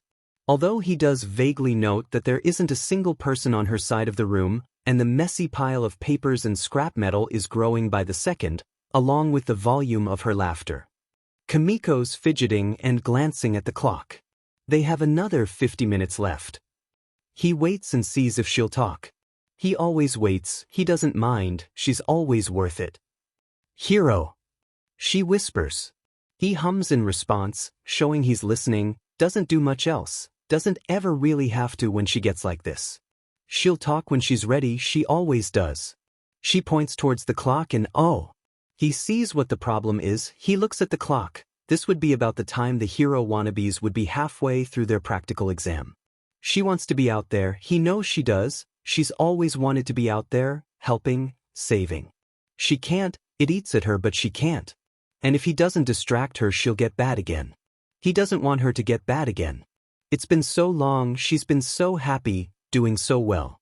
If she starts to get bad then he will too, and that's very, very bad. He pulls a blueprint out of his bag, scars and burns tugging. It was a new idea, he was designing it for Izuku. A way to build his costume so that it'd be totally unique, if he could just get the storage capacity to work right. He nudges his oldest friend's shoulder. "Wanna help me?" She turns to her, And oh, she's gorgeous, circuitry glowing after using her quirk and bright blue eyes that seem to stare right through him. Her bun's a mess and her clothes pristine, and so absolutely perfect it makes his heart skip a beat. She nods, smiling slightly. And there goes another little bit of his sanity. He knows he's fallen for her, known it for years, but it'd be nice if she didn't make it so hard not to scream a confession at her every time she smiles. But he doesn't think he'd want it any other way. Absolutely, she says, and he's reminded once again of how much of a goner he is. He tactfully ignores Mei's laughter in the background as yet another failed invention explodes. Izuku vaguely notes that he's gotten 20 points so far. He fries another robot with his gloves. 22. His internal clock tells him he's halfway through the exam, and he briefly swallows down a note of panic. Robots are becoming harder to find, but not impossible. The real problem is all of the kill steals. Izuku nearly loses an eyebrow to the sparkly blonde's laser. And if that doesn't give him all kinds of ideas as he watches it line through 3 different robots at once, he mentally starts drawing up schematics as he pushes yet another prospective student out of the way of a robot and sends his staff through its chest. Izuku continues to push through the arena. 23. Save a girl from a one-pointer. 26. 28. Help a boy bandage a heavily bleeding wound. 29. 34. 35. Help a student with quirk exhaustion make their way out of the fighting and into a location where they will be safe. 37. 40. Save a boy from a girl's destructive quirk. He ends up on a side street without any robots on it, but plenty of hollow sparking shells. He takes a moment and tries to catch his breath. Is 42 enough? Should he be trying to find more? What if he's not good enough? What if he swallows down the rising panic? It's pointless, he knows this. Panic doesn't help a situation. All right, listeners. Present Mix's voice calls out into the arena. There's 2 minutes left. Izuku fights down another note of panic that tries to push past his carefully guarded mind. He's done fine, it's fine, he's fine. He takes a deep breath before exiting the side street and trying to find more robots. The ground shakes. He hears the groaning of overloaded gears and heavy metal. He turns quickly to see a massive robot. The 0-pointer. He remembers Present Mike saying it got nervous in tight spaces and groans when he finally sees the thing. It's massive, easily towering over the full-scale buildings and filling the main street. He means to run away from the robot, he really does. He doesn't, he knew someone would get trapped, could be hurt. He knew he wouldn't be able to turn away. He wonders if the examiners might have known it too. He hears a girl's voice call for help, and any attempt he might have made to leave is scrapped. He turns towards the sound of distress to see the girl who smiled at him before the exam. She's stuck under a piece of rubble and something in his blood runs cold. He's sprinting towards her without a second thought, mind spinning with half-baked plans and warped ideas to get her out. He's panicking, he shouldn't panic, panic gets people killed. He shakes his head to clear it and pushes past the crowd of fleeing hero hopefuls and gets to the girl with a few seconds to spare before the robot will be right on top of him. Izuku extends his staff to use as a lever to lift the rubble off of the girl. It doesn't work, the rubble is too heavy, and Izuku has to abort his idea when his staff starts to groan, seconds away from buckling. He'd push it, but he knows this staff like the back of his hand. It's pointless to break it trying something that won't work. He looks from the tear-stained face of the girl to the giant robot that is quickly gaining on them. In his mind he knows the school would never let anyone die during this test, that they'll call off the robot before it can do any real damage. Convincing his heart, which is hammering hard enough that he can hear blood rushing in his ears and feel his pulse all the way in his toes, is another matter entirely. Izuku fumbles in his pouch of marbles, looking for something very specific. It's the most volatile and dangerous one he's got, and it has one hell of a kickback. But it will work, and right now that's all he needs. He considers his options, before tearing off a bit of the bottom of his shirt into a long fabric strip. He quickly double-checks the surrounding streets. They're abandoned, the nearest person nearly 200 meters away. Good, outside the blast radius. He loops the fabric into a makeshift sling and places the marble in the circular end. He begins to spin his makeshift sling, quickly building up momentum. After a moment, He releases on end of the fabric, sending the marble flying with far more force than he could manage with his arms alone. He picks up one of the pieces of debris lying on the ground and props it up in the direction of the robot to make a makeshift shield in front of him and the girl. He braces himself against the rubble the girl is trapped under and waits. He doesn't have to wait long. The girl watches as the marble hits its newfound home in the robot's face and explodes. It's loud and bright and violent, and Izuku can hear the metal giving way and the heat pressing against his back despite the steel barrier. He expected this. The robot was less than 50 meters away when he threw the marble, getting closer by the second. He was just on the edge of the blast radius himself, but he's no stranger to explosions. He knows them backwards and forwards, and he knows how to make this work. Izuku waits a moment after the heat dissipates before tossing aside the piece of scrap. His ears are ringing slightly, but he knows it will fade within a few moments. It takes a couple moments and several leverage points for him to free the girl. She crawls out on hands and knees, breathing heavily. She looks 2 seconds away from a panic attack. She turns away from him and retches, and Izuku's senses are assaulted by the scent of sweat and sick and bile. He takes a deep breath and holds back the 2 longer pieces of her hair for her until she finishes puking. She wipes her mouth with the back of her hand as Izuku rubs circles into her back. He briefly considers running off to try and find more robots, but that would mean leaving the girl on her own. He couldn't do that. "Are you okay?" he asks, after a few seconds without puking. "Does anything hurt?" The ringing is mostly gone now. He thinks he'd be able to hear her. He gets a groan in response. The girl sways a little, eyes rolling back, and Izuku has to grab her to keep her from falling into her own sick. It's a close thing, and it leaves Izuku highly uncomfortable with an unconscious girl in his arms. He looks her over and sees her foot is bent wrong. He winces in sympathy and lies her back with her head twisted to the side before leaning back himself, breathing heavily. Nedzu is cackling in the observation room. He knew to expect skill from Midoriya, but he hadn't expected the sheer amount of potential the boy had shown. He's thumbing through the provided blueprints for his gear and is nothing short of impressed. He sees the boy exploiting ideas and rules and robotic functions that he'd never even thought of during the exam. And isn't that an accomplishment of its own? He's torn. He wants to do many things with Midoriya Izuku, wants to teach him far too much with far too little time. Oh, how he wants to see the boy grow. He'll have to review the footage, but he's pretty sure he's gotten the most rescue points out of everyone who tried out this year, and that alone would be enough to let him pass. But then he got 42 villain points as well with nothing more than his wits and a few items he built himself, and Nedzu has to hold back a shiver at how glorious those items are. Nedzu shakes himself and has to remind himself of the task at hand, what to do with this boy. And also to watch the other examinees, but really, they're all small fry in comparison to the raw potential of the one that was pointed out to him prior. The boy is built for heroics. He can see it in the way he threw himself into saving his fellow examinees, but it would be a DMN crime to keep him from being able to hone his skills in support.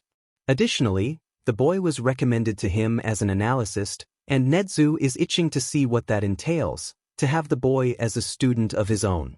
He pulls up the boy's written exam. He requested it be graded first so he could view it faster, and lets out a laugh as he sees the score. The boy had missed a single question out of over 200. In the English section, he had misspelled a word that would likely grant him first place in the written exam. It had been years since Nedzu had seen a score this good on the written test, and even then it was from someone with an analysis quirk of their own. What to do? Nedzu's smile turns wicked.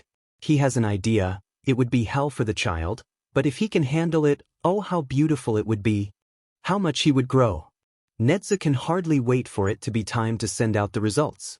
He's going to be sending out Midoriya Izuku's very special acceptance letter himself. Katsuki wrings his wrists as he storms home. He did DMN well. He did FNG amazing. And even better, everyone in the whole DMN school would know it. He had FNG gotten 72 villain points, and those examinees were FNG idiots if they thought he was a shoo-in for the top spot. He could already see his acceptance letter, could taste his victory as FNG sweet as his goddamn nitroglycerin sweat. He was Bakugo FNG Katsuki. He was going to be the #1 hero in the whole DMN world. And anyone who tried to stop him would burn under his explosions. Ochako wakes up to the smell of antiseptic and the sound of a heart monitor. It takes a moment for her to place the rough feel of a cot, which while uncomfortable, is leagues better than lying on the ground. Her stomach flops in her chest as she tries to open her eyes, nausea protesting the movement.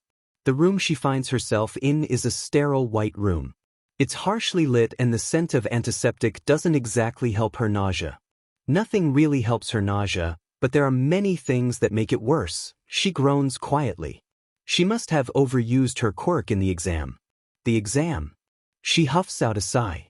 She wonders what happened to that boy who saved her. She wonders what his quirk is. She wonders if he's okay, if he passed the exams, if he thinks she's gross for puking on him. She wonders a lot of things. She shakes her head lightly, swallowing down the ensuing nausea. That's a problem for future Ochako. Right now she needs to worry about whether or not she passed and the very angry nurse storming through the door. Here's some hero. Why is he shirtless? But I love him anyways. Loud pop music mixes with Mei's laughter and the sound of various power tools as the engineering squad works on Yaoyorozu's costume. She had gotten her acceptance letter 2 days before the general exam and had asked Izuku to make her costume. And Izuku refuses to do anything halfway. Yaoyorozu and Tenya are both watching in the background as wild invention and conversation occurs. Izuku is vaguely aware that watching them when they all get like this is immensely entertaining, a little too lost in the frantic activity to notice too much. Tenya, someone screeches. Izuku thinks it must be Mei. He's a little lost in trying to insert steel toes into the beginnings of what will eventually be Yaoyorozu's boots. Mei is building a pair of kinetic dispersal gauntlets. Hiro is dyeing some of Yaoyorozu's biofabric and he's pretty sure Kimiko is programming an AI. He has no idea how she is going to do this, but he's pretty sure the device is going to be powered by pure spite. Kimiko was personally offended by Yaoyorozu's idea for a dictionary, and even more so by Yaoyorozu's comment on how she would be unable to build something to suit her needs. Tenya responds to probably Mei's call easily and with much hand-waving. Mei pauses in her attempt to design a pair of kinetic dispersing gauntlets to accost their friend.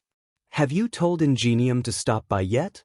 No, he is very busy and I do not want to bother him. Well, you should. Mei shouts over the din, showing every ounce of the charisma and tact she is capable of. That is to say, none. I designed a new type of armor I wanted him to try out. It's carbon fiber and meant to absorb kinetic energy to disperse hard hits. Mei pumps her fist into the air. Tenya thinks he should be offended, but he isn't. It's hard to be anything other than full of manic glee in the current atmosphere. Mei and Tenya continue to talk as Izuku finishes inserting the steel. He vaguely hears Kimiko calling for Yaoyorozu to double-check something. He thinks he'll need to call Hiro over pretty soon as well. He's always been better at making shoes than him. Hiro's always been better with clothes than him. Hiro is really good at sewing. But no one will ever tell him so to his face. Izuku really likes doing this. When everyone is working on different parts of the same project, pieces changing hands and ideas being swapped last second at maximum volume. It feels nice, connected, easy, and more fun than is probably legal.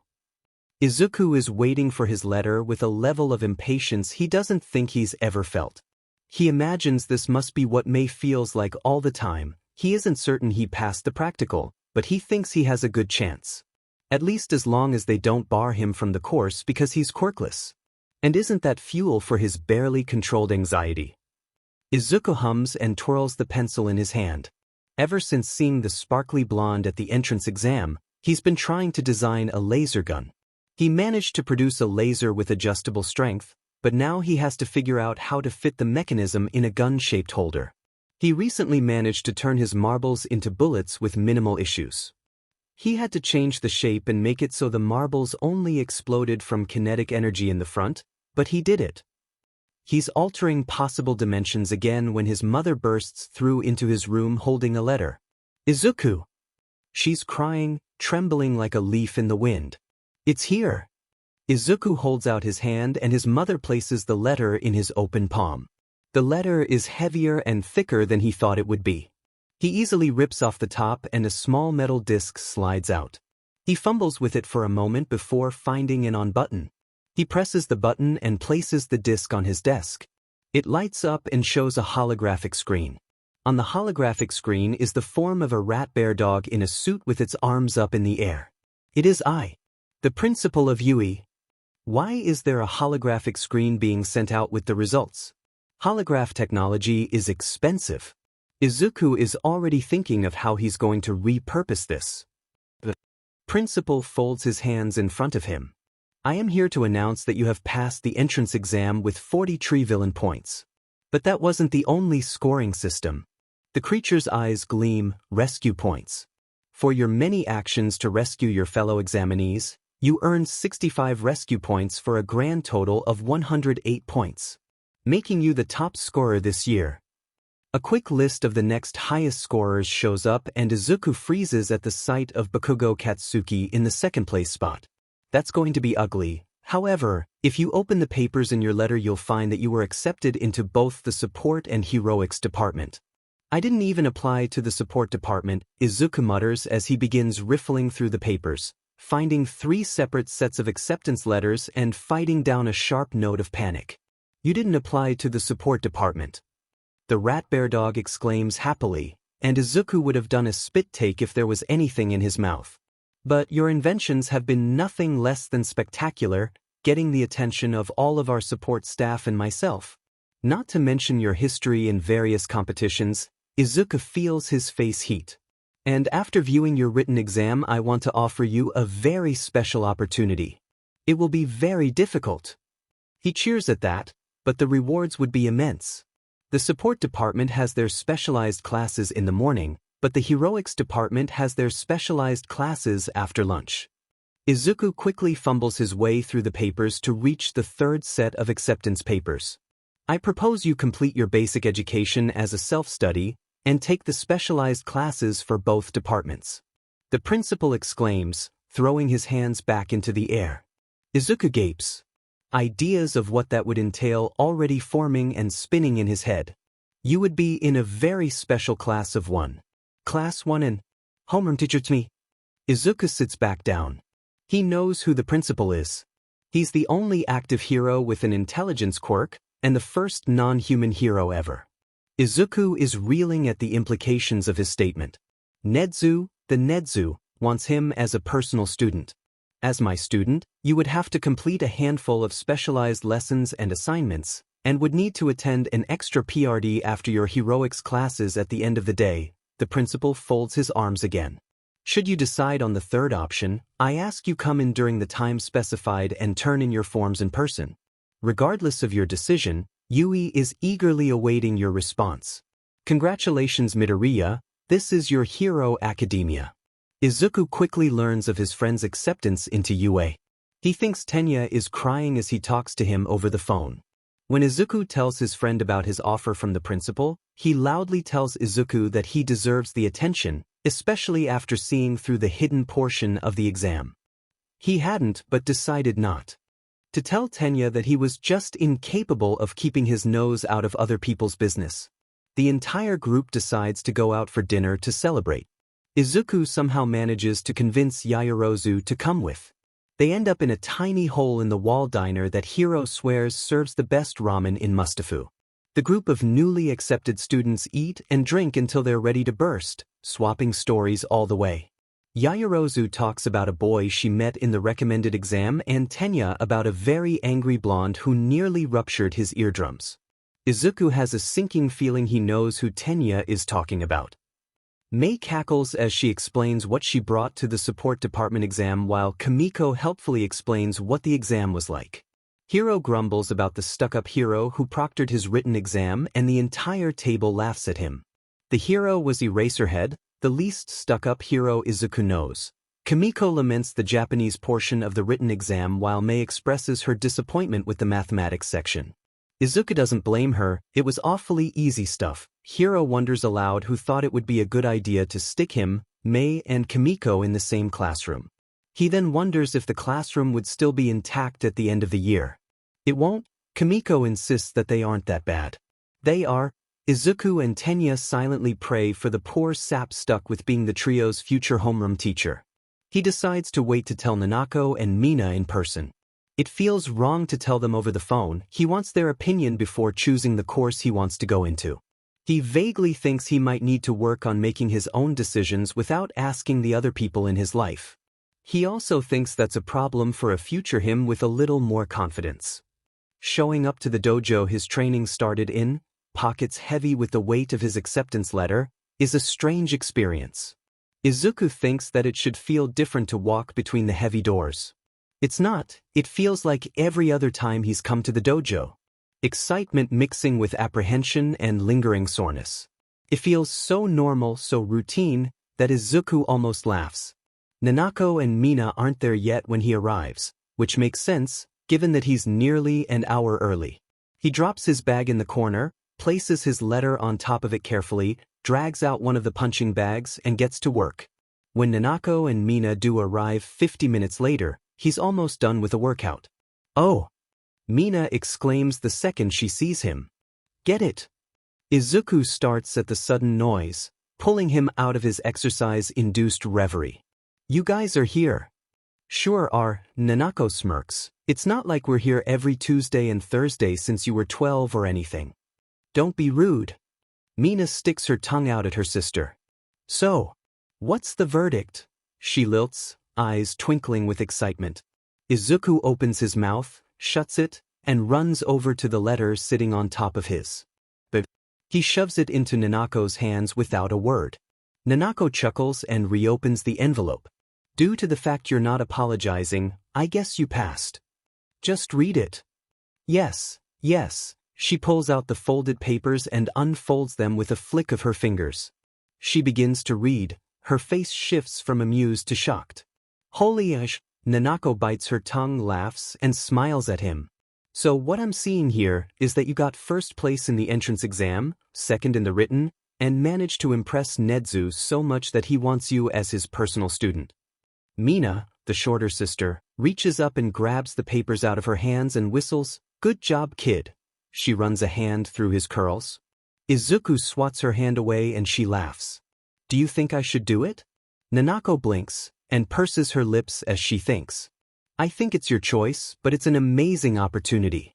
You're very smart and more determined than anyone I've ever met. I don't think the workload would be a problem for you." Izuku hums and takes back the papers. "What would you recommend for training while I'm at UE?" It's Mina who leads the charge here. "I would recommend either parkour or gymnastics." Izuku tilts his head and Nanako elaborates. "It will help you maintain your muscle and speed while improving maneuverability and stamina. Yui will make sure you don't get too rusty in hand-to-hand." Izuku nods, and the two mentors recommend various parkour and gymnastic gyms to their student. Angrily at increasing volumes, until Izuku is laughing so hard that he's holding his side as he rolls on the floor with laughter. The sisters don't even pause long enough to tell him off. The specified date is actually only 2 days after he talked with Nanako and Mina. His mother is very excited for him as he gets ready for his meeting with the principal. To think Izuku, a special student. She flits about the kitchen, pulling together a bento for him and fussing with his clothes. It takes nearly 10 minutes to extract himself from his mother's hugs and tears and well-meaning questions. He doesn't mind, not really, but it does almost make him late for the train, and he now has a noticeable wet spot on his jacket. He hopes the principal won't mind too much. Izuku hums tunelessly as he rides the line to UE, dressed in his middle school uniform and reading the latest hero news. The humming is a remnant of his muttering habit. He managed to kick the original problem, but ended up with a new one. Kamui Woods and MT Lady have teamed up again to take down a bank robber in Mustafu. His fingers itch for his notebook, but it's in his bag, and the train is too full to get at it comfortably. He rolls his shoulders as he walks through the UE gate. He's a little sore from yesterday's adventure at a parkour gym. It was a lot of fun, but he hasn't fallen that much since Nanako was teaching him defensive maneuvers. Although it didn't quite meet the amount of times he fell when Nanako was teaching him how to fall. Izuku enters the building and suddenly realizes he hasn't the foggiest idea where the principal's office is. Nedzu watches as Midoriya looks around for anyone to ask for directions. He then watches as he pulls out his acceptance letter and associated paperwork to look for anything to point him in the right direction. Nedzu is thrilled. The boy filled out the paperwork for Class 1N. He laughs as he thinks about how he now has a student of his very own. He thinks this one might even survive a semester with him. This isn't the first time he attempted to take on a personal student, although none of them made it through more than one lesson, but that brings him back to the task at hand. Midoriya's first test. The principal watches the boy check his watch and look at the only map of the building in the entry hall. It's painfully simple and only shows which building deals with administration. The boy sets off at a jog to the building specifically designed to sit in the middle of campus. He has to switch cameras multiple times to keep track of him. He was quick and very slippery. What truly impressed the principal was the fact that, despite not telling anyone the green-haired boy would be here, he walked past multiple staff members without drawing their attention. Quite the accomplishment. He even managed to slip past Aizawa. Truly a talented young chick. The boy makes it to the administration building without any issues. He looks around the lobby for a receptionist or any form of map, before huffing and making his way to the stairs. He seemed to realize he wouldn't be able to use the elevator without an instructor with him. He skipped every floor, making his way to the top in just under 3 minutes. An impressive feat, given the 12 flights of stairs in his way. When he got to the top, he barely seemed winded, and strode with confidence down the hall. Ignoring every door in his way, headed towards the large meeting room at the end of the hall. At the last second he makes a sharp turn, finding the door that leads directly to his office. Nedza barely holds back maniacal laughter. He wasn't expecting him to find him so quickly. His new student really is clever. His smile widens even further as he hears Midoriya's knock. "Come in." The boy enters, wearing his uniform and looking slightly flushed. He's technically a minute late, but he expected him to take another half hour at the least. "Midoriya Izuku, it's good to see you." "Thank you for having me, Midoriya Bose. I apologize for being late." "No need to worry, I assumed you would be." Midoriya writes himself. "Please take a seat. Would you like some tea?" Izuku tries not to gape at the mouse dog bear sitting in front of him. He nods silently as he slides into the chair across from the principal. The principal hands him a cup of steaming amber liquid. "Now, do you have your paperwork?" Izuku puts down his cup and quickly grabs the folder of papers. He hands them over to the principal and tried not to let his shaking hands be too obvious. The principal thumbs through them with a fervor that reminds him of Kamiko looking at blueprints. That is to say, carefully concealed reckless abandon. Good, good. The principal nods, still smiling. "Let's talk." Nedzu pushes a stack of papers towards him. Izuku begins to leaf through them. "Is this a course syllabus?" "Indeed. You will be spending a 10th PRD with me after practical heroics after all. I have also included your class schedule." Izuku pulls out a color-coded timetable from the middle of the stack. 8 to 8:35. Homeroom, 1 in 8:40 to 9:30. Intro to Engineering and Mechanics, 1H. 9:40 to 10:30. MWF Costume Design. Materials, Patterns and Aesthetics THS Coding, 1F. 10:40 to 11:30. Support Lab, 1N. 11:40 to 12:30. Intro to Analysis, 1N. 12:30 to 1:20. 1:20 to 2:10. Heroics Law, 1A. 2:20 to 3:10. History of Heroics, 1B. 3:10 to 4:30. Practical Heroics, 1A. Izuku looks at the times. "I come in 20 minutes early. I want you to be able to give me learning reports in the morning. Additionally, I'm sure your costume is going to change frequently as you continue to work in the labs. This time will allow me to teach you about filling out and submitting support equipment forms, as well as assisting me in some other paperwork." Izuku nods. That sounds odd, but acceptable. Other than that, the timetable looks similar to what he was expecting. "What about my other general education courses?" Nedzu smiles, despite not having stopped smiling. "If you look at the back of the pile, the sound of shuffling papers is heard until Izuku finds the papers in question. You'll find a sheet that details the online classes I will enroll you in. It will be a self-study. It opens at the end of the week. School doesn't start for another month and a half. Then you'll have plenty of time to get ahead. This year you'll be required to finish courses in mathematics, English, science, history, and Japanese literature. The mammals. The conversation turns to what will occur during Intro to Analysis, which is basically just Nedzu time. Izuku will have specialized lessons with Nedzu and submit in-class and homework assignments. As far as lab access is concerned, the labs are open until 6. You'll have time after heroics to work. However, there is something I need you to do. Izuku nods. He was expecting some sort of caveat. I will assign students to you, and will have you work with them to improve their costumes. Can I get assistance?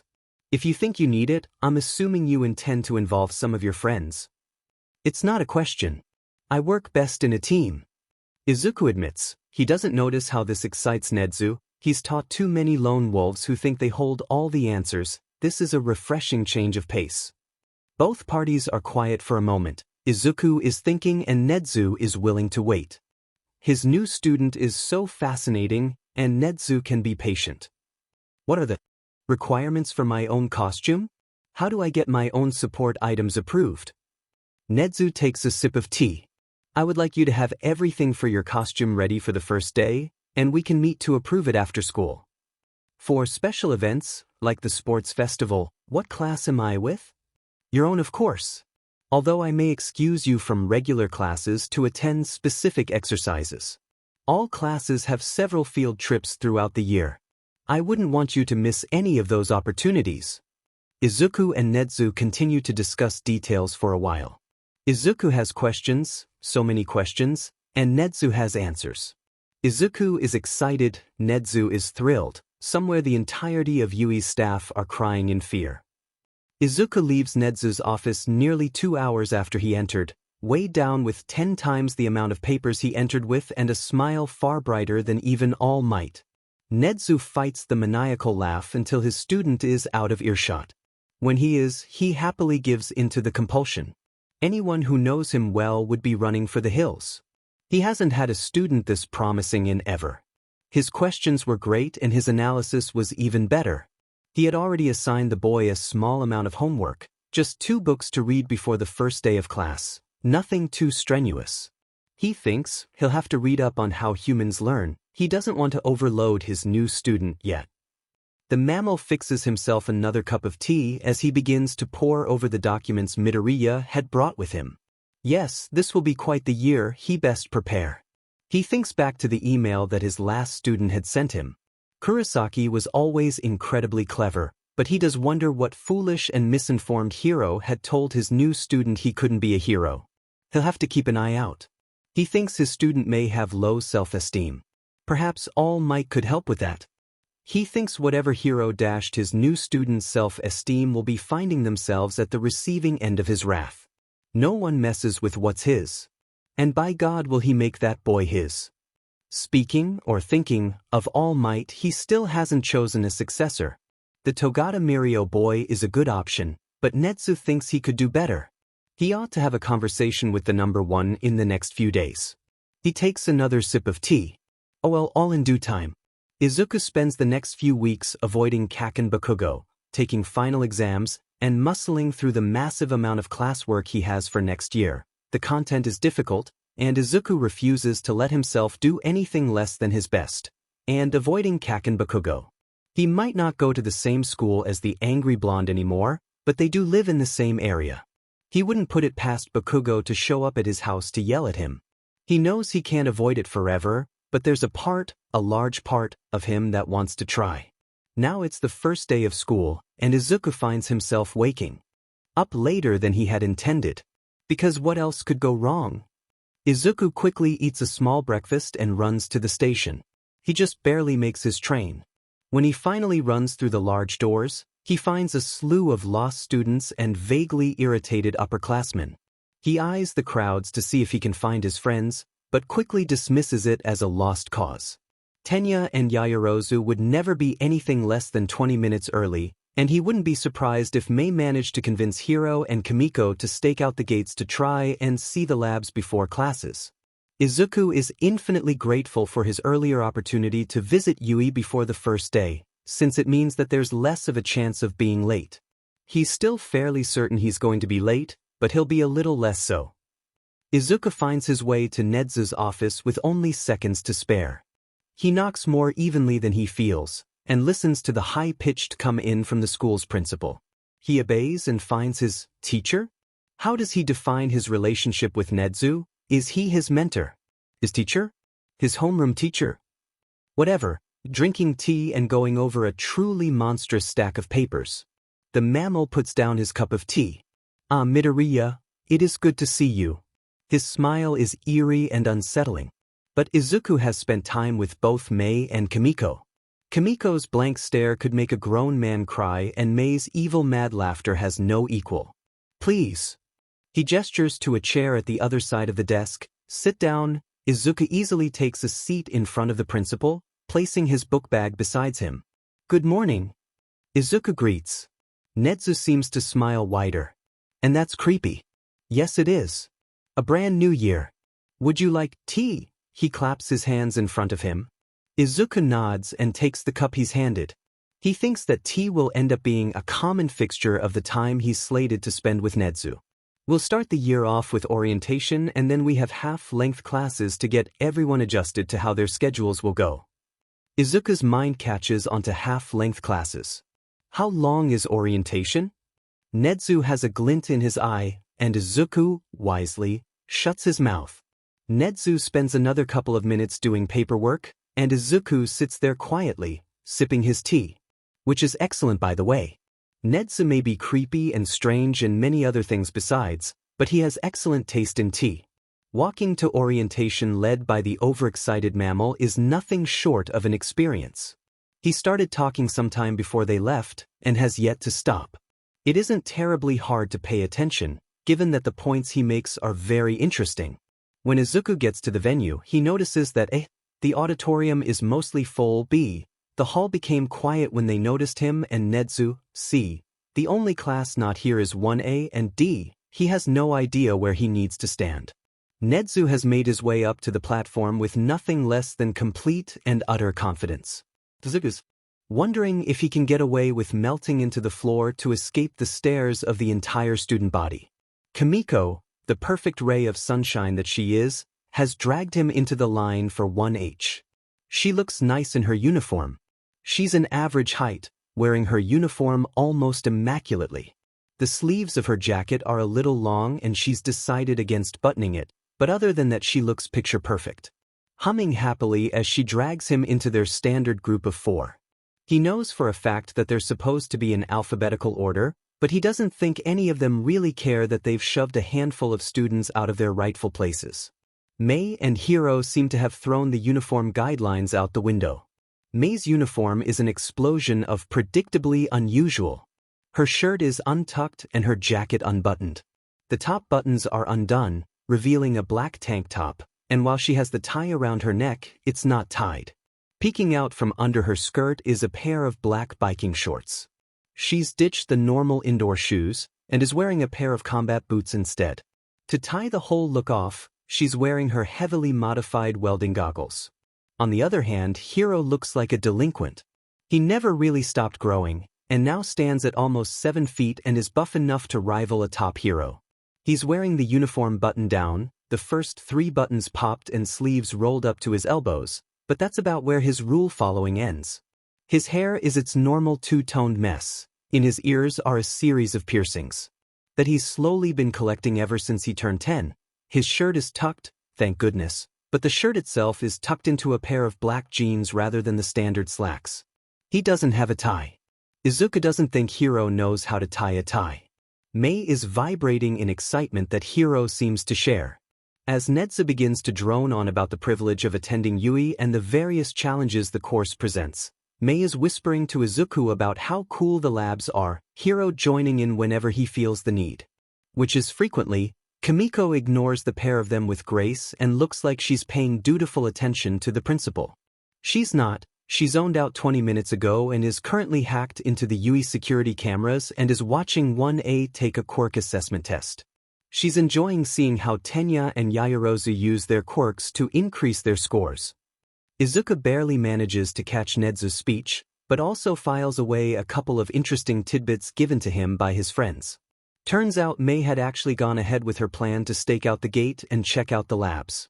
She's already blown up 2 workstations and Hiro has already insulted 3 teachers. Kimiko thinks the year is already off to a great start. Izuku is panting when he finally slides into 1HS Intro to Engineering and Mechanics. He's late, but only by a minute. The teacher still hasn't managed to get everyone to calm down yet. Izuku slides into the desk that was stuck in the corner for him and pulls out his notebook. It only takes a few seconds for Hiro and Mei to find their way over to him. There's no way. Hiroless. He'd never do it. Of course he will. Mei insists. Hiro leans against Izuku's desk and gives him a smile. So we had this idea dash. He starts, and Izuku is already groaning. Mei pouts and Hiro laughs again. I don't be like that, he teases. Every time you two have an idea, something ends up on fire. Hiro grins, it's manic and wild and probably evil, and it reminds him faintly of Nedzu. You say that like it's a downside. Izuku groans again. It'll be so cool. Think of the science. Mei enthuses, slamming her hands against the surface of the desk. What do you want to do? Izuku sighs. Mei laughs as Hiro explains, we want to build a replica All Might and use it as a crash test dummy. Izuku blinks. Okay. But also, why are you telling me this? Because we need you to explain to Power Loader why such an item is absolutely essential to have in the labs. Izuku groans again, eyes rolling back in his head as he tries to formulate a response to the question he's been asked. Mei interrupts, apparently bored with the current topic of conversation and deciding to intervene herself. Also look at this. She pulls a blueprint out of her bag. The blueprint is messy and covered in notes, doodles, and vague scribblings that might be something important looking. Mei's blueprints are impossible to decipher when she makes them when excited, which is always, he traces his fingers over what little of the paper is vaguely legible. Are these notes on quirk replication? Mei nods. You're the expert in stuff like that. We thought it'd be super cool if we could find out the chemical structure of Midnight Sensei's gas and try to replicate it. Izuku's mind is whirling now, reservations long gone. The applications for this sort of thing would be practically endless. The ability to make instant, yet harmless, knockout gas would be an incredible leap for all sorts of fields. From villain capture to chemistry to anesthesia. It takes another couple of minutes for the teacher to actually get the class on track, and Izuku is pretty sure Kimiko still isn't paying the slightest hint of attention, but he eventually does. The class is pretty boring, and it's mostly just the standard syllabi lecture.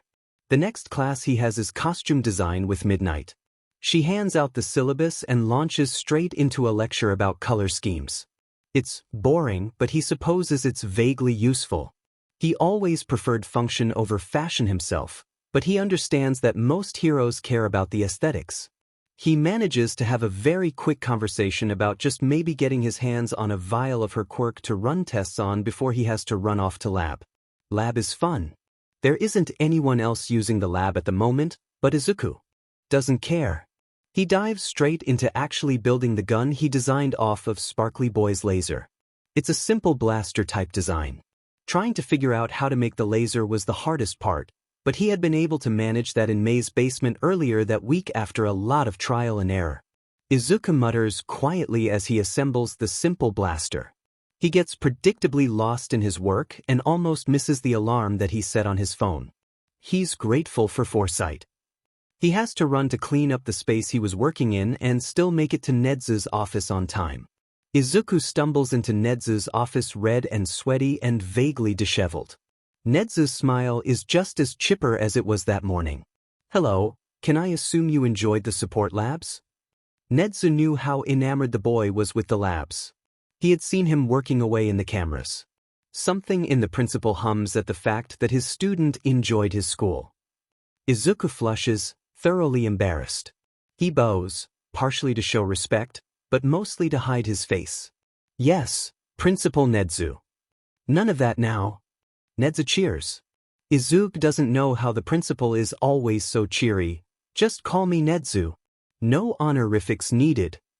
Izuku flushes, but the mammal doesn't give him time to respond. Come. There is much to learn. Tea. The mammal brandishes a porcelain pot. Izuku nods, and the principal happily pulls out a spare cup and pours Izuku a steaming cup of amber liquid. What are we discussing today? Izuku manages to ask, still embarrassed, pulling a notebook out of his bag, the cover carefully labeled with the principal's name. Izuku wanders into lunch 10 minutes later than the rest of the student body. He stumbles through the crowd, looking for his friends. He is interrupted by a set of arms grabbing his own and beginning to drag him. It takes a moment of fighting down the urge to throw the person over his shoulder to realize that it's just Mei. The laughter gives it away. Mei drags him to a table with a couple of free seats. Mei quickly claims one of them. "We saved you a seat," she exclaims, clearly happy about it. "Thank you." Izuku replies cheerily. He means it. It always stuns him how thoughtful his friends are. He looks around the table. Tenya and Yaoyorozu are sitting next to each other on the opposite side of Mei. At the head, and the head's direct right, sits Hiro and Kimiko. Mei sits next to Kimiko. And next to Mei is a vaguely familiar girl with brown hair. She's shifting around nervously. He sits directly across from her, next to Tenya. Hiro makes Tenya hand over a bento box. Izuku bites down a laugh. Hiro makes everyone in their friend group lunch sometimes. He stress cooks. Izuku thinks that to anyone else it would look like some sort of tsundere confession. Izuku turns to the brown-haired girl. "My name's Midoriya Izuku. It's nice to meet you." "Uraraka Ochako." The girl flushes. She's embarrassed, but Izuku, sweet, dense Izuku, does not notice. Izuku smiles. One of his bright ones, the ones Tenya swears outshines all might. "Thank you very much." The girl rushes out while bowing. Izuku has to take a moment to try and understand what's happening. Izuku quickly begins to wave his hands around. "What for?" The girl blinks. "For saving me." Now it's Izuku's turn to blink during the entrance exam. Izuku is still confused. From the zero-pointer. Now Izuku remembered her. "Oh!" Izuku exclaims. Hiro is laughing in the background as Yaoyorozu and Tenya hand their heads in shame and secondhand embarrassment respectively. Kimiko is just confused, but that's just Kimiko being Kimiko. Uraraka looks like she's torn between confusion and offense. In Izuku's defense, a lot of things happened during the entrance exam. He was a little preoccupied. "Don't worry about it," Izuku assures, desperately hoping she'll drop the fact that he completely forgot about the event. "Did you make it into the hero course?" Uraraka nods. "One," she pauses, "I'm sorry." She bites her lip. Izuku is confused. "Why? Because you didn't get in?" Izuku needs to take a moment. He is suddenly aware that not everyone knows about his unique situation. "I did not get in." He can hear Tenya's face palm from here. "So, is the hero course all you dreamed it would be?" He asks the 1A trio. He's not changing the subject. He's not. Both of Izuku's more heroically inclined friends groan, along with the brown-haired girl. Kimiko stiffens, no one notices but Hiro, who squeezes her hand in silent solidarity. Tenya takes the charge in the response. "Our homeroom teacher is very..." The sentence drags, Tenya unsure of what word he wants to use. "He's a hard ass." Uraraka tries. Yaoyorozu spits out her tea and Tenya is already waving his arms through the air in abject horror at Uraraka's loose tongue. Hiro is laughing loudly, wheezing and clutching his stomach. Yaoyorozu takes the reins of the conversation. He set up a quirk test and expelled the person who came in last. "It was terrible," Uraraka's, as expected of an elite school like Yui. Tenya swings his arms around, accidentally hitting Hiro in the face. Hiro blinks as he tries to process that. Izuku blinks. "Wow. Glad I missed that." Uraraka brightens. "I'm sure you would have done great." Your quirk must be amazing. She misses the way the entire table winces at her words. They all know that Izuku's quirklessness is a sore spot. Except Mei, who might know, but definitely doesn't care so long as they get to keep making things together. Izuku rolls the words in his mouth before spitting them out. I'm quirkless, just good at designing support equipment. Uraraka blinks. Once, then twice, then what? Kimiko, who had zoned out, flinches at the shriek. Mei barely looks up from her blueprint notebook. I'm queer dash. No, I got that part. Uraraka waves one of her hands about. You were so cool, just went pow and bang and totally blew up that robot. It was so cool, she waves her hands around some more. I just never expected you to be, you know? Izuku feels a sting of irritation. Quirkless isn't a swear word, Uraraka. I'm no different from you. The words are gentle, but the silent warning is evident. But you are. Kimiko exclaims, and Izuku swears he could hear a pin drop. He doesn't know where Kimiko is going with this, but he thinks she might catch fire from the murderous glare Tenya is shooting her. You managed to take first place on the written and practical portions of the entrance exam. Izuku now knows where she's going. And oh God, please no. And caught the attention of Principal Nedzu himself. He made you his personal student. Izuku flushes to his ears with embarrassment. You're one of kind. Even my dash. Kimiko. Izuku hisses, all but jumping across the table to cover her mouth. Hiro shakes with silent laughter. Izuku has managed to keep his extra training from the Kurasaki family hidden from Mei, Yaoyorozu and Tenya so far. He doesn't want anyone thinking he got some sort of special treatment, regardless of whether or not he actually had. The lunch goes smoothly from that point on. Easy conversation before parting for classes. Uraraka is a little awkward, but it isn't unbearable. Mei manages to pull the table into a debate on costume design and impracticalities until the end of lunch. Kimiko manages to pull together a PowerPoint to emphasize Hiro's point about poor fabric choices. This is doubly impressive given that she had to build a screen device with Wi-Fi capabilities on the spot. By the time the group splits up for classes, the tone is light and Uraraka is thoroughly confused. Izuku considers it a victory. Heroics Law and Intro to History of Heroics is a reading of the syllabus. It would be boring, were he in any other classroom he would be designing on the back of the crisp sheets that outline the course, but he can practically sense Kaken Bakugo's rising blood pressure. He sits ramrod straight and tries to ignore the itching of his starburst scars and the sound of Kaken Bakugo's growl. There's no pause in between Heroics Law and Intro to the History of Heroics, so no one is able to talk to him. But he feels their sideways glances, knows their stares, senses the questions on the tips of their tongues. He wants to melt into the floor and never return. Practical heroics is he wants to say worst possible option. 1A and Izuku are given a syllabus that basically says the course is open to interpretation and sudden changes before Aizawa-sensei leaves. He vaguely reminds Izuku of Nanako but more done with existence. He's pretty sure the scruffy man is actually the pro-hero Eraserhead, but he isn't sure. He wonders if all underground heroes are like that.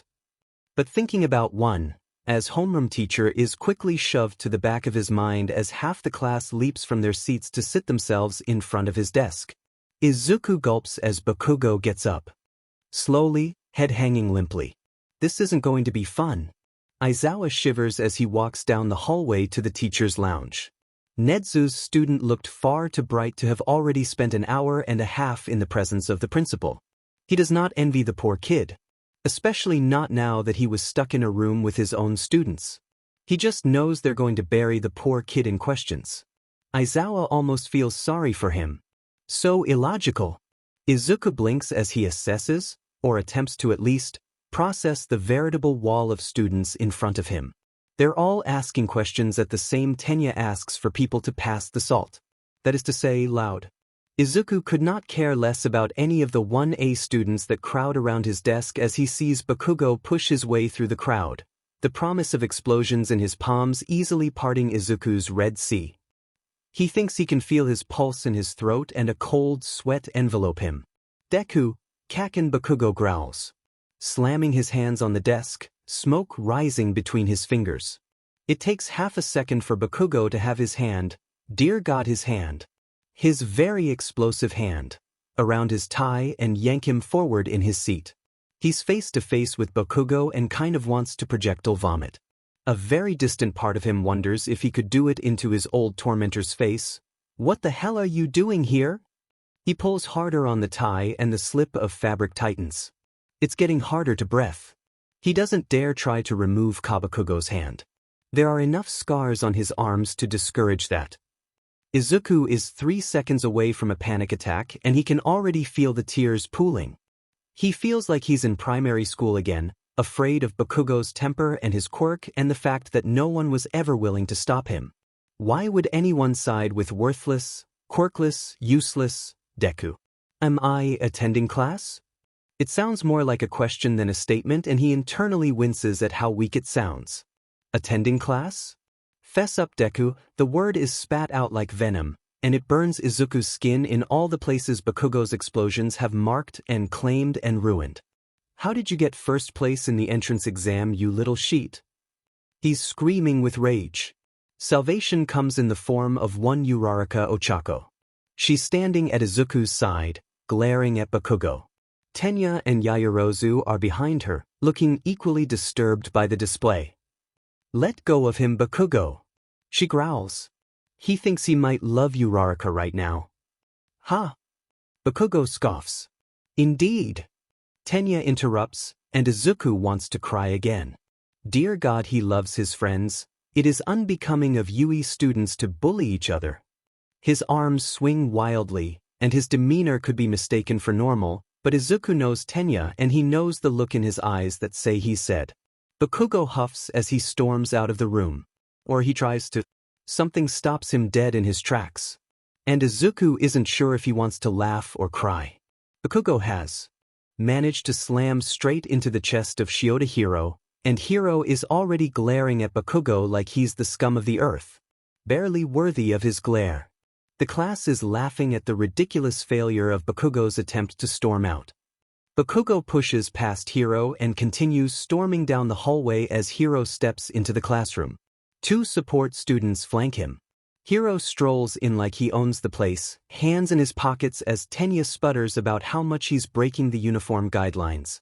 Kimiko and Mei follow in after him. Hiro is glaring, and he can see the palms of his hands glowing slightly. He's never seen Hiro use his quirk. He wonders if he'll start now. One of the 1A students, a boy with blonde hair with a black streak in it, steps up. What are you doing here? He asks Hiro. Izuku vaguely notes Kimiko pulling a stunned Tenya and Yaoyorozu away.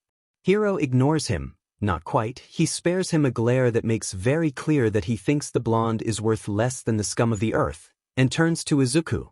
Kimiko needs you for something. He states, deadpan. Kimiko is already headed towards the door, pulling Tenya and Yaoyorozu all the while. Be nice, Hiro. She whines. Hiro sighs, and to the surprise of most of the room, turns towards the blonde. I'm sorry for ignoring you.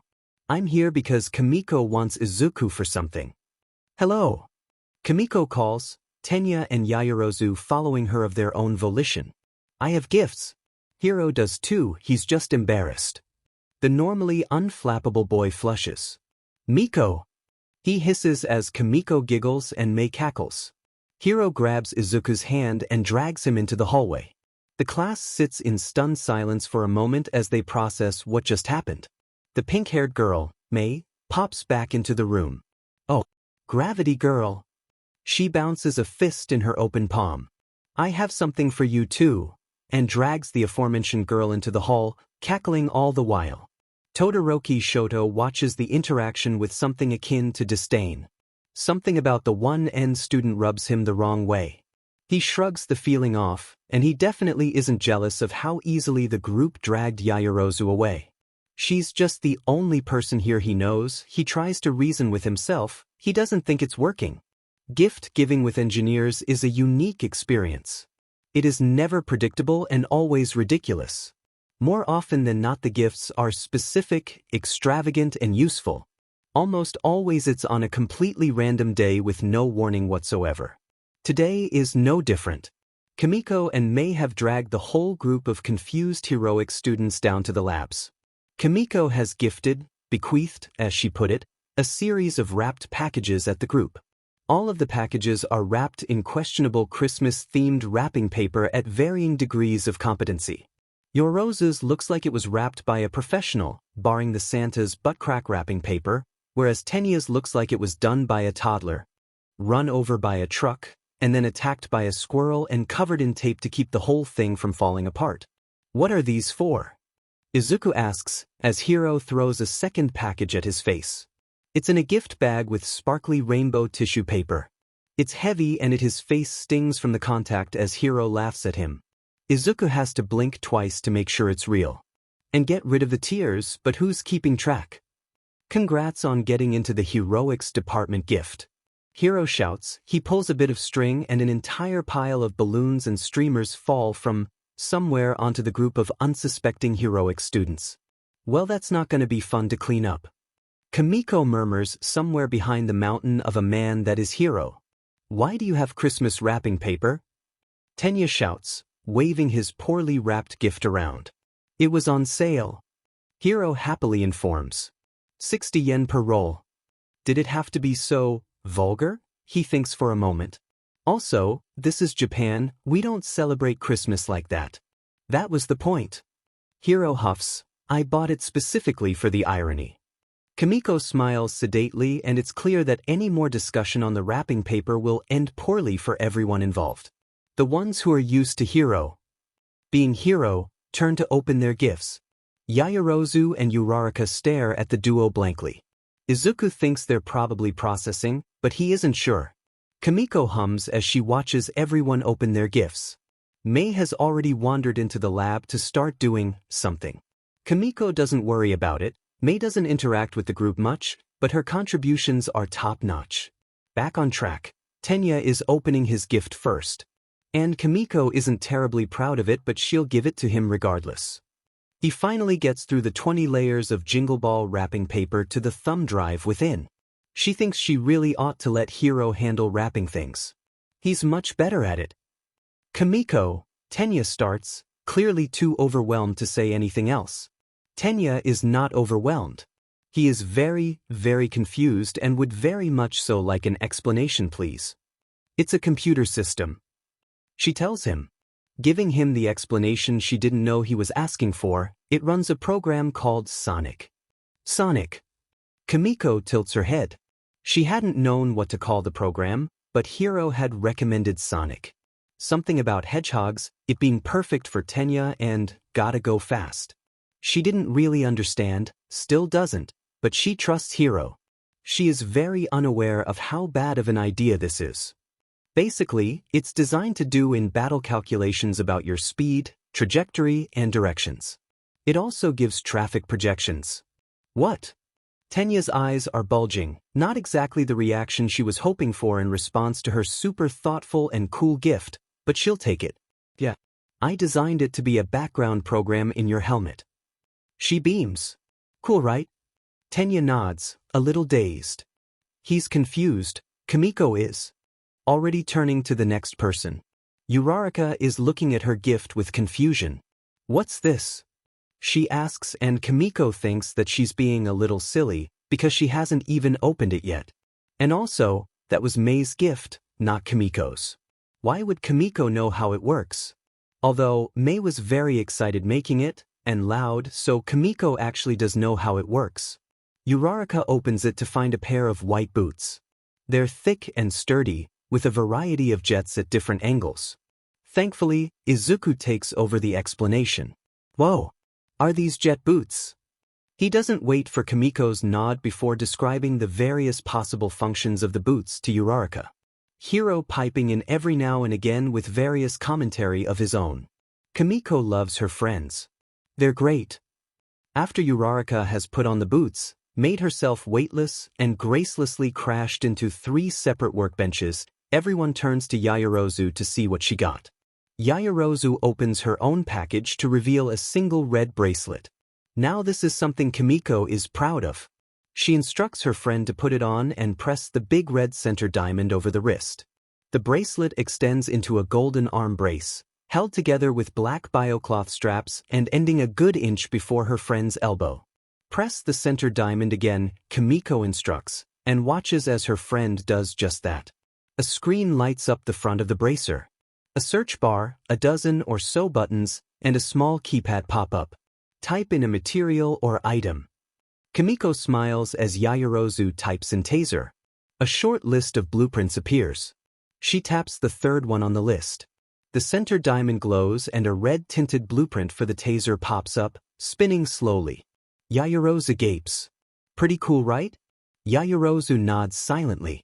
It's got nearly 4 million different materials and/or blueprints in there, as well as internet access in case you need something that isn't in the database. Kimiko smiles at her stunned friend. Tenya, Uraraka, and Izuku are watching in awe at the still spinning holograph. If you press the button on the top, it'll return you to the main menu, the one with the search bar. If you press the center diamond dash, said diamond glints in the light, larger than its companions. It'll turn off the holograph. If you press the bottom one, it'll collapse the bracer back into a bracelet. Yaoyorozu presses the bottom one and removes the bracelet with shaking hands. She attempts to hand it back to her, and Kimiko tilts her head. I can't accept this. It must have taken hundreds of hours to program. But I made it for you? Kimiko tilts her head in the other direction and presses the bracelet back into Yaoyorozu's hands. It's a gift. Yaoyorozu looks like she's about to object when Hiro, bless his soul, if he has one, cuts in. She won't take no for an answer, and if you keep pushing like this it'll hurt her feelings. The tone is teasing, but Kimiko blushes.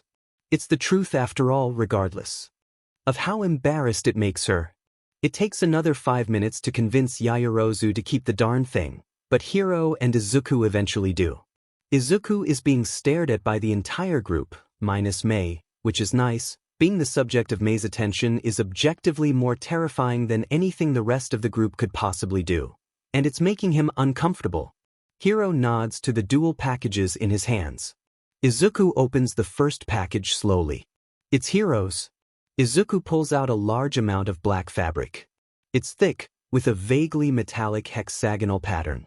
He continues to pull the fabric out of the bag. He discovers lines of smooth green cutting through the fabric.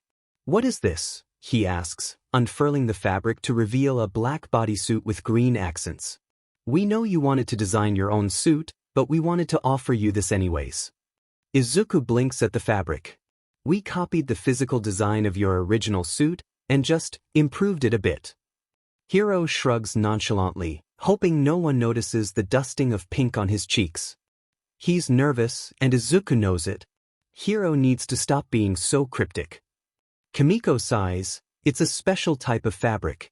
It's hyper-durable, water, fire, and acid-resistant, insulated, both for electricity and cold, and kinetic absorbent. Kinetic absorbent? Uraraka asks, and Izuku feels bad for forgetting she's here. Just not bad enough that she stops doing it. Basically, the suit absorbs kinetic energy, minimizing the strength of hits, and can release it through various channels, increasing the strength of various actions. Kimiko smiles. We figured Izuku would want to figure out the boots and gloves, even though that's the most convenient location for energy expenditure. Hiro tosses a thumb drive to Izuku. It's the research and blueprints we used.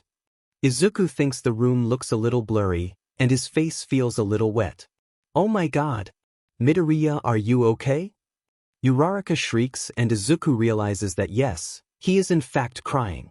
He dabs at his face with one hand, the other holding the suit that would be worth less if it was made of diamonds. Yeah, he mumbles, sniffing as he continues to cry. Don't cry on the suit, dude. Hiro exclaims, it took forever to stitch the DMN thing. He waves his arms in the air in a way that's reminiscent of Tenya mid-rant. Do you know how hard it is to stitch together a material resistant to every bonding technique known to man? And also needles. Kimiko helpfully chimes in. Hiro nods vigorously, that too. Izuku is laughing now. It's easy too. It's always easy too with his friends. So what's in the other box? Uraraka asks, leaning over Izuku's shoulder in a way that would leave him feeling hot and bothered had Mei not actually asked him to weigh her melons for science once. Mei in general makes it hard to be flustered by women. He's seen a lot of crap he won't ever be able to forget. Now that's a real gift. Kimiko all but purrs. My pride and joy right there. Izuku shakes as he opens the lid. Nezu drinks tea as he waits for the door to open. Yagi is supposed to arrive any minute to discuss the students he thinks would be a good fit for One for All. He's been given access to footage of the entrance exam and last year's final exams to help him out. Nezu thinks he might point his own student in Yagi's direction. He still feels delightfully pleased to call him his student. Nezu's ears prick up as he hears the knocking on his door. Please come in.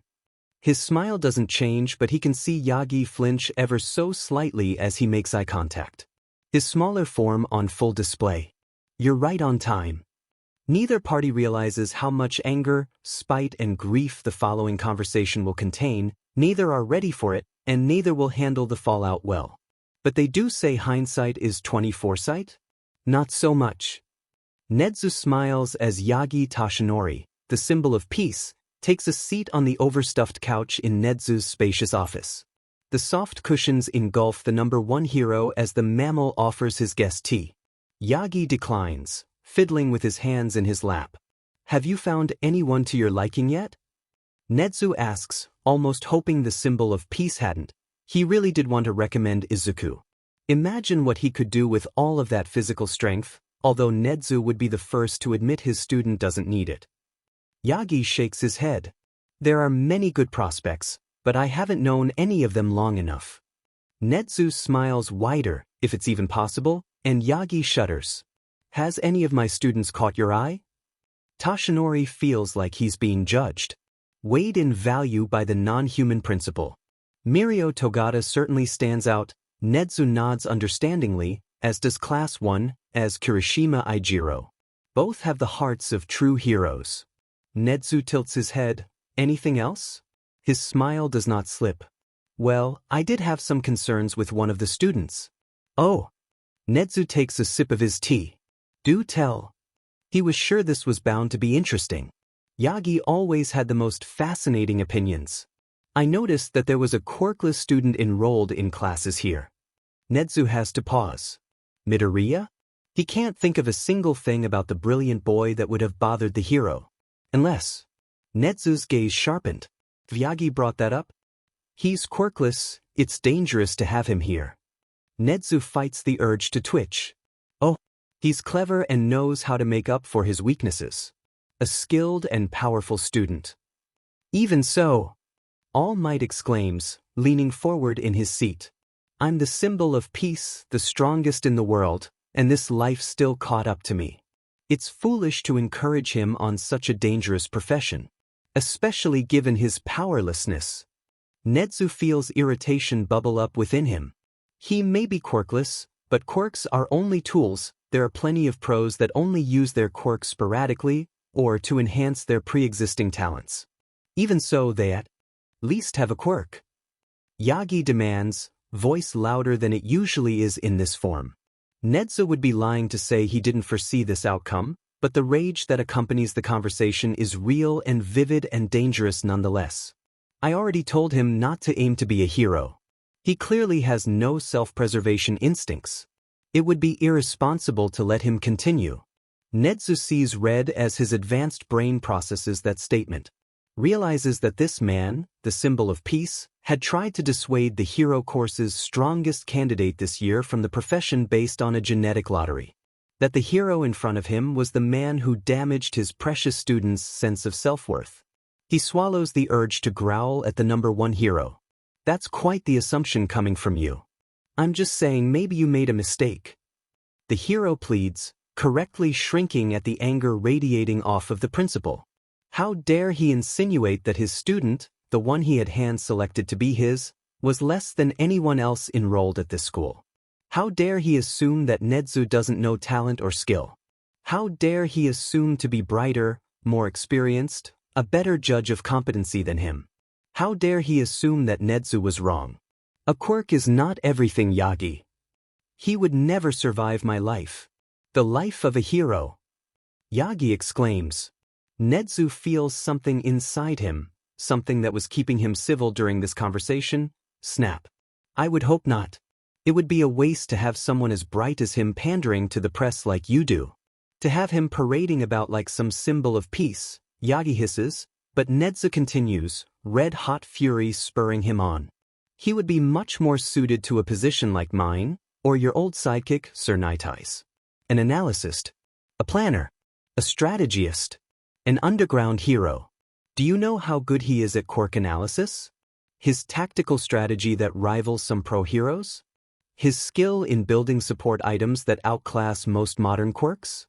His talent at mixing the three into something awe-inspiring and terror-inducing. Yagi flinches against Nedzu's verbal assault. Nedzu continues pressuring him, uncaring of the other man's feelings.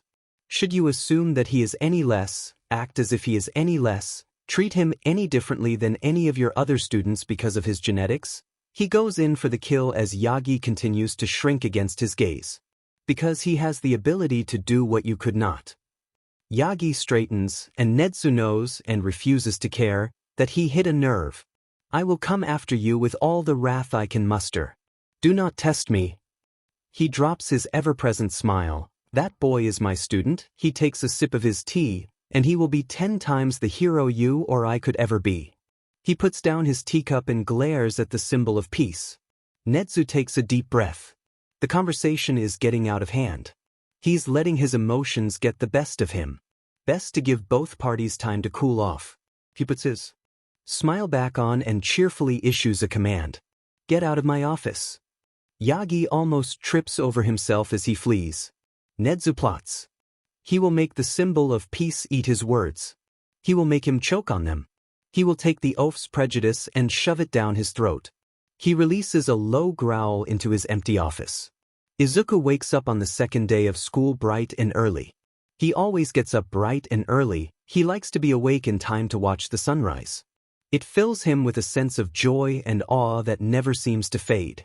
He likes to ponder how things are going in his life while he watches the sky get brighter. It's a nice ritual, one he started sometime during his first year of middle school and never really stopped. For the first time in a while, he feels his scars pull when he stretches and thinks about Bakugo. He understands now that his relationship with Bakugo was toxic at best and abusive at worst, but he's just beginning to see the aftershocks it's had on him.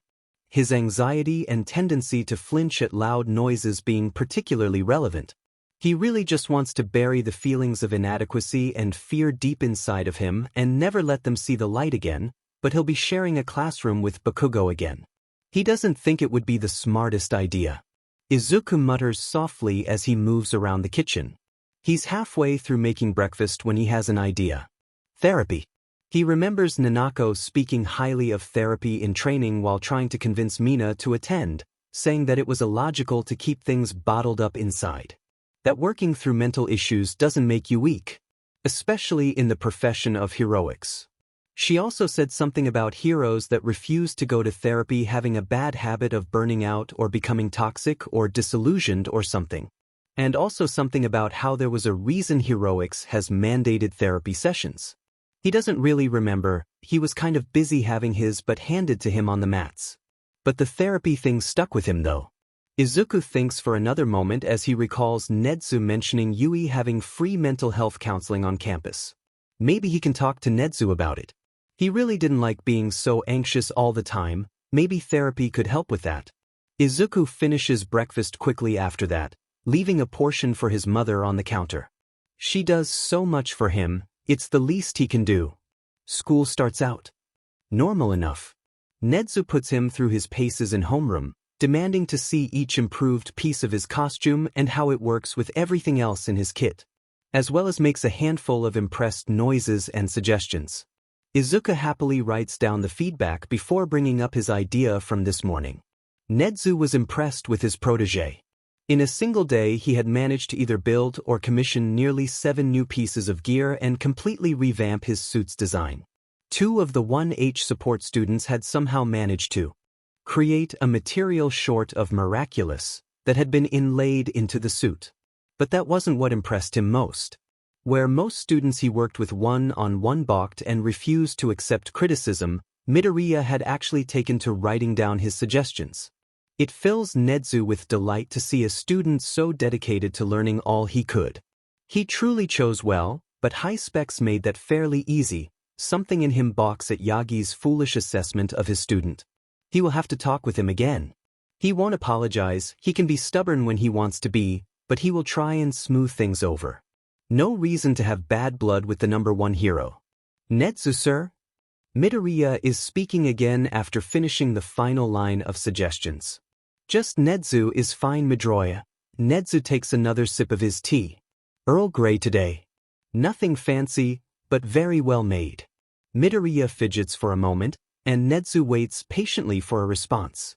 I was curious if you knew anything by the school offered counseling? Nezu is actually surprised by this. He knew Midoriya was forthcoming with his problems and questions. It was one of the reasons he had him as a student, but he hadn't been expecting such personal questions. Most humans were touchy about mental health. Nezu understood that. The idea of telling anyone, regardless of how trusted they were, about his incidents with experimentation left him feeling sick. Why do you ask? He pushes, he is curious after all. He wonders if this has anything to do with Bakugo. The only blemish on the 1A student's record was a skirmish with Midoriya. With Midoriya transferring schools soon after. That raised several red flags. Midoriya takes a deep breath and fidgets again. His facial cues tell Nezu the boy is calculating the risk-benefit calculations to explaining himself. He pauses, Nezu waits. Nezu is nothing if not patient. His experimentation taught him that much. I have really bad anxiety, he pauses, but Nezu knows it's not all Midoriya wants to say, so he continues to wait. And I have some history with Bakugo. I don't. He looks down at his lap, flushing and blinking rapidly. The wetness of his pupil's eyes betrays tears. I don't like sudden or loud noises. I flinch if anyone shouts at me. I feel like I should talk with someone about all of that. I mean, he lifts his head to smile at the principal. There's nothing wrong with asking for help. Right? Absolutely. Nezu beams at his student. Pavlovian method. If he wants his student to trust him, he has to reward this sort of open behavior. Although he is surprised at just how open the boy is being. If you feel like it will help, I will happily schedule an introductory appointment with Hound Dog for you. Nezu sends his protege off to his first class with a smile and a biscuit. A good choice indeed, he murmurs into his tea. After the slightly taxing conversation with the sapient mammal that is Yui's principal, Izuku gets through the second day of school easily. When he talks with Nezu before lunch, the principal ignores Izuku's earlier question in favor of discussing the morality of hero law. It's an interesting topic, and Izuku finds himself sad when the bell for lunch rings. Although he is very excited to talk with his friends. Nezu hands him a paper as he leaves. It's an appointment notice for Hound Dog. It replaces his free lab on Thursdays. Izuku goes down to lunch in a slight daze. Which was a mistake, because Mei had brought one of her babies to the cafeteria and accidentally set his hair on fire. He's still not quite sure what the actual purpose of that invention was. On the bright side, most of his teachers are lecturing properly now, and he got to properly introduce himself to Class 1B during Heroics Law. Most of the class seem really nice, if a little jealous of Izuku's situation. Izuku isn't sure they should be jealous. He's pretty sure Nezu is working him 3 times as hard as his peers in the hero course if the 13-page paper on bystander syndrome he assigned for homework on the first day of school is any indication, or the 60-page analysis on the situations in which certain fighting styles are appropriate he was assigned to read tonight. Monoma confuses him, but Izuku decides not to comment on the frighteningly obvious inferiority complex disguised as excessive competition. It's finally time for practical heroics now, and he's with 1A again. He can sense that they want to ask him more questions, especially after his eventful exit yesterday. They aren't subtle about it, but Izuku is trying to focus on the task at hand. Or rather, the teacher at hand. Nezu had refused to tell him who taught the first year's practical heroics class. And the teacher is late. Izuku taps his fingers on the desk impatiently. He's excited. This is his chance to prove his worth. And also try out his costume. Izuku yawns and blinks. He probably shouldn't have stayed up all night editing the boots, gloves, and various pieces of equipment to better suit his new suit, but he really couldn't help himself. And besides, what's getting a grand total of 2 hours of sleep in comparison to innovation and discovery? Izuku picks up the sound of heavy footsteps a little ways away from the classroom. I am here. The door slams open, revealing Izuku's old favorite hero in his Silver Age costume. Coming through the door like a normal person, the whole class bursts into cheers and excited statements while Izuku feels like he's going to be sick. He does not notice Tenya and Yaoyorozu stiffening in the background, both unable to forget what the hero had told him. Today we will be diving straight into it. The number 1 hero pulls out a white card, Battle Trials. Izuku zones out up until 20 cases shoot out of the wall. So, put these on and meet me at ground beta. Izuku looks at the cases and has the sudden realization that his own costume is still in the support, where he had been adding the final touches. He didn't think he'd need it soon. He knows Yaoyorozu's costume is down there as well. Tenya's had been finished ages ago. He chances a nod at Yaoyorozu before darting out the door, the tallest girl in class on his heels. Ochako shifts her weight from foot to foot as the class waits for Midoriya and Yaoyorozu. The two had dashed from the class like devils out of hell, but Yaoyorozu only made it to the changing room when Ochako was halfway into her hero costume. Hagakure was already gone. Ida appeared to be messing around with his helmet. Ochako let her gaze drift down to her newly modified boots. She had really liked the puffy aesthetic of her original boots, but she had to admit that Hatsume's were more functional. Didn't mean she wasn't a little bitter about the whole thing. She ends up starting a conversation with Hagakure. Despite the girl's invisibility, she was plenty expressive, even with just a pair of shoes and gloves. Momo's attempt to put on her costume quickly has actually managed to slow her down. She really has to stop rushing, it makes her slower in the long run. And more stressed. She huffs a strand of hair out of the way as she attaches her bracelet gauntlet thing, quickly activating the device. Her costume is simple, but the fact that it lets her creations pass through the fabric is indispensable. She also has pants. She had long since given up on having pants, given what her quirk was. She feels like she can't thank Midoriya and the rest of his weird support squad enough.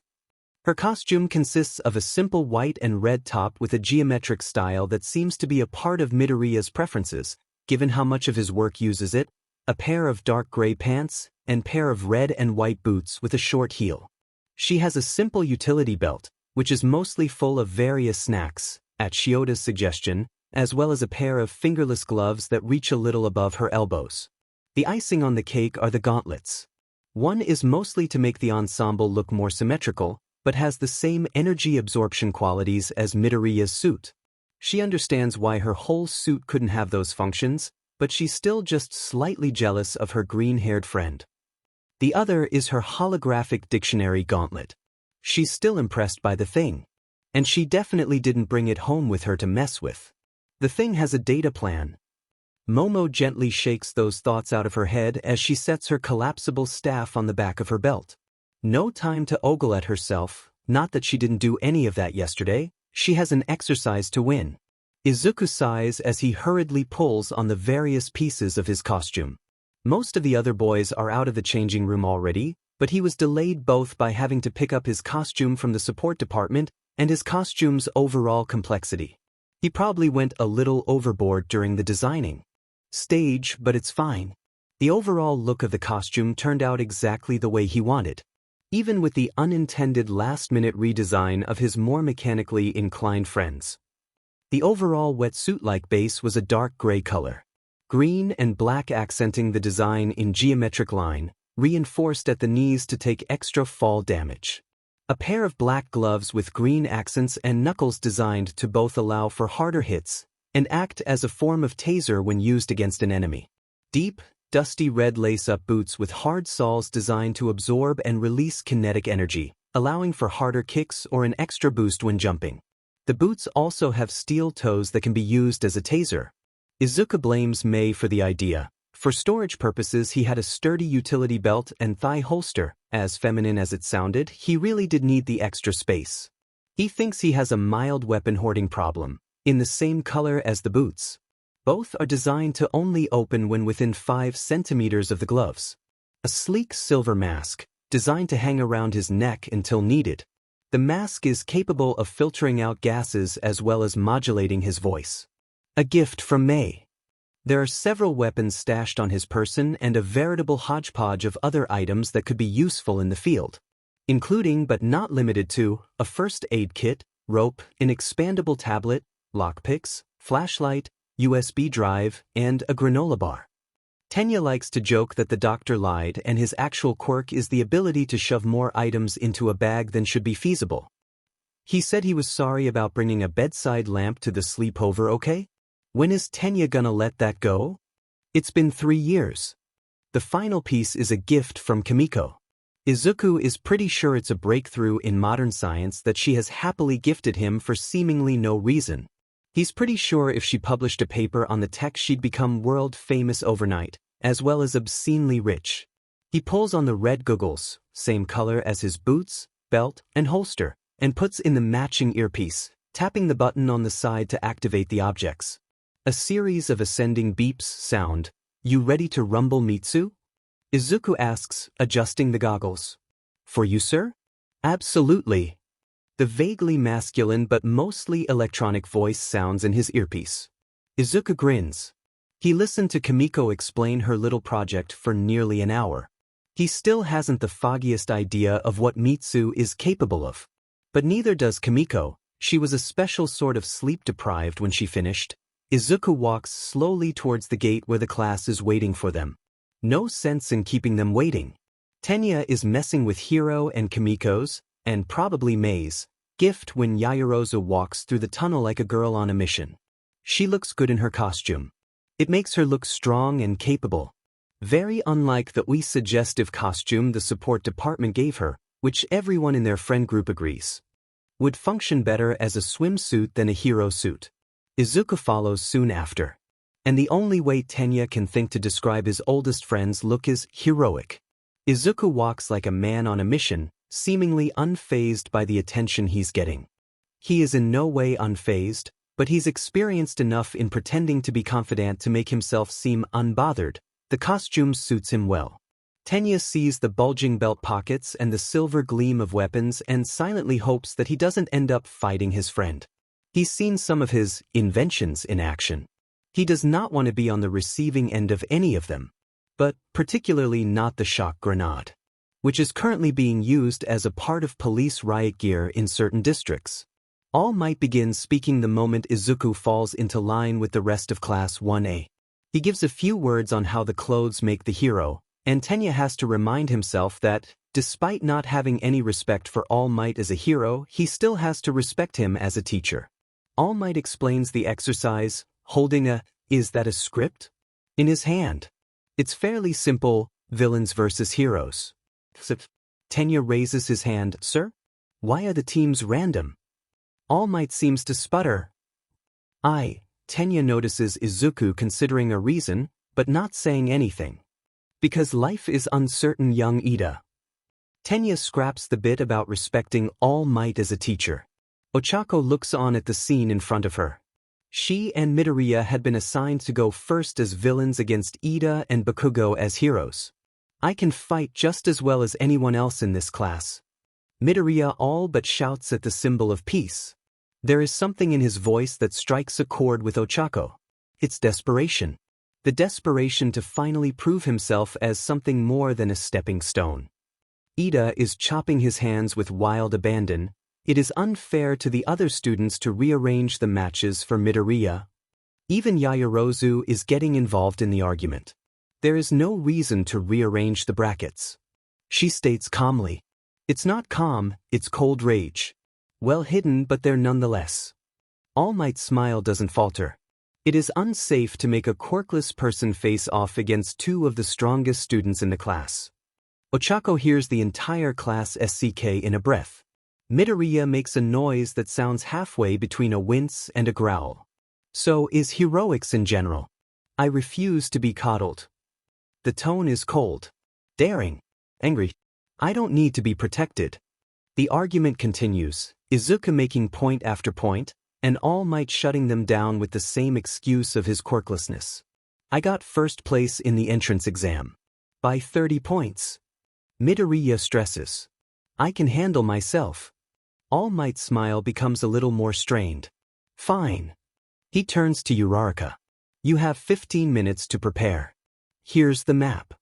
The four head off to the building they're supposed to battle in.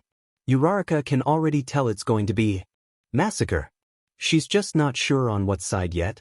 Uraraka and her partner quickly make their way to the room with the bomb. Izuku spends a few seconds observing the room the bomb is in, muttering quietly all the while. He turns to her. Fire in his eyes and confidence in his posture.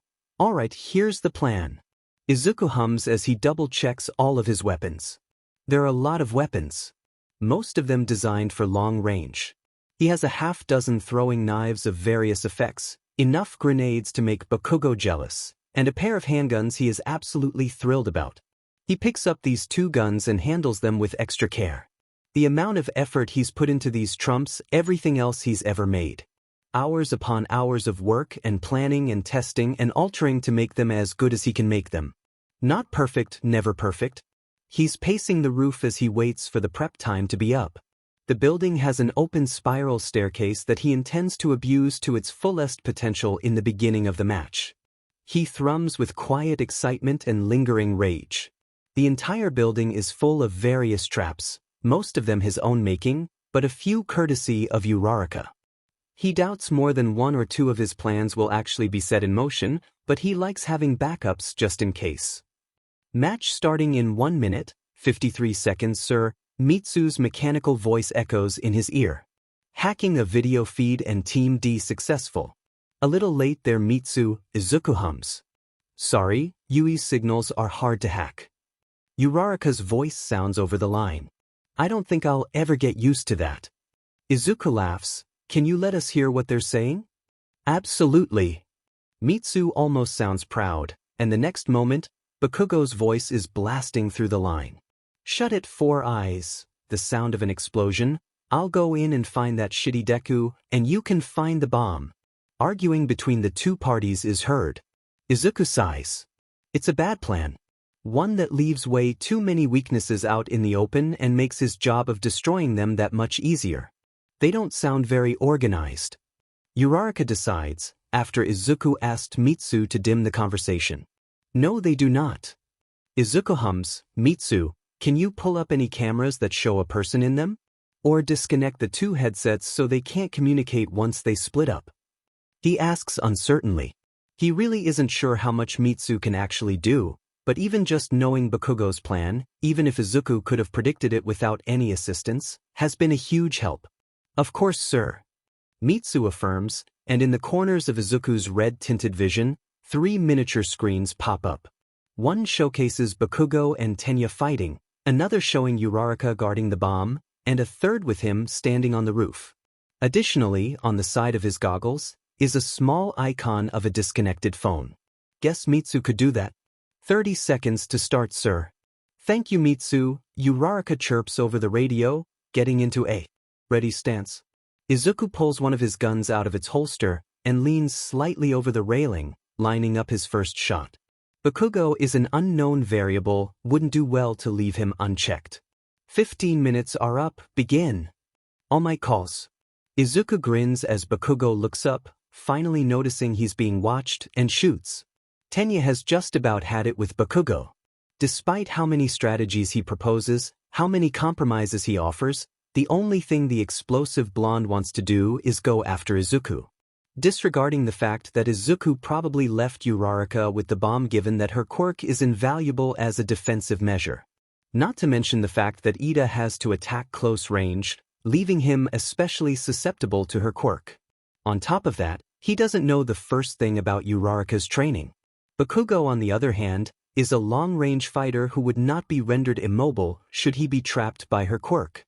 But no, he has to go after Izuku, and refuses to accept any of Tenya's help. All Might calls for the trial to start, and a small bang is followed by a shout. Tenya's mental capacities screech to a halt as he turns to see Bakugo clutching his chest. He doesn't have time to do anything else before a second shot rings out. It knocks Tenya off balance, and he notices a stinging in his neck. He touches the area, and when he pulls his fingers away, finds them coated in a thick coat of bright blue paint. When Tenya looks up at the roof, where he had heard the sound, it's empty. That shitty nerd. Bakugo spits out. His breathing uneven. Tenya can't tell if it's from pain or fury. I'll kill him. Wait, Bakugo. Tenya calls as Bakugo blasts open the door. He follows blindly. If Tenya's ears weren't ringing from the blast, he'd hear the beeping noise of one of Izuku's activated grenades. He'd know that they've already lost. Izuku throws himself onto the rope he had placed at the top of the stairwell, sliding down it at speeds that would make Nanako blanch. He silently thanks his gloves for sparing him the rope burn. He hears an explosion, and sees both Bakugo and Tenya continue on, ignoring the fact that they set off one of his tripwire bombs in the corner of his goggles. All right, Uraraka, he calls over the comms, looks like we're going with Plan C4, release in T20 seconds. Katsuki was nearly blind with fury by the time he noticed the bomb in the corner. It was an inconspicuous little thing, small and black, with an orange stripe up the side. He didn't have a chance to do much more than shout a warning to his shitty partner before the DMN thing went off. The next thing Katsuki knew, he was being blown back by an explosion. Bakugo knew explosions like the back of his hand, so it didn't take long for him to regain his bearings. For Eyes was on his knees a step or two behind him, on his knees like the useless piece of shit he was. The walls of the hallway were scorched, and a handful of marble-sized ball were falling to the front. Wait. The next thing Katsuki knows is pain. The sort that makes it impossible to pay attention to anything else as his limbs locked up and he fell to the floor. He vaguely notes that he's being electrocuted. He doesn't notice his palms going off as he spasms. The feeling passes after both a moment and an eternity, but the leftover fuzziness does not. He hears the thud of footsteps but can't find the strength to get up. He hears Four Eyes breathing heavy beside him, grunting as he tries to get to his feet. He notices that, more than the electrocution, his limbs feel heavy, and his vision is full of spots. The sound of a gun going off fills Katsuki with something almost primal. His gut twists and limbs jolt as adrenaline spikes through his system. It makes the fogginess even worse. He jerks up at the source of the sound. It takes more effort than it should. Why is everything so heavy? What he sees is Deku, mask on and red goggles linting eerily in the flickering fluorescent lights. His smoking gun is pointed at Four Eyes, who is somehow covered in a net. Katsuki grits his teeth. Katsuki is afraid. Izuku watches the two hero students in front of him. He knows the shock was less effective on Tenya. He insulated his suit himself after all, but now Tenya is very thoroughly trussed in the net, spasming occasionally as his body readjusts after the shock it had been given. Heat, electricity, and kinetic force, quite the combination. Izuku knows he won't be down for long. He has tested the net on Tenya before. Best to be quick. He turns to his other opponent. Bakugo looks utterly pathetic, none of his confidence or bluster present. Izuku can't help the thrill of satisfaction at seeing his former tormentor so thoroughly battered. He pushes that thought away. It feels dark and scary, and Izuku doesn't feel like seeing where it leads. Bakugo grits his teeth and struggles to get to his feet. I expected better of you, heroes. He taunts, pulling out a roll of his capture tape. He ignores Bakugo for now. It will take him a while to stand after all. It takes only a second to wrap the tape around Tenya's trapped form. Tenya has been captured by the villain team. All Might's voice rings out over the intercom. It's shaky, but still strong. Bakugo finally manages to get a foot under himself. Shitty Deku, I'll kill you. Izuku can feel the venom in his voice. Can almost taste it. It leaves him feeling gross and sticky for reasons he can't quite pin down. How will you kill me when you can barely stand? He asks calmly, tilting his head as he gets into a battle stance. Bakugo stands tall, a smirk on his face and an unhinged glint in his eyes. You know how my quirk works? Right, you stalker? The taunt stings, but Izuku does not respond. It works by igniting my sweat, And if the support department built these babies like I asked them to, they've been storing my sweat for nearly 30 minutes now. Let's test them out. Izuku's mind is spinning as his eyes dart wildly, trying to remember the layout of the building. Izuku's eyes widen. Young Bakugo, do not use those on young Midoriya. He'll be fine if he dodges. Bakugo hisses, hand moving up to pull the pin. Izuku lunges, getting inside Bakugo's weakened guard and shoving the arm back towards the entrance. The side with the fewest load-bearing walls. He squeezes his eyes shut and prays. His ears are ringing when he comes to. He thinks he must have blacked out for a minute as the dust begins to settle. He realizes he's still holding Bakugo's arm and decides to take advantage of this fact, flipping him over his shoulder and body slamming him into the concrete floors. Bakugo struggles to get up as Izuku flips out his staff from his belt. It extends in half a second, and Izuku all but stabs Bakugo with it. It has the desired effect of knocking him back down. He presses the button in the center, and Bakugo crumples as electricity once again floods his system. Izuku huffs out a breath as he looks over the unconscious blonde. Such a waste. He can't hear himself through the ringing in his ears. Tenya stares on in shock as his oldest friend stands over Bakugo. Such a waste, even through the ringing in his ears. Izuku's voice makes Tenya shiver. It sounds so empty, so done. Izuku winces as he moves to clutch his left ear. The one that had been closest to the explosion. When he pulls his fingers away, they drip red. Bakugo is incapacitated. The villain team wins. All Might's voice sounds nervous to Tenya's ears. Please report back to the observation room. Aizawa Shota storms down the hallways on a mission. He's set off and ready to bring hell upon those who instigate his wrath.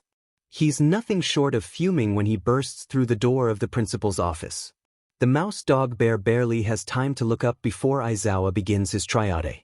Who signed off on giving a child with anger issues a weapon like that? You mean Bakugo and his gauntlets, correct? The principal clarifies, not giving Aizawa the time to respond. I did not sign off on that. The support department was in charge of it. Although I am rethinking my policies in that regard.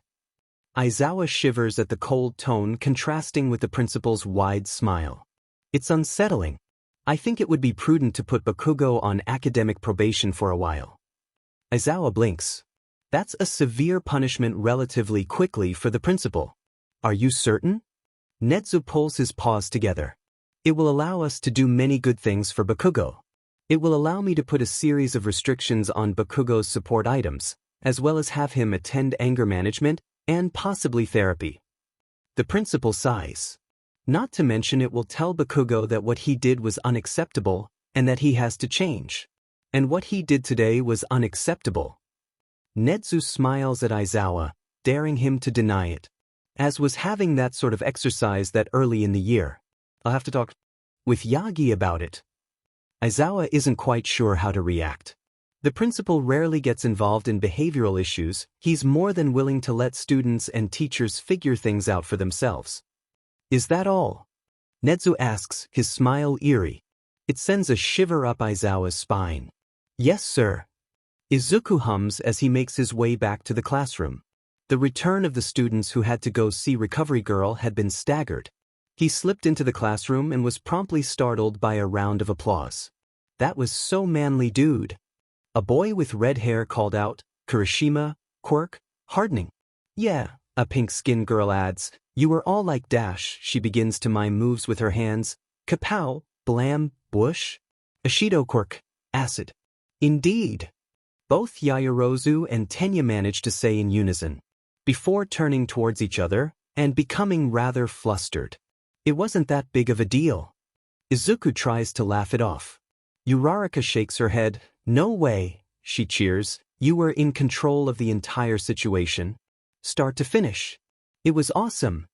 Izuku smiles. Praise is not nearly as unusual as it used to be, but he doesn't think he'll ever get used to the warm feeling in his stomach that comes with it. Although he thinks he'd like to try. It's Wednesday morning when Izuku returns to Nedzu's office for homeroom after the battle trials. He's already managed turned in yesterday's assignment and is currently helping the principal with a bit of busy work. Something about sending budget analysis to the Department of Education. Izuku can't help but notice the frankly massive numbers on some of the sheets.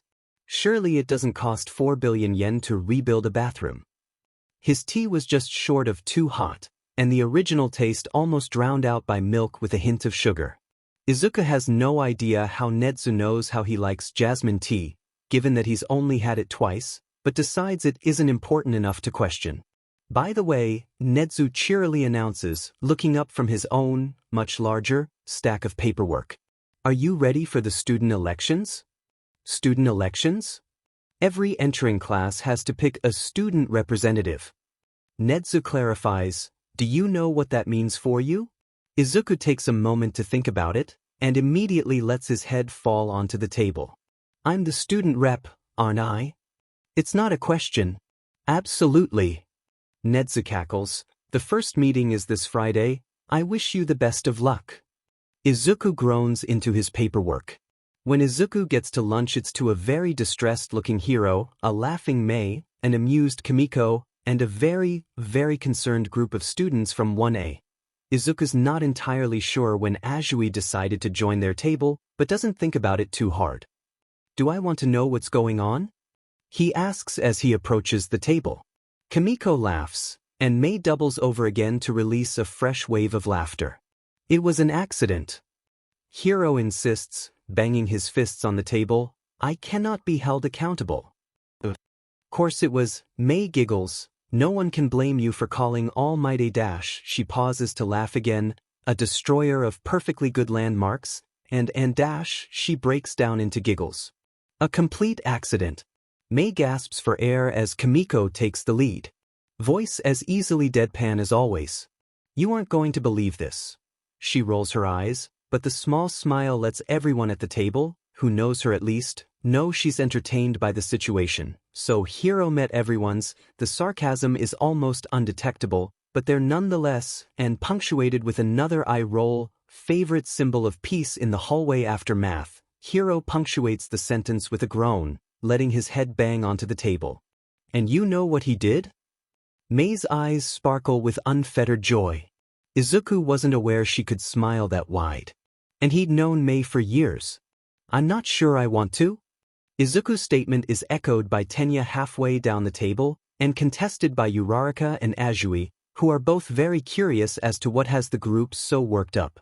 Picture this. Kimiko interrupts, a dozen support department students, passing through the halls of the prestigious Yui. After an intensive mathematics lesson, she gestures dramatically, although not quite enough to match the deadpan of her tone, when, to their surprise, crossing the hall and talking to one of the heroics teachers, is the one and only All Might. Oh my god, Izuku groans. It gets better. Mei enthuses before laughing maniacally. Kimiko takes over the explanation again, her calm demeanor lending itself incredibly well for dramatic retellings. Now many students are in awe of the symbol of peace, but 3 far more talented, skilled, and attractive support technicians know better.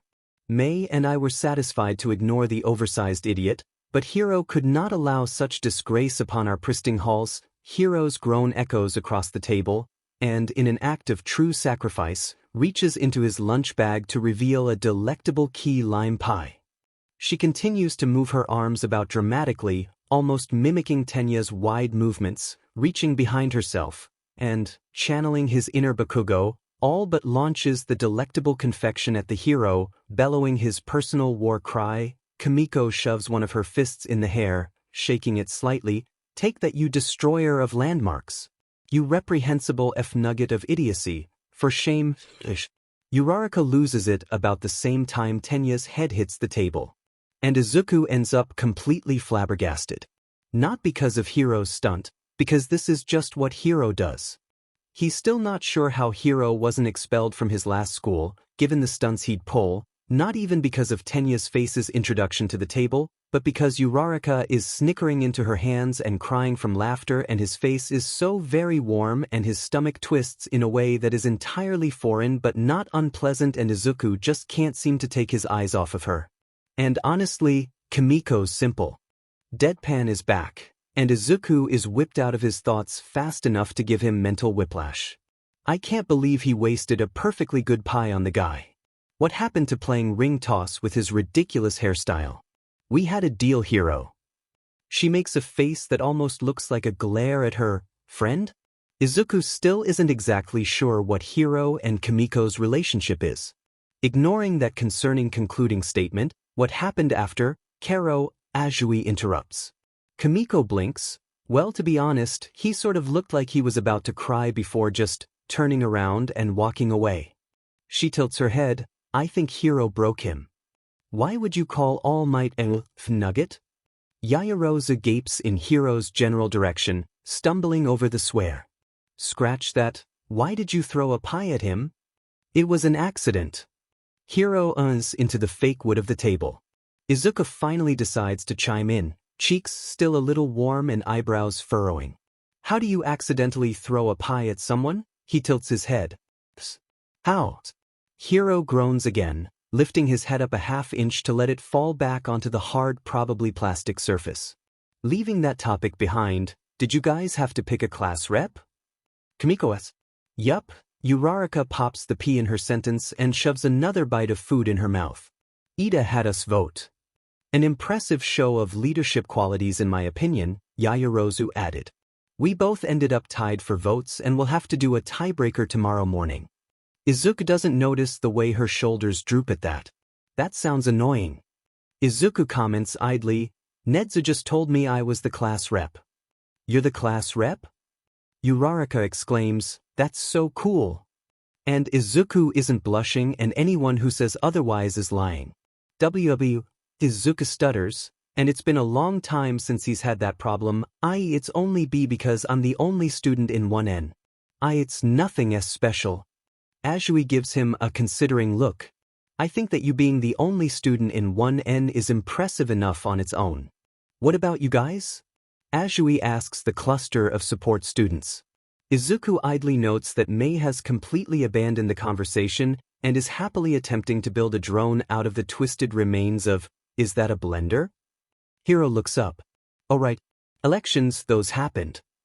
He slams a fist into his palm. Who won that, by the way? He turns to Kimiko.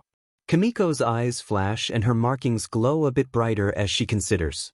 Izozaki Inomoto, age 15, born October 3rd, 2XX, blood type O+, well known for vehicular engineering, ranked 13th on the entrance exam, grades dash. That's enough. Izuku stutters out. Sometimes he wonders where Kimiko would stop if no one interrupted her. Another part of him wonders where she gets the information. Neither uncertainty makes him willing to sit through the comfortability that is Kimiko spreading out a person's entire life story like it's completely normal. He told you all of that when he ran for the elections. Uraraka. No, Kimiko replies simply before returning to her lunch. Uraraka opens her mouth to question further when a loud blaring alarm begins in the cafeteria. It takes only a couple of seconds for the entire lunchroom to start pushing and rioting. In just a few minutes, Izuku and his friends have been separated and pushed into one of the surrounding halls by the horde of people. Izuku ends up being pressed firmly against one of the windows and has a clear view of the reporters that managed to breach the school gates. Izuku spots Tenya a little further down from him. It's just reporters. He all but screams over the din of the panicking students. What Tenya does next surprises Izuku.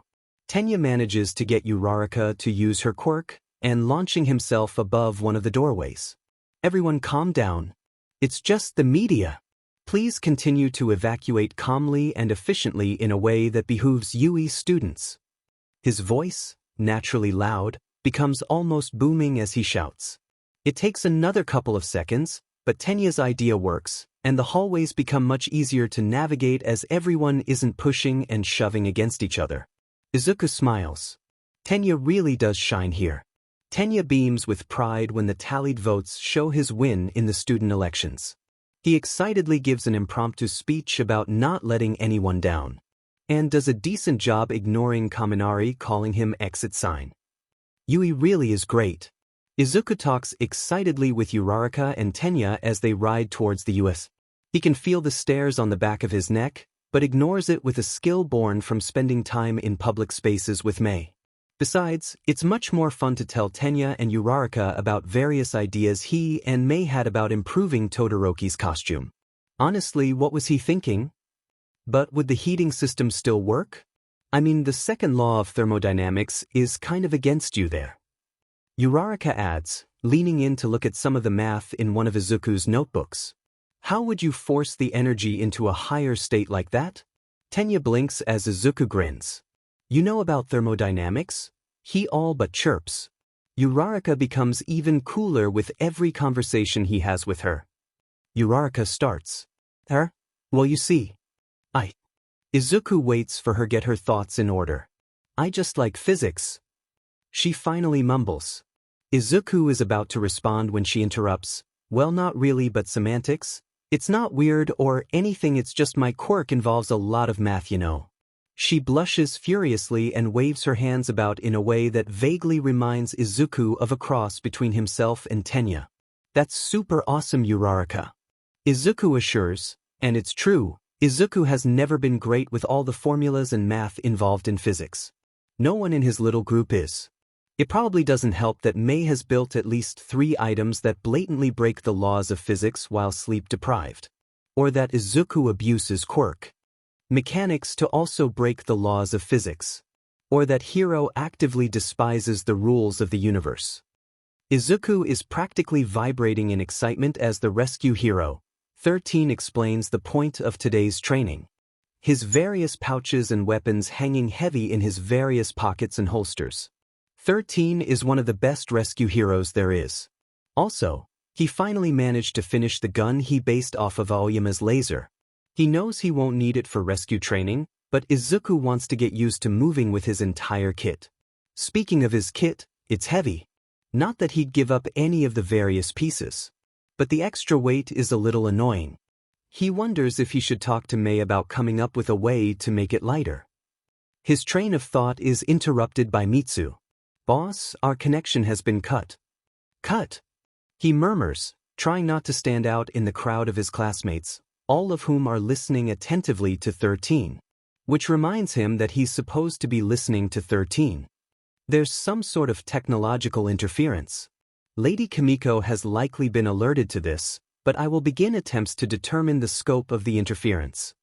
The confusion at Mitsu's statement very quickly turns to horror as the gaping hole in the world continues to spit out villains. How did it go so wrong? Tenya tries not to panic as he watches his classmates be swallowed by the void of a villain in front of him. But Izuku disappears and Aizawa jumps into the fray and Tenya feels like he's being crushed and he can't breathe. Dear God, someone help us. Izuku blinks back into awareness after being moved through a dark portal and takes a moment to gather his bearings. And by gather his bearings he means scream and flail wildly as the water rapidly approaches him. Or the other way around, who's really keeping track? The water is cold and disorienting and he is panicking in a way that he has no experience with. When he manages to collect himself enough to think in a direction, whether or not that direction is straight is between Izuku and God, he releases a tiny stream of bubbles from his nose to figure out what way is up.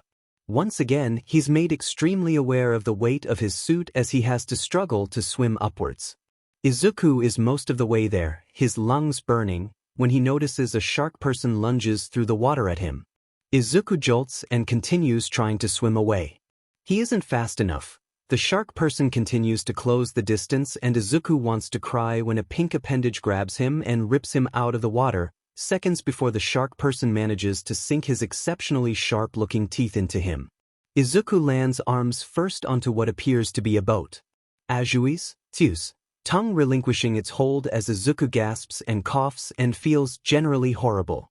He can't tell if the water on his cheeks is drippings from his hair or tears. It's both. Are you alright, Karo? Ajui asks and Izuku hears Mineta. Even in a crisis, and only knowing Mineta in passing, Izuku feels something inside him balk in disdain at the notion of interacting with the creepy, quirkist pervert. Cry out how he is very much not okay and that they are all going to die. And he said Izuku wasn't cut out for the hero course. Izuku takes a deep breath and turns to Ajui. I'll be okay, you? No injuries, Karo. Izuku looks around at their surroundings. They are in fact on a boat, in the flood zone, surrounded by impatient-seeming villains. His mind races. His thoughts are interrupted by a loud groan as the ship begins to tilt and sink. Izuku stumbles and his mind continues to race. "What are your quirks?" he asks his companions. He has a pretty good idea of their quirks and their possible uses, but there's always the potential for hidden parts of the quirk he hasn't observed yet. Mineta stops his crying for long enough to explain that he can pull sticky ball from his head. Izuku is both disappointed at the lack of creative caveats and can't think of any good applications for that at the moment without the ability to create a vortex, so he turns to Azui. She blinks before responding, "My quirk is frog. It lets me do pretty much anything a frog does. I can extend my tongue about 20 meters, stick to pretty much anything, and can leap really far." She pauses. "Oh, and I can spit out my stomach so I can clean it. Not sure if that's really useful though. I can also secrete a toxic mucus, but it doesn't do much more than sting." Izuku swallows a sigh as his mind continues to race. What to do? He looks at the villains that are continuously getting closer. Mitsu, status report. There appears to be a technological quirk jamming the signals. I cannot hack into the USJ mainframe at this time. Of course you can't, he sighs and deflates slightly. Maybe, he murmurs, beginning to plan aloud. Tenya looks to Shoji. Where is everyone? He asks, trying to keep the note of panic out of his voice. He was a student of Yui, the class president. He had to keep his composure. Shoji flexes his dupli arms. They've been scattered throughout the facility, but our classmates are still here. What are we supposed to do? Zero panics. This guy's immune to physical attacks and can apparently teleport. 13 settles into a more sturdy position. Class rep. Tenya straightens. Yes? I have a job for you. Tenya's mind begins to race. I need you to run to campus and inform the faculty. The alarms aren't sounding, and our phones and radios are useless right now. One of these villains must be to blame. Tenya feels his mouth dry. Even though Eraserhead is erasing quirks left and right, we're still completely shut off from the outside world. It's likely whoever is causing the interference hid as soon as they entered the USJ. They could be anywhere, impossible to pin down. Tenya gulps as 13 continues. It'll be faster for you to run and get help than to find whoever is jamming everything. Tenya feels his eyes burn. Yes, but it would be disgraceful for me to leave you all behind. Zero and Satu support 13's decision. Use your quirk to save others. Be a real hero. 13 adds. Ashido and Uraraka offer their assistance as well, begging him to just run away from the fight. Tenya has to fight down the burn of shame in his chest as he prepares to run. Hiro watches Kamiko tilt her head in the middle of their intro to engineering and materials class and pulls out her tablet in the middle of class. She purses her lips as the looks over the scrolling text. The screen begins to scroll even faster as her markings begin to glow. Miss Kurosaki, their teacher interrupts. Kamiko ignores them. Miss Kurosaki. Hiro leans over to poke at her side. She starts and he raises an eyebrow. She shakes her head and turns back to the small screen, tongue poking out. Miss Kurosaki, what are you doing? Someone's hacked the... She looks up, bright blue eyes particularly empty. Tsuyu watched as her green-haired, not-quite classmate talks to what appears to be himself and begin to mutter quietly, eyes darting every which way. He was clearly planning, but she couldn't make heads or tails of it. Azui, his head does up. Call me Tsu, she interrupts, more habit than anything else. Midoriya looks distinctly unimpressed. Tsu then, they clearly knew the area beforehand, but they put you in the flood zone, an area that's really well suited to you. They probably had information on the USJ, but not your class or their quirks. Tsuyu has to pause and consider that. You make a really good point. If they knew I was a frog, they would have sent me to the fire zone or the avalanche zone. They probably separated us because they didn't know what we could do and planned to overpower us in smaller groups. We can use that to our advantage. For all they know, we could all be absolute powerhouses. He nods to the villains. Look how none of them are trying to climb into the boat. They're unsure. But that means they won't underestimate us either. How far do you think you could leap carrying the three of us? She has to think about it for a moment. probably a good 20 meters. She replies. I'm not sure though. Could you possibly throw my netta first and then jump with me? He asks, eyes almost manic. How far do you think you could get then? Tsuyu pauses. She hadn't thought of that. I could probably throw my netta a good 30 meters, we'd probably get 25. It's at this moment that a massive hand made out of water crashes into the boat. Midoriya jolts and begins his muttering anew, pulling a series of items out from his pockets as he continues to talk. He takes a deep breath and looks up at her. Here's the plan.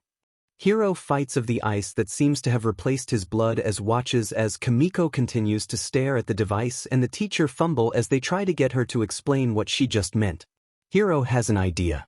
He thinks of Izuku and Tenya and Yaoyorozu and Uraraka who are all in the USJ and hopes to every god he's never believed in that he's wrong. Mei finally appears to be paying attention to the disturbance, eyes suddenly laser-focused on Kimiko's tablet.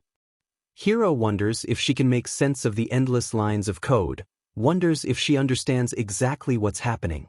Kimiko pulls out yet another tablet and her laptop as the screen continues to scrawl numbers and letters and symbols that have about as much meaning to Hiro as FANG Russian. Kimiko begins to mutter to herself. Hiro thinks she picked it up from Izuku, but in this moment couldn't care less about where she got it from because it means there's a chance he can find out what's FING happening. Don't you dare dash, she mumbles, beginning to tap at the screen of her second tablet. The light flickers dangerously, and Hiro realizes just how much of her quirk she's using. I will not lose to some second-rate dash. She continues to tap and the text continues to scroll. She growls, actually motherfucking growls, at the screen in front of her. A loading bar appearing in the corner and her markings glowing bright enough to burn spots into his retinas. And as soon as it started, it stops. Kimiko takes a deep breath in, and Hiro watches the blood drain from her face. She stands up, jerkily, clutching the first tablet in her arms and bolts. Nedzu is talking with All Might, in his smaller form, to help him plan an appropriate activity for the first years when the lights start flickering. He looks up in time to see one of the support students, Kurasaki Kimiko, quirk technopath, age 15, wanted to be a hero, couldn't due to a medical condition, risk, moderate. Tear through his door. He supposes he shouldn't have expected the electronic security to stop her, but he's still surprised enough that she found him. Her eyes are short of being manic and the geometric patterns that represent her quirk are glowing. She's panting heavily, likely ran here from her class, and clutching a small tablet like a lifeline. All Might begins to rise. What a you dash. Kurasaki cuts him off. Principal Nedzu, All Might, she greets, glancing at Yagi, who coughs up a copious amount of blood, before turning back to Nedzu, and Nedzu decides to bump up her risk level to high. The USJ has been attacked. Izuku starts handing off grenades to Tsu and Mineta like candy on Halloween. He briefly explains how to trigger them before grabbing gun alpha and changing the cartridge to yellow. He really hopes his assumption about aquatic villains being sensitive to electricity is right. He looks to Mineta. Ready? He nods, still slightly shaking, but both him and Tsu begin setting off and chucking the grenades into the water. Izuku feels so grateful towards his younger self for inventing the DMN things. The air fills with the sounds of crackling, explosions, hissing, and the screaming of villains. Later Izuku will wonder how discharging that much electricity into the water didn't kill anyone, and feel guilty for not thinking about casualties while he was planning. Right now he just feels pure elation at the fact that it's working. Tsu throws Mineta through the air with all of the precision of a sharpshooter at the same time as she grabs him by the collar. It's demeaning, but leaves Izuku's arms free to aim, so he won't complain. They launch into the air, Izuku shooting at any villains who seem put together enough to notice they've left, and land away from the thoroughly distracted villains. And after the charge has dissipated from the water, the group slogs through the shallows to shore, Mineta complaining the whole way. Boss, Mitsu announces, we've got signal. Izuku takes a second to almost feel elated, and then he sees a black beast smack Aizawa into the concrete with enough force to make it crack. Toshinori reels. The blood soaks the front of his shirt as the girl, who he recognizes from the pie incident, and has to fight down a shudder at the thought of that, blinks tears out of her eyes. She seems vaguely familiar for another reason, but he can't quite put his finger on it. He can't tell what's more baffling, the girl, the fact that she recognizes his deflated form, or the fact that the USJ has been attacked. Actually, no, now that he thinks about it, it's definitely that last one. Nezu is already moving, making announcements over the school's radio and sending out a Hero Watch alert. He glares at Toshinori, who immediately realizes that the USJ is under attack, which means he needs to be moving. He spares a glance to the girl and runs. Izuku doesn't know what to think as he blankly watches Eraserhead's blood seep into the cracked pavement. He barely manages to notice the hand villain monologuing as the purple bird creature continues to break Eraserhead's arms. The crack seems to echo throughout the courtyard. It's Mitsu who brings him back to reality. Boss. The program hums, the lack of emotion in the voice contrasting with the horror he feels. Status update. Help is on the way. Kimiko hacked the USJ mainframe. Scans of the building and associated villains acquired. Can you give me anything on the beaked one? Izuku all but begs. He's already forming half-baked plans to help the pro under its grasp. He doesn't think he has enough information to make one that could actually work.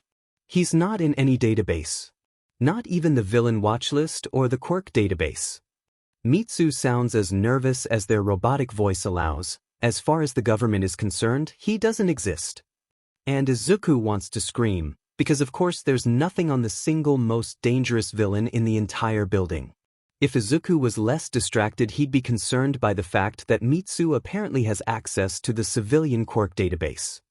Izuku wants to cry as Eraserhead is forced face first into the pavement. He hears Mineta gasp through his sobs and Azui wince. I can't do this anymore. Mineta sobs, we need to be getting out of here. He grabs onto Izuku's sleeve, trying to pull him away from the fight. Izuku can't look away. The mist villain appears again at Handman's side. Tamura Shigaraki. He calls, voice smooth and silky, and Izuku files the name away, even as he shivers at the man's even tone. The newly dubbed Shigaraki twists to face him, Kurogyri. Did you manage to kill 13? His voice is dry and raspy. Like he had just tried to gargle with sand after a refreshing glass of gravel. The rescue hero is out of commission. But there were students I was unable to disperse, and one of them got outside of the facility. If you weren't our only way out of here, I'd kill you right now.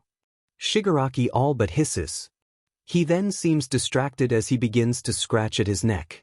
Mitsu, he murmurs, what's the faculty's? 5.17 minutes. 5 minutes, I can do 5 minutes. He turns towards the villain holding down Eraserhead, pulling a gun from its holster. Mitsu, set the purple one as target A and set to watch protocol. Yes, boss. Midoriya. Tsu almost hisses, what are you thinking? Aizawa Shota's entire being is pain. Hot and sharp and all-consuming. He hears voices in the periphery and can barely bring himself to focus on them. There is a weight above him, keeping him firmly pinned to the ground. But he knows he isn't safe, that his students aren't safe. So he pushes against the weight, tilting his head to be able to see through his cracked and broken glasses, through the blood streaming down his face.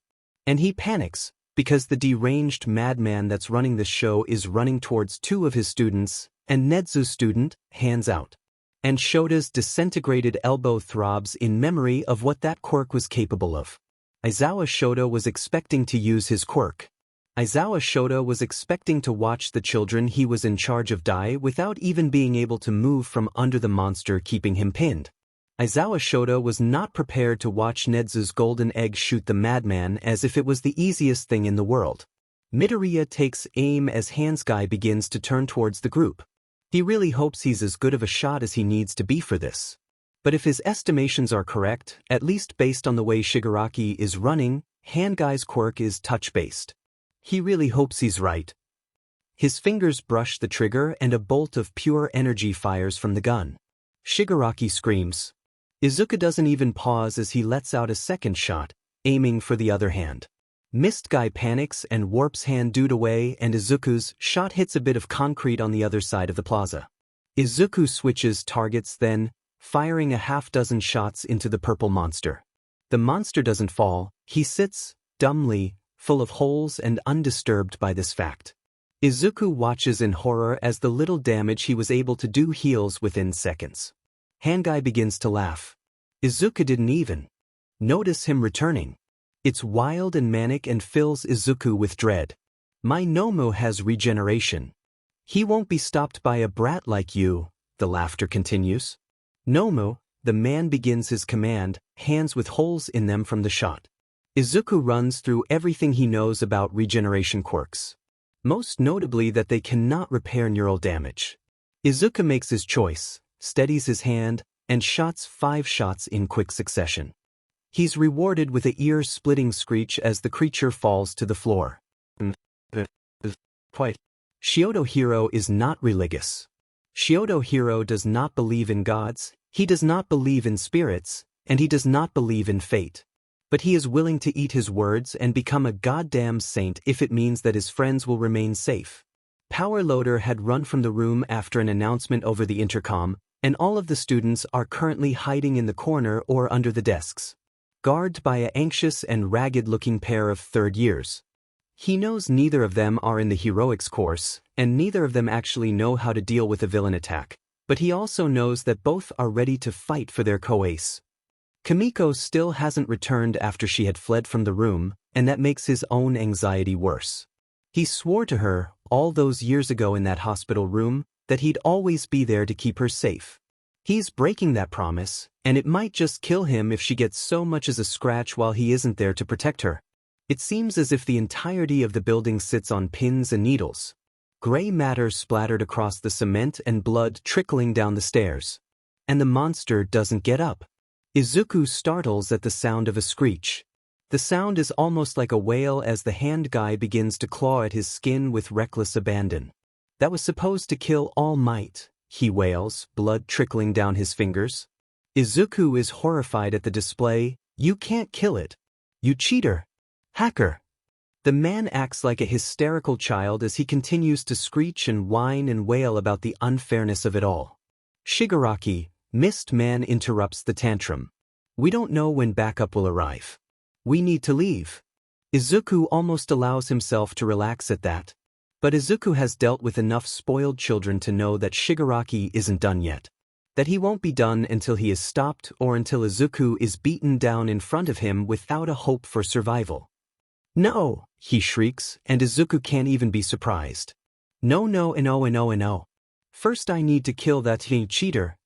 Izuku braces himself as he charges towards him, aware that Mist Man won't let him shoot Hand Guy. He drops the gun and pulls out his staff. Hand Guy is in front of him the second he manages to pull the staff out.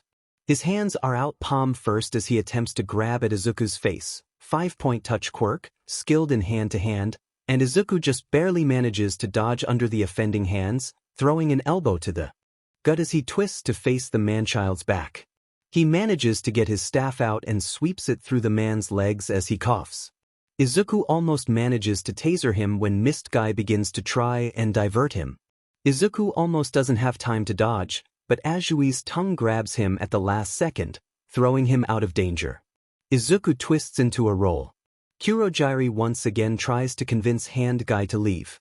The man-child shrieks in response, threatening to turn his ally to dust for even suggesting retreat. Izuku is baffled by this.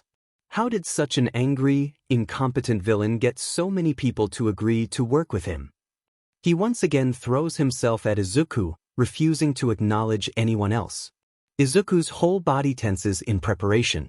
The doors blow open with the ear-splitting screech of bending metal and a whoosh of air. The blast of air nearly knocks Izuku over as he crouches for cover. Shigaraki stops his onslaught to look at the door, or rather, the empty hole where the door used to be. The silhouette of a furious All Might entering the USJ. Never fear, the symbol of peace booms as the twin crashes of the doors that had been blown off their hinges echo throughout the building. And Izuku, against all his better judgment, lets himself relax just a little, because I am here. After all Might is here, and even if Izuku can barely look at him without remembering the sting of his words, he knows everything will be all right. All Might rips his tie off of his dress shirt before launching into the fray to retrieve Eraserhead. Izuku could cry. Shigaraki mumbles something to Mist Man, and he warps the pair out of the building. And Izuku finally, after nearly 20 minutes of merciless combat, allows himself to collapse. It's over. He whispers to himself, kneeling on the ground, Azui and Mineta racing towards him as All Might continues to rescue his classmates. It's over. He can't help the tears. Izuku stares blankly at the detective in front of him. His mind still processing the fact that he's safe. The detective is a plain-looking man in a brown trench coat who introduced himself as Detective Tsukachi Naomasa. The detective, thankfully, seems to be willing to work with Izuku's sluggish answers. Izuku thinks he might be going into a little bit of shock. Which he is. He hopes no one tries to arrest him for shooting the Nomu. That would be a pain and a half. But Izuku gives his report and is sent back to main campus. Tenya Ida practically vibrates in nervousness. He has, like any good class representative, greeted each person who has come back through to main campus after being checked by paramedics. Kimiko and Hiro sit at his sides. Hiro paces while Kimiko tinkers with something. Yaoyorozu and Uraraka sit off to the side. Uraraka is wrapped in a shock blanket, and Yaoyorozu seems unable to focus on any one thing for more than a couple of seconds. Even Mei is here, not working on anything, just staring into the horizon. Everyone is waiting for Izuku. He's the last student to be interviewed, since he did the most at USJ, and while he had managed to get a brief summary off of Azui and Mineta, Tenya is worried sick for his best friend. Mei notices him first, her quirk very useful for spotting friends, and quickly runs towards him, almost knocking him over with the force of her hug. Mei is quickly followed by the rest of the group, crushing their friend in a hug. Izuku is wearing an oversized UA t-shirt and sweatpants, and Kimiko is crying into his shoulder while everyone else seems content to try and squeeze the life out of him. That was so stupid, she hiccups. I was so scared. Tenya hugs a little tighter. Don't scare us like that. Izuku all but suffocates under the sudden weight of his concerned friends. Can't breathe. Izuku manages to wheeze out, and everyone loosens their holds. Save Hiro, who seems determined to kill Izuku via hug, regardless of his thoughts on the matter. Izuku laughs softly. He's among friends after all, and seeing them safe allows that last bit of him still on edge to soften. He's safe, his subconscious whispers to himself. He's okay, and so is everyone else. Izuku stares at his ceiling, covered in just as many blueprints and diagrams and hero posters as the rest of his room. He's exhausted, eyes burning and limbs heavy, but the constant simmer of anxiety settled beneath his skin keeps him from getting any actual rest. He goes over everything that happened, how he could have done better, how he can prevent anything like it from happening in the future. He flops over, sheets twisting between his legs as he stares at the glowing green numbers of his alarm clock. 4:13 a.m. Izuku takes a deep breath. He isn't going to get any sleep tonight. He thinks, critically, he should probably be anxious about the effects of the attack on the hero industry at large. However, as he continues to stare at his walls, all he can think about is how cool a warp quirk is. His mind spins with physics and equations. He sighs and sits up, swinging his legs over the edge of the bed. He flicks his light on as he walks to his desk. Izuku boots up his laptop and opens a handful of pages on theoretical physics and pulls out a new notebook. If he's not going to sleep, he might as well do something. It's 7 in the morning when he hears his phone ping. Izuku looks up from the academic paper he had been reading in order to turn towards the noise. He stands up and stretches, relishing in the relieving pops of his shoulders and spine. He grabs his phone off of its charger next to the bed and checks the lock screen. He was expecting one of Kimiko's good morning texts and is surprised by the unknown number. He opens his messages and looks over the text, only to realize that it's Nedu, requesting Izuku to come by after lunch. Izuku sends off a confirmation and opens up the group chat, scrolling through the recent messages. And there's Kimiko's good morning text. Mei had spammed the chat with updates on her latest babies, with Kimiko and Momo arguing about ideas and critiques. Somehow, after the USJ, waking up to something so normal relaxes him. God is a woman. Just think you should add the rotator cuffs to the left side rather than the right. It makes the whole piece more elegant and aerodynamic. Probably a robot. But that would throw off the counterbalance aspect of the rotator cuffs. God is a woman, not if you added weights to the base. Probably a robot. Would that make flight easier or more difficult to handle? Mad scientist, it would make flight easier but increase fuel demand. Hot stuff. Shut up, I'm trying to sleep. Sonic. Getting up early is the hallmark of a good student. Trying. Hot stuff. God is a woman. Sorry, hero. Probably a robot. I put his phone on D&D. Probably a robot. We should be good now.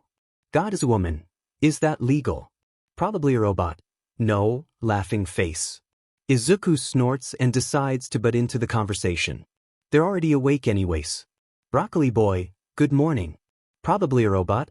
Hello at Broccoli boy. God is a woman. Good morning. Marshmallow puff, morning. Sonic. Welcome to the chat Izuku. Marshmallow puff. I know this is unrelated, but does anyone have any plans today since we don't have school? God is a woman. I have no prior engagements. Mad scientist. It's baby making time. Sonic. Likewise. Sonic. For Yayarose's statement, not mice. Sure. Marshmallow Puff changed Sonic's name to Babymaker. Izuku snorts a laugh. That'll drive Tenya insane. Hot stuff get wrecked. Babymaker, please desist from this behavior. Hot stuff, nope. Marshmallow Puff, Midori? Kurasaki? Probably a robot. Call me Kamiko. Probably a robot. Also, I have a meeting with the principal at 11 o'clock. Probably a robot. We can get lunch? Izuku groans softly, thinking about his own meeting. He stretches as he walks over to his closet, typing out his response. Broccoli boy, I also have a meeting with the principal, noon. Babymaker, what for? Marshmallow Puff, are you guys in trouble? Izuku quickly types out a reply. Broccoli boy, not to my knowledge. Probably a robot. Probably. Izuku snorts. Broccoli boy, we could probably do a late lunch, maybe one-ish at that diner by Yui? Marshmallow Puff, sounds expensive. Hot stuff, sounds fun, my treat? I made bank selling that design to Viva Corp last week. Izuku remembers that project. Hiro had sold a prototype for a type of fabric water filter. Some disaster relief company had bought it for like 200,000 yen and a 1.2% royalty.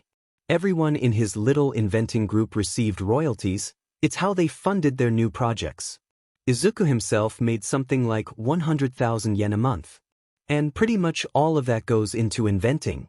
Marshmallow Puff. God's woman, but you paid last week, I insist. Babymaker, I agree. Let Yayarozu or I pay for it this time. Probably a robot. Just let him pay, it makes him happy. Hot stuff, Miko. Don't reveal my secrets. Izuku can almost hear Hiro's whine. It startles a laugh out of him as he pulls on clothes for the day. The rest of the group agrees, Uraraka seemingly hesitant about accepting Hiro's treat, but eventually acquiesces, and makes plans to meet at the diner. It's Hero-themed, and one of Izuku's favorite restaurants. Izuku swings out of his room and into the kitchen, where his mother is nursing a cup of coffee. Good morning, Mom. He calls to her, already pulling out ingredients for breakfast. His mother looks up startled. Oh, good morning, Izuku. She shuffles to her feet. I thought you would sleep in. Izuku shakes his head. Couldn't sleep, and gets back to making breakfast. She does so much for him after all, he wants to do something for her too sometimes. The symbol of peace sits in Nedzu's waiting room. He had requested a meeting with the student that had realized his true identity, in order to find out how she knew, and ensure she understands how it must remain top secret. He still can't throw the nagging feeling of knowing her from somewhere. Nedzu sits in his office, going through seemingly endless paperwork. The entire staff is in a tizzy over the break-in. The media is hounding the school like a bunch of rabid dogs searching for scraps. Everyone is angry, and it falls on him to make sure the school keeps running.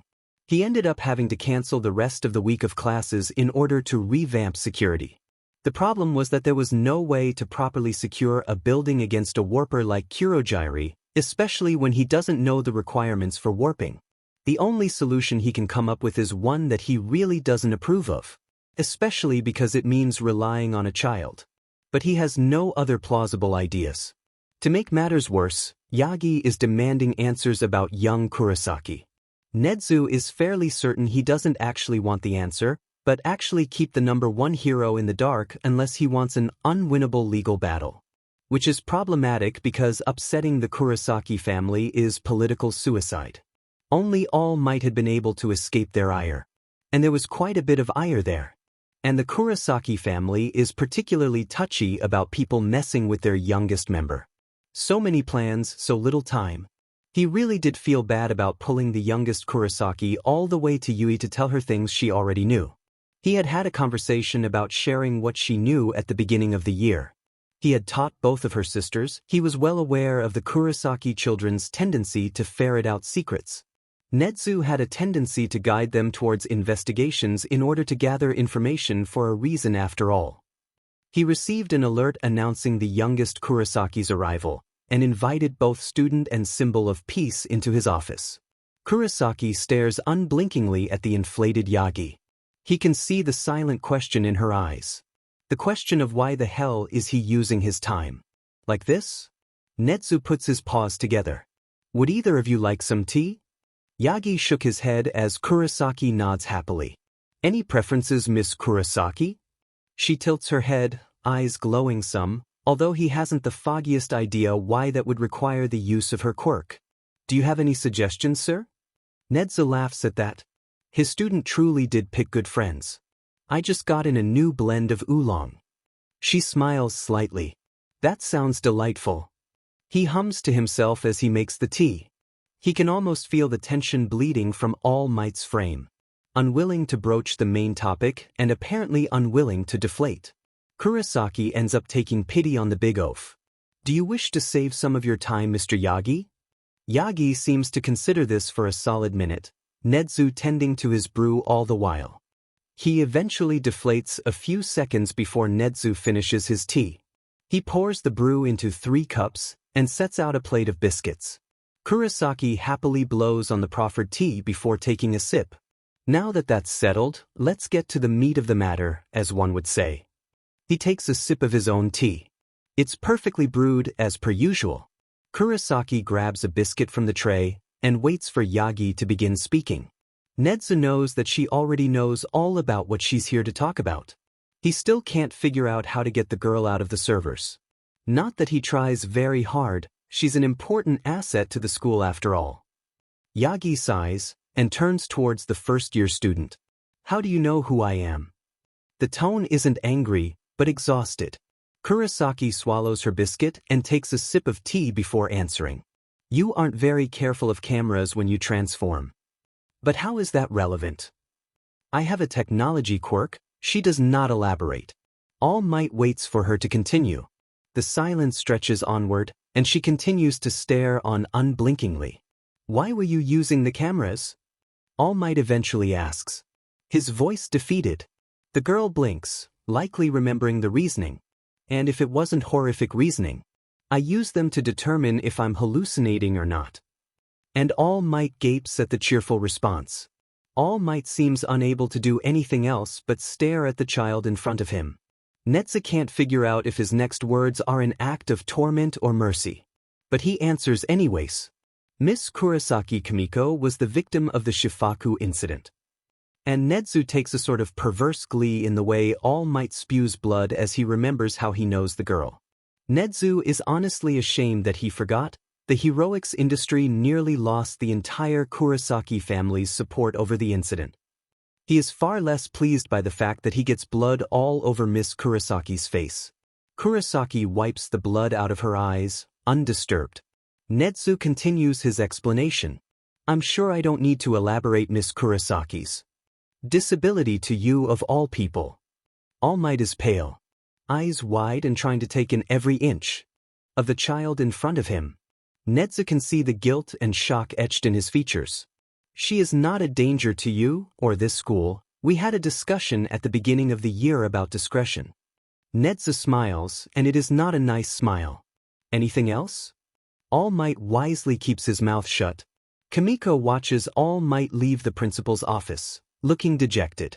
She knows she should feel something about the confrontation, but she just feels sort of numb to the whole thing.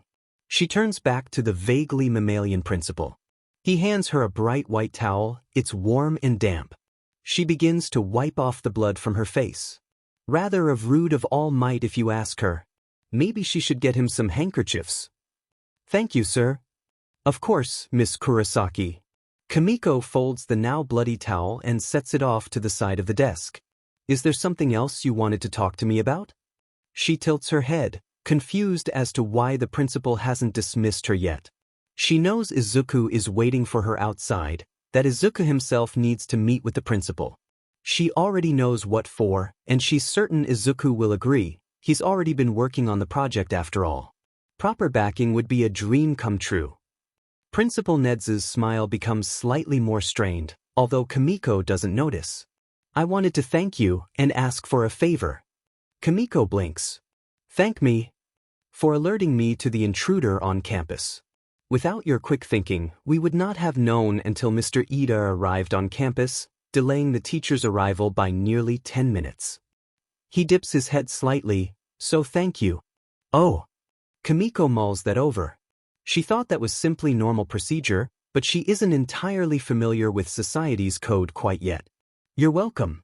She pauses a moment. What's the favor? Nedzu's face darkens, his smile unwavering. You are very good at finding information. That does not surprise Kimiko. Her entire family makes their livings in information in one way or another. Making sure to have as much information as possible, albeit for different reasons, is standard procedure. She is no exception. If possible, I want you to see if you can find any traces of this League of Villains. He takes a sip of his tea, which is excellent. Kimiko hums, considering for a moment, weighing difficulty of the job and the number of laws she'll have to break, and gives a soft smile. I think I can make that happen. Izuku sits outside of Nedzu's office for an hour before his scheduled meeting. He had agreed to come with Kimiko, and she agreed to wait for him so they could walk to the restaurant together. He still hasn't the foggiest idea why his mentor wants to see him, but he hopes it isn't for killing the Nomu. The detective from yesterday was particularly upset about that. Technically it was self-defense, but it didn't stop people from being angry with him. Kimiko walks out of the room earlier than he had expected with an emaciated man with straw blonde hair. Her face, hair, and blouse are all covered in a layer of red that was not there when she entered the room. Izuku runs up to her. What happened? He worries at her. She simply smiles at him, happy as a clam. Did I take too long? She asks. What happened to your hair? Oh, it's blood. What? Don't worry, it's not mine. What the actual F, Miko? Nedzu listens to the interesting conversation between his student and the youngest Kurosaki. His conversation with her had gone better than expected. Now for the conversation that will rack him with guilt for the next month. You can go in now. Kurosaki's voice echoes over his speaker. He's expecting you. Make sure you get some of today's tea, it's excellent. Nedzu has to stifle a laugh at that. She really does do a good job making people think of her as an airhead.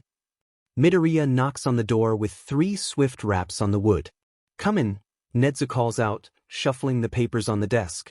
Midoriya opens the door and shyly makes his way to the chair in front of Nedzu's desk, eyeing the second chair that Yagi had sat in earlier, along with the almost imperceptible bloodstain on the floor. The boy really is clever, Nedzu loves it. He squirms slightly as he gets comfortable in the overstuffed armchair. You wanted to see me, sensei? Nedzu begins pouring his student a cup of tea. I did. He passes over the freshly poured cup and decides to cut right to the chase. I want you to conduct some research for me. Midoriya doesn't even blink in his response, seemingly even more excited. What about? I want you to research the villain Kurogiri's quirk and how to disrupt it. He pulls out a manila folder filled with the unsatisfying amount of information about the villain and even sparser information about his quirk. Midoriya lights up and begins to dig around in his bag. I actually worked on that last night. He begins flipping through pages in a standard, unlabeled notebook, stopping about midway through. I ended up looking through the quirk database to see what sort of research had already been done on other teleportation quirks to start, and that was fascinating in and of itself, but I think that Kurogiri's quirk falls under the rift type. But it might also be a construction type. Nedzu isn't entirely sure what he's feeling at the moment. But shock might be a part of it. He had not expected his student to already be working on the problem he and other analysts were struggling with. Midoriya seems to pause for a moment, as if realizing something. Rift-type teleportation quirks deal with creating a portal of some sort. In comparison, construction-type teleportation quirks move matter from one location to another without a portal. Interestingly enough, Kurogiri's body appears to serve as the portal, with that metal brace anchoring him into reality. He turns a page to a great deal of math and what appeared to be notes on string theory. He points to a particular point on the page that had a list of cons of rift-type teleportation quirks. It's very likely that Kurogiri can only teleport to locations that he has the exact coordinates of. He shrugs. The main issue with long-distance teleportation quirks, regardless of type, is that they can't pass through radioactive or magnetic material. Nedzu blinks. This was new information, and he finds himself wanting to drink up as much as possible. Do you know why? Midoriya switches pages again and pulls out a second, Messier notebook. It has something to do with interference from rogue electrons and electromagnetic fields, respectively. The short of it is that any building sealed with a radioactive material or a powerful electromagnetic field becomes impossible to warp into or from. His expression sours slightly, which is proving to be an issue for a personal project of mine. If Nedzu was human, his jaw would be hanging open. Personal project? He keeps his voice level. Midoriya, if possible, brightens even more, eyes sparkling. I've been trying to replicate quirks, and Nedzu is floored. And since coming to Yui, I've had so many opportunities to study new quirks. He fishes yet another nondescript notebook out of his bag. I've done rudimentary studies on several teachers' quirks. He flips through the notebook, landing on pages detailing everything his student was able to deduce about Midnight and her quirk, along with several predictions of the exact chemical nature of the compound she releases, which is especially impressive given that his student is unlikely to have seen it in action. Nedzu continues to absorb information on the various quirks his student is attempting to replicate, and makes plans to give his students to study some of the quirks he mentions.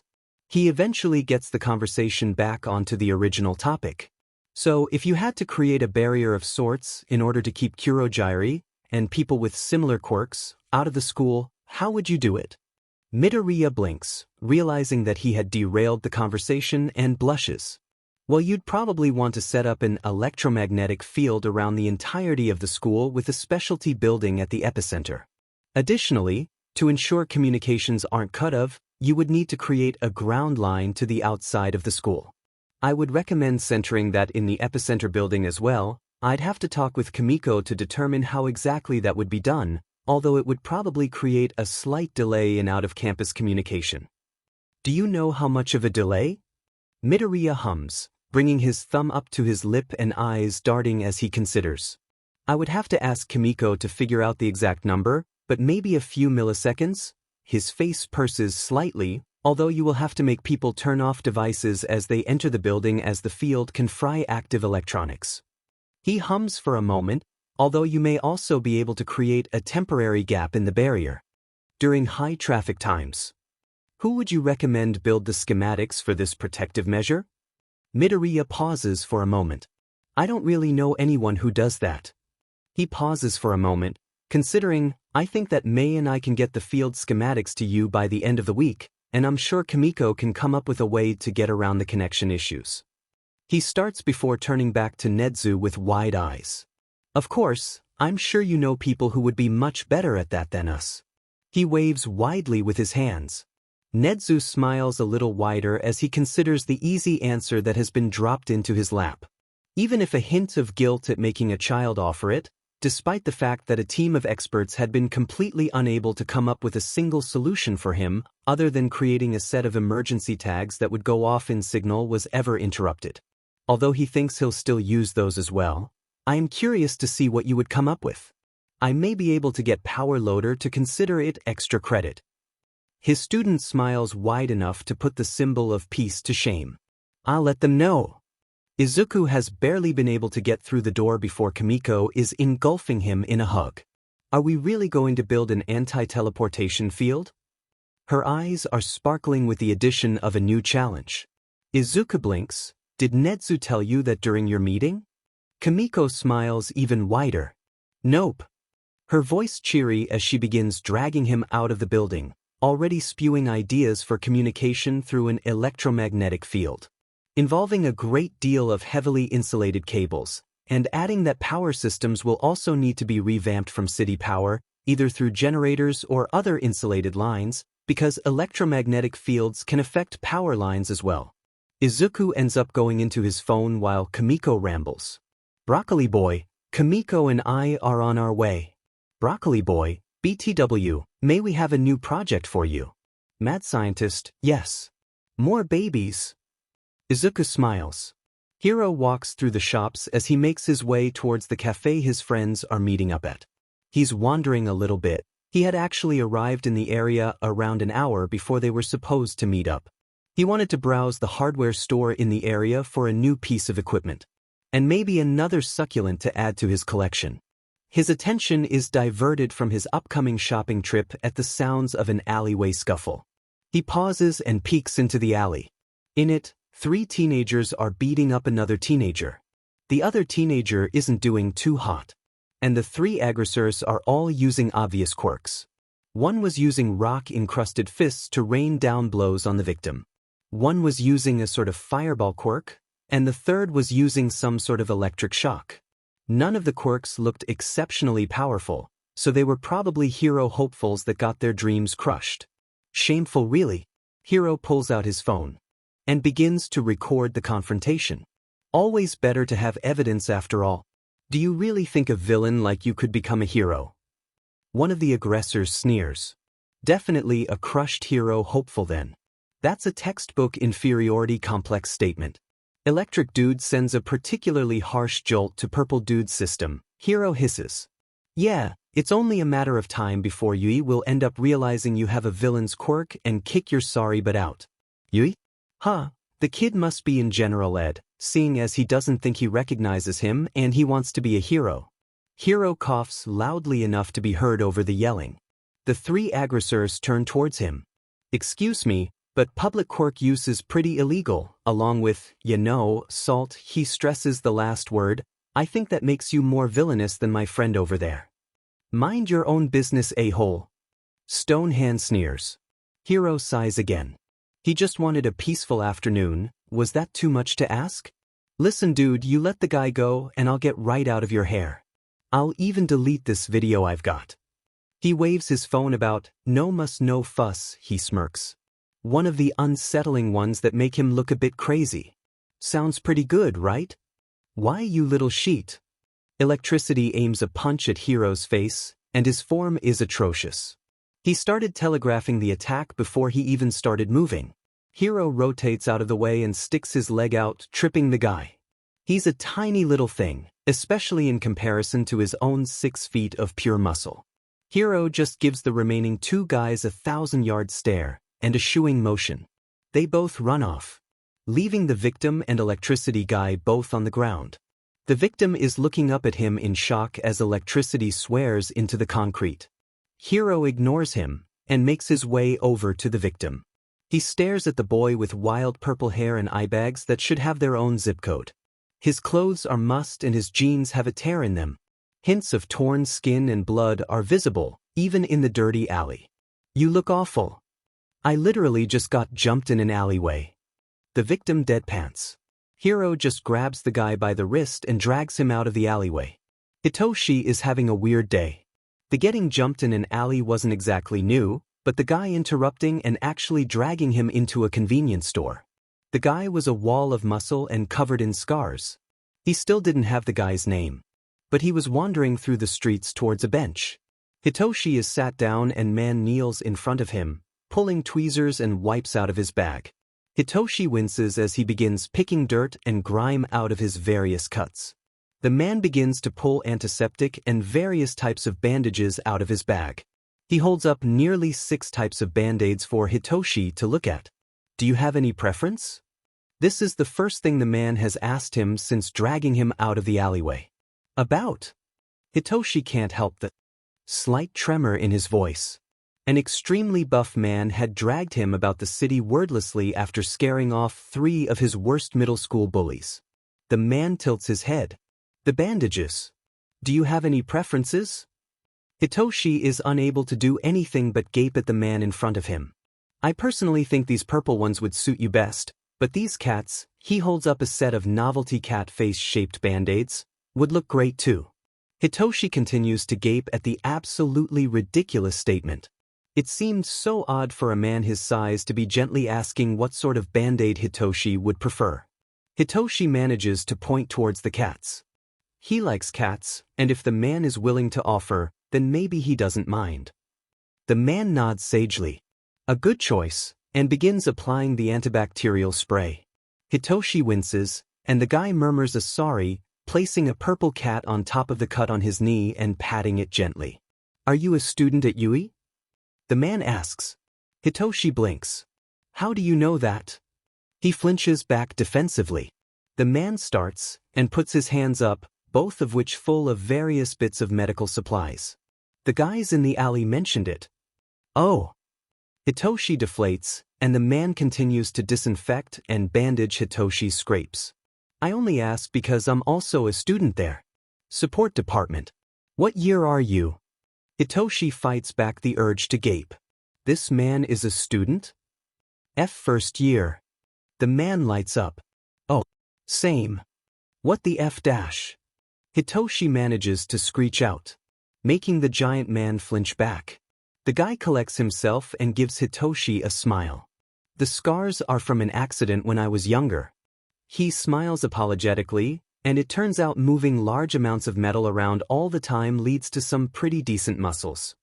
He considers for a moment as he finishes placing the final bandage. Do you have any plans this afternoon? Hitoshi just looks at the guy. Are you asking if I'm available to mug me? The guy looks absolutely stunned for a moment, before bursting into laughter. Nope, no mugging, he shakes his head. I'm getting lunch with some friends, wondered if you'd want to come. I don't even know your name. Hotshur exclaims, fairly exasperated. Ah shit. The guy in front of him puts his face in his hands. I totally forgot about that. He looks up, Tenya's gonna kill me. He shakes his head as if to clear it, offering his hand. My name's Shiota Hiro, nice to meet you. Shinso. Hiro, as he had demanded to be called, doesn't shut up once the entire way to the themed cafe. He quickly discusses getting a table for 7 to the waitress as Hitoshi watches on, feeling something between horror and awe. The sort of emotion he remembers seeing in his mother's eyes the first time he drank an entire pot of coffee in a single go. The waitress leads the two of them to a circular table in the back, plastered with various magazine clippings under an excessive layer of resin. A pile of menus are placed on the table and the hostess leaves them. Hiro's phone pings softly and he pulls it out. And Hitoshi, because he's a little sheet who doesn't understand personal boundaries, looks over his shoulder. Broccoli boy, Kamiko and I are on our way. Broccoli boy, BTW, may we have a new project for you? Mad scientist, yes. More babies. Mad scientist, attach.png. The image is that image of the Elmo doll that looks like it's worshipping Satan in the middle of a house fire. And that leaves Hitoshi with so many questions. What is this about a project? Why are babies involved? For what possible reason would that image be even slightly relevant? Hiro just seems to consider the texts in front of him before typing out a response of his own. If he's bothered by Hitoshi staring, or even notices it, he doesn't show it. Hot stuff, I got us a table. And please don't be mad at me. Marshmallow Puff, what did you do this time? Hiro lets out an offended huff as he reads over the response. Hitoshi can't help but wonder who has the screen name of Marshmallow Puff, and also why. Hot stuff, he first. Hot stuff, I am offended. Hot stuff, second. Hot stuff, I may have pickadu past stranger jetting bi to Pinyon alleyway and dinvited him to lunk. Hitoshi isn't sure if he should be offended or not. He's leaning towards being offended, but he's already at a table with a pretty much complete stranger about to have lunch with, apparently, 5 of his friends. Who even has 5 friends? Apparently this guy. Probably a robot. Nice. Probably a robot has changed Hot Stuff's name to Secret Softy. Broccoli Boy, that's all? No arson attempts to own up to? Marshmallow Puff, did you invite him or did you kidnap him?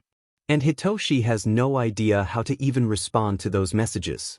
Does his rescuer attempt arson regularly enough for this to be a legitimate question? Has this happened before? Are they joking? Hitoshi doesn't know. Babymaker, are you finally embracing the nature of being a UE student? Babymaker, and can someone please change my chat name? Probably a robot. No. God is a woman. I'll be there shortly, please behave yourself. Secret Softy? Oh, if Hiro logs out of the chat with a huff, turning to Hitoshi as if to ask if he can believe this sheet. Which, to be fair, at this point his day has been so weird that Hitoshi is fairly certain that he actually passed out in that alleyway and this is all some crazy elaborate dream. You good there? Shinso asks hesitantly, not really sure how to respond to the blank silence of the previously excessively chatty support student. Yeah, my friends are being assholes again. He shrugs in a way that invokes the feeling of, what can you do? But they'll be here soon. The last thing Izuku was expecting when he was waved over to the group table was the Shinso Hitoshi to be sitting there, bantering with Hiro. Now Hiro is a well-known secret softy, so him picking up someone out of an alleyway wasn't exactly surprising. It's not even the first time he's done it, but that is Shinso Hitoshi, the person at UE with the single absolute coolest quirk to ever exist. And maybe Izuku is biased, but brainwashing is the single most useful quirk Izuku can think of for hero work. Izuku all but runs to the table in the back, leaving a surprised Kimiko behind. At least Izuku thinks she's surprised. Kimiko is always difficult to read. Are you Shinso Hitoshi? Izuku manages to breathe out, not stopping to introduce himself because Shinso is just so cool and he can't help himself. But to be fair, who could when faced with the amazingness that is Shinso freaking Hitoshi? The purple-haired boy takes a moment to process this, and in that time, Kimiko manages to make her way to the table and sit down next to Hiro. Yes. The purple-haired boy manages to respond. Really? Izuku all but beams at him. Oh, he's just so excited. Brainwashing is such a cool quirk and he's wanted to study it since he first found out about it at the beginning of the school year when he was analyzing student quirks. He's a half a second away from an excessively long tangent when Kimiko interrupts him. It's nice to meet you. Kimiko offers a nod and a smile to the purple-haired boy. My name is Kurasaki Kimiko, please call me Kimiko. She motions to Izuku, and this is my excitable friend Izuku. She turns to Hiro next. You didn't tell me that the stranger you found in the alley was Shinso Hitoshi. I would have warned Izuku otherwise. Kimiko pouts. Probably not actually upset and just teasing both Izuku and Hiro. But once again, Izuku can't actually read Kimiko. So it's up to interpretation. Why is that important? Shinso cuts in, and everyone at the table ignores him in favor of watching Hiro have a miniature meltdown. Wait, he's that Shinso? Hiro groans, letting himself fall face first into the table. F-. The curse is vaguely garbled due to the fact that his face is smushed into the table. Yer F-. Kimiko deadpants and Izuku startles slightly at Kimiko using profanity. It feels weird. Kimiko proceeds grabs her menu and smacks Hiro on the back of the head with it. What the actual F-? Shinso whispers and Izuku remembers that Shinso freaking Hitoshi is here and he has so many questions. Shinso looks absolutely bewildered, which is a fairly standard practice for people outside of his little group, if Izuku thinks about it. But enough about that, Shinso Hitoshi is sitting right in front of him, and he's not going to waste a perfectly good opportunity to ask questions. And ask questions he does. Rapid fire and with no breaks for Shinso to actually answer. Wait. Shinso interrupts. How do you know who I am? He points at Hiro. Why do you know who I am? He points at Izuku. And why are you covered in dried blood? The last exclamation is shrill, and is directed at Kimiko, who now that Izuku looks at her, still has dried blood in her hair and on her blouse. Kimiko takes the reins for this. Explanation. A responsible decision given that Izuku is too excited to explain properly and Hiro isn't great at explaining things at the best of times, and he just realized that Kimiko was covered in blood. Don't worry, it's not my blood. And Izuku immediately regrets letting Kimiko take the reins for this conversation. That doesn't make me feel better. Shinso all but shrieks at the technopath. Said technopath completely ignores said shriek in order to explain Shinsu's first question. Well, we broke into the school records dash. Wait, what? Kimiko ignores Shinso with the skill of practice born of making concerning statements and refusing to explain. And when we found out your quirk and its description dash. Shinso pales. Wait, you know what my quirk I dash. And we thought it was the coolest quirk in existence. Izuku is beginning to feel like he's watching a high-speed tennis match. Shinso just looks bewildered now. Wait, what? Kimiko continues undeterred. We looked at your performance in the entrance exam dash. Shinso grips the table. Wait, you saw that? And we were really impressed for how you did with an unusable quirk, no support items, and no training. 4 1-pointers in 15 minutes is really impressive given those constraints. Shinso is blushing now. You don't think my quirk is a villain's quirk? Now that confuses Izuku. Why would brainwashing be a villain's quirk? He vaguely understands society's idea of villains' quirks. Vaguely. He gets that they're quirks that are seemingly bad? Like a deadly poisonous being shot out of spines? Or quirks that make their user look scary, like Gang Orca? But Shinsu's quirk is so cool and super powerful and not scary at all. Why would it be a villain's quirk? He must be making a face because Hiro bursts into laughter, trying to muffle the laughter into one of his hands, the other slapping the table repeatedly. Look dash. Hiro stifles another fit of laughter. Look at his face. He whispers across the table through his laughter, to who is unknown. Izuku feels his face heat. He's so confused. I just dash. Izuku knows he's flushed up to his ears now. I just don't understand what's villainous about it. He fidgets with the hem of his shirt. It's brainwashing. Shinso all but shouts and Izuku. You know, taking away a person's will? Their choice. But it's so useful. Izuku all but shouts back. You can do so many good things with it. Talking people down from suicide. Getting villains to hand over hostages with only a few words. Calming civilians down from panic attacks. Depending on how the actual quirk works, you could probably use it to permanently cure mental disorders. Shinsu's jaw goes slack as Izuku continues to get into an extremely long tangent on how useful a brainwashing quirk is, theories on how one might actually work on a biological level, ideas for combat and use, and theorizing on possible ramifications. Izuku is so fixated on his tangent that he completely misses Tenya and Yaoyorozu arriving at the table. In his defense, they hadn't said anything as they sat down, completely content to listen to the rant. He is only brought back to the real world when Mei bounces in nearly 20 minutes after he started his tangent, and 10 minutes later than the intended meetup time. In his defense, he hadn't met Shinso before, and his quirk has the second most pages devoted to it ever. Eraserhead's erasure was just too practical for him to do anything less than devote himself entirely to its study. Hey everyone. She beams at the group, before pointing to Shinso. Is this Hiro stray? Hiro coughs up the water he had been drinking a moment before as Kimiko and Yaoyorozu laugh. Shinso looks aghast. Although still flushed for some reason that Izuku can't determine. I am not a stray. But he found you in an alley. Mei tilts her head, whether she really doesn't understand or is being dense on purpose is unknown, but it's hilarious. And Izuku joins the other girls in their renewed laughter. Well, either way dash, she turns to Izuku. I heard you had a new project for me. She switches subjects sharply enough to give everyone at the table whiplash. Izuku doesn't get to respond because Uraraka bursts through the door with hair all out of place and clothes mussed. I'm here. She shouts into the restaurant, earning her a glare from the hostess. Izuku waves her over to the table in the back.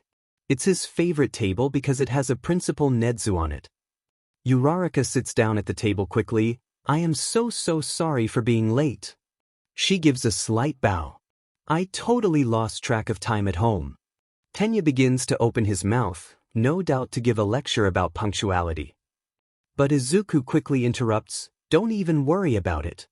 And so begins a new round of introductions, as Izuku friends happily accept another person into the fold. Or forcibly add them regardless of personal hang-ups and/or kicking and screaming. Each of them are a little shaken by the recent attack, but being here, with one another, replaces terror with happiness and uncertainty with excitement. He thinks they'll be alright. After all, he thinks to himself, there are no problems he can't solve so long as he has his friends by his side. Things have been going really well since Izuku came back to school.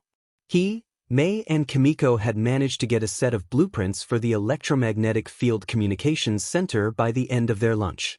Uraraka had been the one to suggest using fiber optics cable to get communications in and out of the school while the field was active. She had read a paper about fiber optics and electromagnetic fields a few months ago. He had then received a pamphlet in the mail a few days later detailing UI's new security measures that required students and staff to keep electronics turned off when they stepped through the gates. Izuku couldn't help the pride that found its way in his chest. His work with replicating Kurogiri's portals had been going well, and Mei had been hard at work developing her gear for the sports festival. He had finally gotten to his introductory session with Hound Dog, and while still uncertain about the whole therapy thing, has high hopes for it panning out well.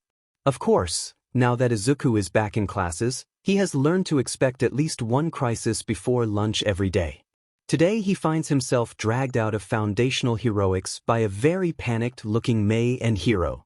Both are speaking too fast for him to make any amount of sense of it, but he follows diligently as they lead him down to the support labs. "Can someone please explain what's happening?" Izuku finally shouts as Hiro begins to lift workbenches while Mei searches underneath. "We lost the rat," Mei exclaims. And are those tears in her eyes? "What the hell?" Izuku shakes his head, trying to regain some semblance of calm.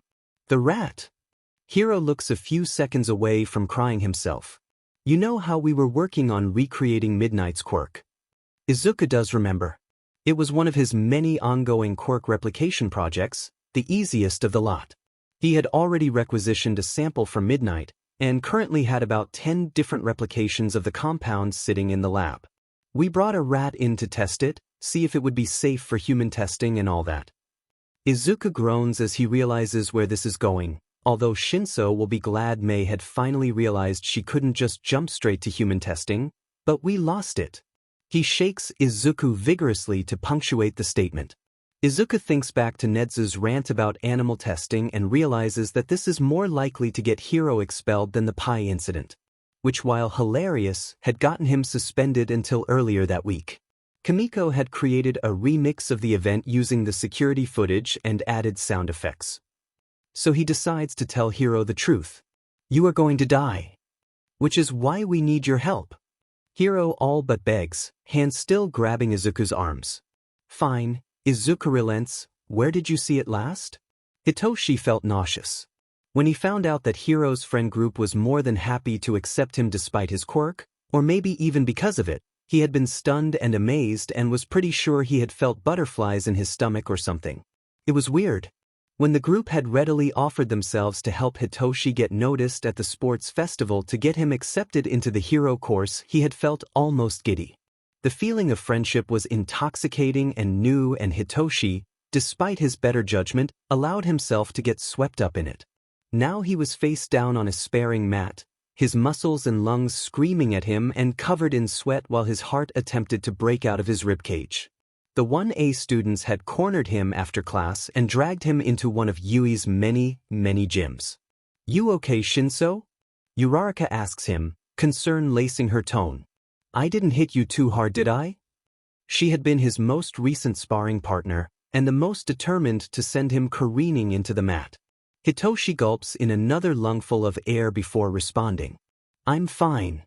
He attempts to push himself up and fails. "Just give me a minute." "Done," Kurasaki exclaims, standing up from one of the benches on the sidelines and flipping her tablet around for the group to see. Hitoshi would pay closer attention, but his vision was swimming slightly. "I'm not sure, Kimiko," Yaoyorozu chimes in. "Seems a little intense if you ask me." "Nonsense." Ida counters, "This is completely reasonable." Kurosaki nods vigorously. "I adjusted the model for body type and current fitness levels, allowing for ample rest and relaxation." "What are you talking about?" Hitoshi cuts in, managing to push himself up to a sitting position. Uraraka hands him a water bottle. He gulps it down. Bless her bubblegum soul. Kurosaki spins on her heel to face him, showing off a color-coded schedule that seems to encompass every moment of the next 2 weeks before the sports festival. Eyes glinting in a way that makes him wonder if she's sane or not. "It's your training schedule." Hitoshi thinks he's going to puke. Mei hums happily as she works on the metal-lined fabric. This is one of the most complex things she's ever had to work on, and she's thrilled. Izuku had suggested they make the material capable of delivering an electric shock from the ends. Mei wonders if Izuku has pyromania but for electricity sometimes. And trying to figure out how to get the fabric to respond to hand movements has been a headache and a half. But she's never been one to back down from a challenge, and Izuku is at her side doing his gosh darn best to help her. But today is finally the day she'll be able to have Shinso actually test drive the baby. It will be glorious and probably won't even explode. If Mei hums a little louder, well, that's between her and the cameras.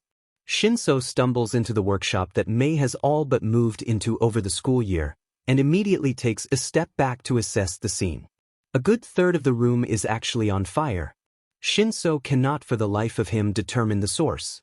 But Hiro and Ida are very enthusiastically trying to put it out. A panicked Midoriya is throwing spheres of exploding foam into the madness, while Mei cackles ominously from somewhere within the flames. Yaoyorozu, Uraraka, and Kimiko all watch from the sidelines. Yaoyorozu and Uraraka look horrified, while Kimiko is undeterred and eating the pie straight out of the pan. "Why is everything on fire?" Shinso asks weakly, unsure if he really wants to know the answer. Midoriya dared Mei to do something stupid. Uraraka replies just as weakly, "It wasn't a dare." Midoriya whines, still throwing his foam spheres. "It was an exasperated comment. You should not have doubted me, mortal." Mei cackles from within the fires. Kimiko finished her last bite of pie, and finally decides to be helpful. "Hiro, you have pyrokinesis. You can put out fires with your mind. We tested this." Hitoshi really wishes that was the most chaotic thing he had witnessed that week. Hiro stumbles back into Miko's home at 4:12 in the morning with blood dripping from his nose. It had been another awful night at home, so like always he ended up here. He wanders into his best friend's room without knocking. She's sitting at her desk, a dozen screens running a dozen programs. "Shouldn't you be asleep?" he asks her, trying to make his voice sound teasing even though all he wants to do is break down in tears. She shuffles slightly, minimizing one of her programs and typing something into a Google search bar. Tried. Didn't work. Nightmares. He walks up behind her, laying a comforting hand on her shoulder. She hums an affirmation and gets out of her chair. She looks up at him, worrying her lip as she assesses his state, moving her hands to run a finger over his split lip and caress the forming bruises. Was she drinking again? Hiro leans into her touch and nods slightly. The smile she offers him is sad, but genuine as she removes her hands from his face to take his hands. "Let's get you cleaned up." He follows her into the kitchen. After all, this isn't the first time they've done this, and it won't be the last. Izuku finds himself in Nedzu's office for homeroom wondering on the topic of support equipment for the sports festival. He knows the heroics course aren't allowed any, and that general and support are. A fact that he is sure Mei and Hitoshi are going to abuse, but he has no idea what the regulations are for him. Furthermore, would using a support item make people think he was useless without them? "What's troubling you?" Nedzu asks, interrupting Izuku's train of thought. Izuku startles slightly before responding. "I was wondering what I should do regarding support equipment."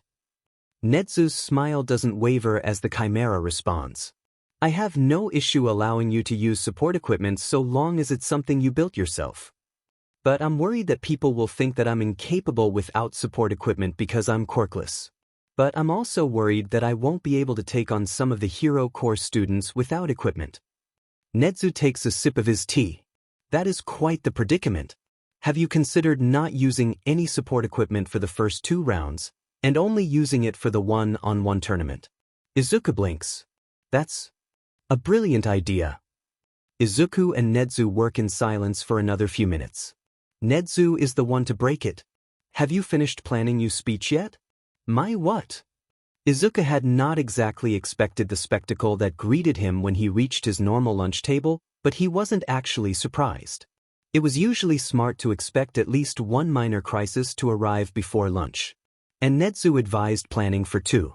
Today's crisis involved a projector, 3 cans of coffee being thrown around the table in a ping-pong battle between Uraraka and Kimiko, half the cafeteria observing, and an offended Shinso and one maniacally raving Mei yelling at Ida and Yaoyorozu. This in and of itself wasn't in any way new or interesting. The other students always stare at their table. Izuku blames Mei, and Uraraka had figured out the coffee can ping-pong trick out last week, and the whole group had been adding more cans to the game to make it fair for whoever she was up against. Regardless, Izuku approaches his friends with the same sort of uneasy amusement one would expect from a particularly dark joke. Do I want to know what's going on? He eventually asks as no one actually notices him. Shinso, Mei, Ida, and Yaoyorozu don't even acknowledge his existence. Although he does hear something about there being no precedent for that sort of thing. But Uraraka does notice him, pausing her game with Kimiko to give Izuku her full attention. They're debating whether or not Kimiko could legally identify as a cyborg. And that's a good question actually. Izuku manages to consider it for a few seconds before voicing any opinions, but he's no less convinced on either side of the matter. He decides not to pick a side at all. Who's on which team? He eventually manages to ask. Kimiko manages a small smile, likely enjoying the chaos. Shinso and Mei firmly believe yes. Shinso manages to cut through the explanation with a series of slides on Kimiko's weird behaviors, which Izuku would be more concerned about, but Kimiko is unconcerned and barrels on with her explanation. Tenya and Yaoyorozu are more conservative. Izuku tries to make peace with the fact that Tenya and Yaoyorozu arguing against Kimiko identifying as a cyborg being considered a conservative stance. He gives up very quickly. Do I want to know how they got onto this topic? No, but I'm gonna tell you anyways. Ochako laughs. Oh God save us. God won't help you now. Kimiko says, completely deadpan. Uraraka laughs again. Although Izuku isn't sure it was actually a joke. We were having lunch all nice like Uraraka begins, and Izuku immediately decides that anything she says is questionable. When Kimiko asks if she'd be able to legally identify as a cyborg or if she'd have to undergo surgery first. Izuku blinks. He turns the words over in his head and immediately finds about a dozen questions. But he settles on just one. Why? Kimiko smiles at him, serene and completely ignoring the shouting match occurring 4 feet to her left. Only humans have to pay taxes. Cyborgs aren't human. Cyborgs don't have to pay taxes. Uraraka is the one to respond. You want to become a legal cyborg. To commit tax fraud. It isn't a question, but Kimiko responds anyways. Yes. Hiro and Midoriya, in an act of solidarity and an attempt to make Hitoshi look bad, agreed to join Hitoshi's workouts for the festival. Midoriya is well-trained, all lithe muscle and quick reflexes, where Hiro is a mountain of a man. That doesn't flinch in the face of all might. Hitoshi has seen the videos. The one where he played ring toss on the man's bangs? Priceless. It also helps that the two are patient, and that Hiro is the most chill person Hitoshi has ever met. Today is different however. Hiro is missing for whatever reason, and Midoriya is pacing the gym and muttering incoherently while Ida offers moral support. Which is great, except it leaves him at the hands of Mei as his lead trainer. And after the experiment with midnight sleeping gas, although he had gotten an excellent nap out of it, he had a healthy level of distrust and respect for her. He eventually speaks up, because he fears for his mind if Mei is the only one supervising his training. He'd also be worried about his soul, but he's pretty sure the Pinkette already owns it by now. Where's Hiro? Ida pipes up from the back of the training room, still trying to calm down Midoriya. He got detention. And yeah, Hitoshi can see that. Hitoshi is pretty sure that Hiro has spent half the time Hitoshi has known him in some sort of trouble with the school. He's actually not sure why the school hasn't expelled him yet. And Midoriya? Midoriya answers for himself. I have to give a speech. In front of everyone. For the sports festival. He grips his hair, hands disappearing into the curly forest. I can't handle this. I'm going to die. Or embarrass myself on national television, or get expelled. Midoriya begins to shake Ida as if to make him better understand the situation. I feel like getting expelled wasn't the worst option on that list. Hitoshi snarks, and Midoriya gives another wail of despair. Well, now that all the feelings are out of the way, Mei cuts in, and Hitoshi gulps. Let's get started on today's training. Hitoshi thinks that Mei's smile at that moment will haunt his dreams forever. It does. Izuku is nervous. He's pacing inside the empty prep room and trying very hard not to puke. It's the sports festival. It's the single biggest event of the year. Izuku has to give the opening speech. He feels like he might actually have a heart attack before he even gets up to the stage. He doesn't have a single one of his gadgets. He ended up going with Nedzu's suggestion about proving himself without gadgets in the first 2 rounds and using his equipment in the one-on-ones. And he is panicking. His breaths are quick and shallow and he feels like he can't get enough air. Izuku is startled out of his meltdown by Present Mic's announcement for Class 1A. It's a little overwhelming, to be honest. But the blonde teacher calls for Class 1B, and it's clear that there's some underlying favoritism. This in and of itself isn't that surprising. There has always been favoritism towards Class 1A. The way the class was designed was to give students with more powerful or useful quirks and more vibrant personalities an environment with heavy competition and an emphasis on control. In comparison, Class 1B tends to have people with weaker quirks and shyer personalities who need a confidence boost and to focus on increasing power. As a result, Class A tends to win more in the sports festival, and the classes tend to foster heavy rivalries with each other. The problem is the amount of disproportionate favoritism given because of the sports festival, which was hugely traumatic for almost everyone involved. The problem gets worse as Present Mic lumps all of the general education classes together, not even bothering to separate them, followed by the conglomerate of the support department and management department. It's blatant discrimination. Izuku is practically fuming as he notes being called up. Sorry, Yaoru, Izuku murmurs softly, completely to himself, and perhaps Yaoyorozu. All that prep and I still need to improvise. Mei is called out with the rest of the support students, and wastes no time congregating with her heroics class friends. The weight of her backpack on her shoulders is comforting. She has a lot of gadgets in there, and she's thrilled to get to show them off. She isn't really upset about the way that Present Mic introduced everyone, but she can tell that a lot of her friends are. Present Mic's voice booms over the field. And last but not least, the class with only one student, Nedzu's personal student, Class 1N. Mei walks as Izuku stalks into the green. He's upset about the discrimination, isn't he? Izuku has always been touchy about discrimination.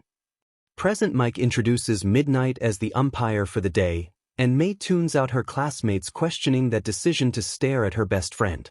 She zooms in on him, and notices that his hands are clenched into tight fists, fingers blanching where they dig into his palms. He shakes slightly, but seems to be taking deep breaths. Izuku never lets himself stay angry. Mei has never gathered the courage to ask him why. Midnight snaps her whip on stage, shutting up the students. My position here is perfectly legitimate. She straightens and strikes a Hensel pose, much to the delight of a boy in front of her with purple ball for hair. And now, the student pledge. Given by the entrance exam's top scorer, Midoriya Izuku. Mei watches her friend walk up to the stage in high definition. She wonders if he has a set of note cards on his person somewhere. He knows that he and Yaoyorozu worked on the speech for over a week. Yaoyorozu was really the only person in their group whose advice could be trusted for public speaking. Mei herself recommended pre-recording and then playing the speech on a speaker. That was apparently a bad idea, and would give the wrong impression. Izuku stands tall on the top of the stage. Mei feels a little weird. Her chest is all warm and she feels like smiling. It's an honor to get to compete in such a prestigious competition. I know, regardless of class, that we will all give everything we've got today and show our convictions in whatever path brought us to you. Plus ultra. The crowd cheers wildly. Mei can briefly hear Yaoyorozu's shrill, "That was not what we practiced," over the din. It's quickly followed by Hiro's boisterous laughter. Did you actually think Izuku would follow the plan? Oh. No, but still. Mei smiles. Yeah, this is gonna be fun. How? Is the question Tenya asks the void. The void does not answer. Hiro, however, sees no issue as acting in the void's place. I have no idea. He absently ruffles his hair. Maybe I'm faster? Tenya feels like screaming, I have a speed quirk. It's not that big a deal, Tenya, don't worry about it. And Tenya looks up to see the greatest source of confusion on his part. One Midoriya Izuku, who had somehow managed to clear the last leg of the obstacle course by launching himself into the air via explosives and snag first place. And now Tenya thinks about it and realizes that maybe having a speed quirk has nothing to do with how fast someone can be. Maybe it has more to do with overall agility and resourcefulness. And maybe insinuating as such is really offensive. Izuku is really helpful for eliminating intrinsic quirk biases. He does his best but still makes mistakes sometimes. More competitors trickle in behind him, and midnight eventually calls the event. Only the first 64 are able to compete in the second leg of the tournament. Tenya notes that included in that list is himself, Izuku, Mei, Yaoyorozu, Uraraka, Shinso, and Hiro. Did Kimiko not pass? Izuku ends up asking, eyeing the list of competitors. Hiro answers for everybody. She got distracted by the robots. I think she's trying to give them AI. On the other side of the field, at the very beginning of the track, Power Loader tries his best to separate one Kurosaki Kimiko from one of the 3-pointers that has been affectionately named Snowball. He is not successful. Midnight eventually pulls the group of teens out of their thoughts by announcing the next event. A cavalry battle, where first place is worth 10 million points, several thousand times more than everyone else on the field combined. He looks over at Izuku with a wince. Izuku isn't sure if he's excited or wants to sink through the floor and die. Now that he thinks about it, there was a second year last year who could do that. Today has been awful. The amount of people trying to sabotage him due to him being Nedzu's student has been ridiculous. He barely managed to pull out a win in the obstacle course. He did the math. Had his plan not worked so well, he'd have ended up 73rd and out of the rest of the festival. And now he's wondering if it was even worth it since no one is going to want to team up with him. Hey Shinso! Mei yells over the din, startling Izuku out of his spiraling thoughts. You gonna join us, or are you gonna continue using those mind slaves of yours? They're not mind slaves. Shinsu's voice cracks impressively as he attempts to defend himself. Izuku winces in sympathy and continues trying to figure out who would be willing to team up with him. He's such a big target after all. There's no tactical advantage to try and keep the 10 million points the whole game when it's so much easier to snatch it up at the end, and even if they were willing, the team would need to be strategic, and even then... Yo, Aizu, Hiro snaps Izuku out of his spiral. The noise Izuku makes in response is suitably pathetic. You joining or what? Izuku looks over to see Mei and Hitoshi pause their bickering to look at him expectantly. You guys want me on your team? The trio look at him like he's an idiot. Duh. The synchronization is a little freaky. Hiro picks up for the group. You're an actual genius, Aizu. He says as if it's the most obvious thing in the world. If anyone can pull out a way to keep that headband, it's you. Mei butts in, and besides, my babies are super great at evading things. Shinso says nothing, but blushes a vivid pink that looks very strange coupled with his eye bags. I mean, you've got a plan, right? And under the expectant eyes of his friends, he finds that he does. It's crazy and stupid, but it might just work. And oddly enough, has nothing to do with keeping the headband. Yes, but we might end up disqualified. He turns to Mei. You brought the remote explosives, right? Mei smiles in a way that would have sent a younger Izuku running away in tears. Now Izuku just feels relief and a hint of elation at her support. Come on Izuku, who do you take me for? In the end there were 3 ways to play the cavalry battle. One is sensible, the type of careful planning and guaranteed win that he's known for. The second is complete and utter madness. The sort that always leaves Mei cackling, Tenya crying, and Hiro in complete and utter bafflement. The third is some sort of absurd mix of the two. It's a bad idea in every way, but it's showy, and in the words of Hiro, ballsy as F-. Which is perfect for the sports festive, so in traditional Midoriya fashion, he has decided to pick the third. It takes a bit of maneuvering but Shinso ends up as the rider, with Hiro as the front horse, and Mei and Izuku flanking the right and left respectively. Each of the horses are wearing a pair of Mei's hover boots and a custom backpack full of supplies, although Izuku isn't sure how much help they'll actually be. Izuku knows that both Todoroki and Bakugo are going to be coming for his head. Or at least, his headband. But that's okay, that's the plan after all. I just want to say that I hate this plan. Hiro grumbles from his position as front horse. We could totally just keep the 10 million, you know. Hiro. Mei gives her manic smile that spells disaster and explosions for everyone in a 50-foot vicinity. You should know the point of the sports festival isn't to win, the glint in her eyes is terrifying, it's to be memorable. Kamiko hums happily up in the stands as she uses her tablet to go through the existing code of Snowball the 3-pointer. Power Loader had eventually convinced her to leave the precious bean in the labs instead of bringing it up to the student stands. For all that Kamiko wants to sit atop her new robot, the fact remains that she was unable to fit it through the door. So in the lab it stays while she plays with the motherboard. She takes in everyone revving up to start the cavalry battle. She does not notice her poor classmates trying to remain as far away from her and her setup of about 12 computer screens as possible. Poor Shinso looks very pale as everyone glares at the group. She wonders how the group will fight this battle. She isn't exactly a strategist, but she can make educated guesses. Midnight announces the start of the game and several things happen at once. All of the other teams rush at Shinso and the others, who surge forward to meet one of the non-hero core students' teams. Shinso presses the headband into one of the rider's hands, while Mei drops a bag of silver objects onto the field. She feels out the electrical field of the battleground and grins, pulling a tablet out of her bag with great enthusiasm. "Oh, that's brilliant," she whispers, stars in her eyes. "So very clever." She adjusts her stance, clutching the tablet in her arms tighter as she splits her attention between the field she can see and the program running in front of her. She doesn't knot the remainder of students still in the same box as her pulling even further away. This will be interesting. Izuku and his friends have to very quickly escape after throwing away the 10 million point headband. Both Eraserhead and Present Mic question his tactics. And Izuku knows it's not a typical move.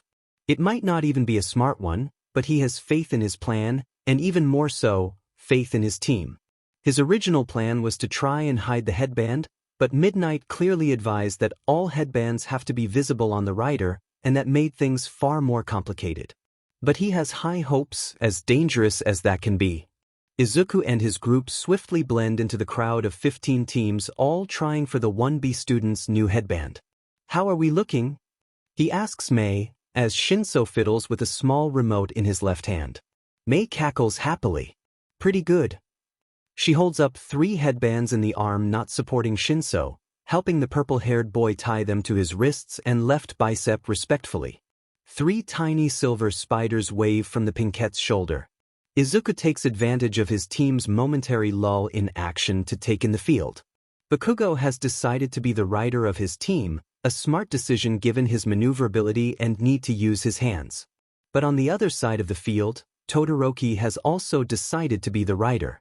Which Izuku isn't sure how to explain the absolute tactical mistake that was for someone whose attacks originate from their body. That was the worst tactical position for the boy. He really should have been the front horse. As it is, he's practically crippled himself. Izuku takes a deep breath. His team's opening move has left the entire field on edge and frantic. whipped into a sudden frenzy at the 10 million points quick changing of hands. It's a gambit to open with such a dangerous move, but it should keep a majority of the stronger teams off their back as they hyper-focus on the 10 million points, while keeping the weaker teams distracted. But the lull in combat quickly fades, and any type of order or status quo changes as Todoroki manages to grab the headband and the teams begin to face off against one another. Izuku and his group is suddenly very preoccupied with dodging some of the weaker teams. They could use Shinsu's quirk, but Izuku wants to save it, to give his new friend the greatest chance of success in the final arc of the festival, which is almost always a one-on-one tournament. So, dodging has to do. Thinking of the weaker teams. Mei, how are we doing on the points front? Pretty good. Mei cheers happily, quickly passing another 3 headbands from her free hand to Shinso. The silver robot on her shoulder makes a chirping noise and scuttles off again. Are we certain that we won't be disqualified for this? Shinso asks, worriedly scanning the crowd. Fearless. There's no rule against it, which means it's fair game. Mei giggles as she dumps out another pouch of what look like large silver capsules. Upon impact with the ground, they expand into metal spiders the size of his palm. Kimiko's robots. Izuku hasn't the faintest idea how Mei is operating them. Kimiko tends to be pretty forgetful when programming interfacing for her creations. They scuttle off to fulfill their orders. 3 o'clock. Shinso screeches, and Izuku whips his head around to see the advancing team. The group jumps over the advancing team, sending them crashing into another team, too distracted to notice their headband being stolen by a little silver spider. So we just have to keep this up for another 10 minutes. He takes a deep breath. Alright. Only when the clock reaches 1 minute does Izuku put the last part of his plan into action. As the clock ticked down, Shinso once more pulled out the silver remote, showing off the extensive patchwork of headbands securely tied around his arms and neck. Some of the higher point values had been attached to Shinso using one of Mei's highly complicated babies, leaving them visible but very hard to remove. No one ever seemed to notice the headbands tied to the various appendages of the horses. One on Mei's right bicep, fully visible but nearly impossible to reach. 2 bands are tied around Hiro's wrists, and one, the highest point band they have, sewn into Izuku's pants backwards by a group of mechanical spiders. Izuku has no idea when Kimiko coded her spiders to be capable of that, but he's grateful nonetheless. They wouldn't have even half of their points without the help of her meticulous programming help. They have maybe a third of the headbands in the arena. It's a good score, a safe score, and currently no one was breathing down their necks. Most of the teams had already tried their luck with Izuku's group, and given up once they realized that they weren't going to be able to get too many headbands. Especially with how the group had spaced the headbands across the team so that you could only grab one at a time. Especially given that only some of them were actually removable. After all, the only rule for the headbands is that they have to be visible. No rules against extra security. And thankfully, no rules against their final act. Izuku turns his eyes towards the absolute spectacle of the fight between Team Todoroki and Team Bakugo over the 10 million point headband. He noted that Bakugo had around 5 headbands, all of lower value, but still respectable. In comparison, Todoroki had 3 higher value headbands, and was currently in possession of the 10 million points. Mick's voice envelopes the stadium. 45 seconds remain. Will the Ice Prince keep his bounty or will the King of Explosions steal his prize? Izuku turns to Shinso and gives a slight nod. This is such a bad idea. He murmurs and flips over the protective covering. And it looks like Bakugo has taken the prize. The 10 million points is currently wrapped up in a bit of Ciro's tape as Todoroki and Katsuki exchange blows. Speakers are hacked. Mei exclaims loudly. Izuku takes the offered microphone and does some last-second adjustments. And it looks like Class 1A's pretty boy isn't taking kindly to the loss. 30 seconds left. Who will end up with the coveted 10 million? Izuku flips on the speaker and hands over the intercom to his favorite insomniac. Shinso pitches his voice deep and commanding. He has to be noticeable, but keep his quirk under wraps for as long as possible. A delicate balance, and Izuku is always willing to help his friends. No need to worry. A deep breath and a delicate balance. No one will. Shinso presses the bright red button as confusion reigns across the stands at the strange voice over the speakers. That confusion quickly changes directions, however, when the 10 million points, caught between a grappling hook made by Yaoyorozu and Shiro's tape, explodes. Approximately 26 minutes ago, the group of students making up Team Shinso huddle around the newly received 10 million point band. So what's the plan, Izuku? Mei asks, clearly curious as to how he planned to play this. The plan is to give this, he gestures towards the 10 million point band, up and get some less contested points. Shinso makes a face. Are you sure that's a good idea? The 10 million is a huge advantage. Izuku smiles. And a huge liability. It would be foolish to do anything but defend the entire game, which would be exhausting, especially if any of us want to be able to pull any interesting tricks in the upcoming rounds. You still need to stand out in the tournament after all. And Shinso blushes at that, a pretty pink color that clashes horribly with his eye bags. But don't worry about falling behind, I've got an idea. He smiles widely at his friends. Did you know there is no rule against tampering with the headbands? The glint in his eye is suspiciously similar to Nedzu's. That sounds like you have an idea. Hiro ventures, pulling out certain items he thinks might be helpful and adding them to the pile of support items they're using for the upcoming event. Izuku nods. That I do. Izuku pulls a small red and yellow package out of the pile. We do have detonatable explosions after all. He plucks a few out of the package and begins setting them up. The explosives are tiny, barely any bigger than a grain of rice, but very potent. The explosive is based in a cecum water reaction. Trying to get his hands on cecum would have been impossible if not for Yaoyorozu. Each capsule has 3 sides and a single retractable latch connected to the detonator.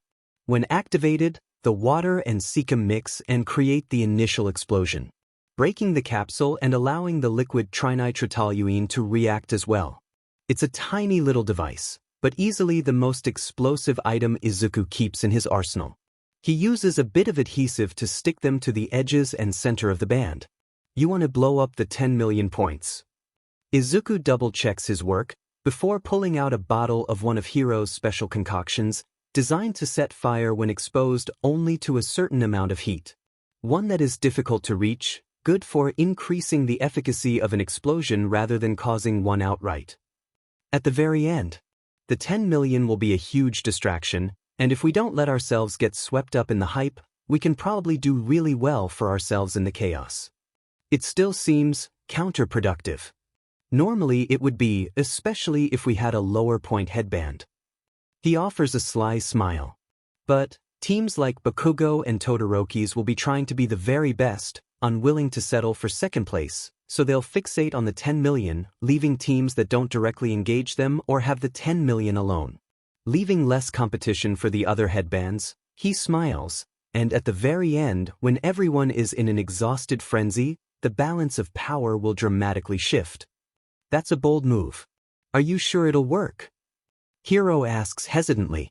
The point isn't to win. The Cheshire grin spreading across his face makes his friends shiver slightly.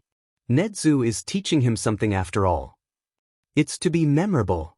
The charred ash is all that remains of the headband once the explosion is over. Shiro's tape had burned away and Yaoyorozu's carbon grappling hook had shattered. The arena is silent. An odd experience given the loud cacophony of the arena mere seconds earlier. Heads turn towards Team Shinso, where Shinso still flaunts the little silver remote that caused all this trouble. Izuku can read the fury of Team Bakugo easily enough, explosive anger that fades quickly, though the slow and steady creeping of rage and desperation coming from Todoroki is something he is less familiar with being on the receiving end of. Although it isn't hard to recognize, it's the same kind of anger he sees in his own eyes when he looks in the mirror. Both Team Todoroki and Team Bakugo advance quickly and violently.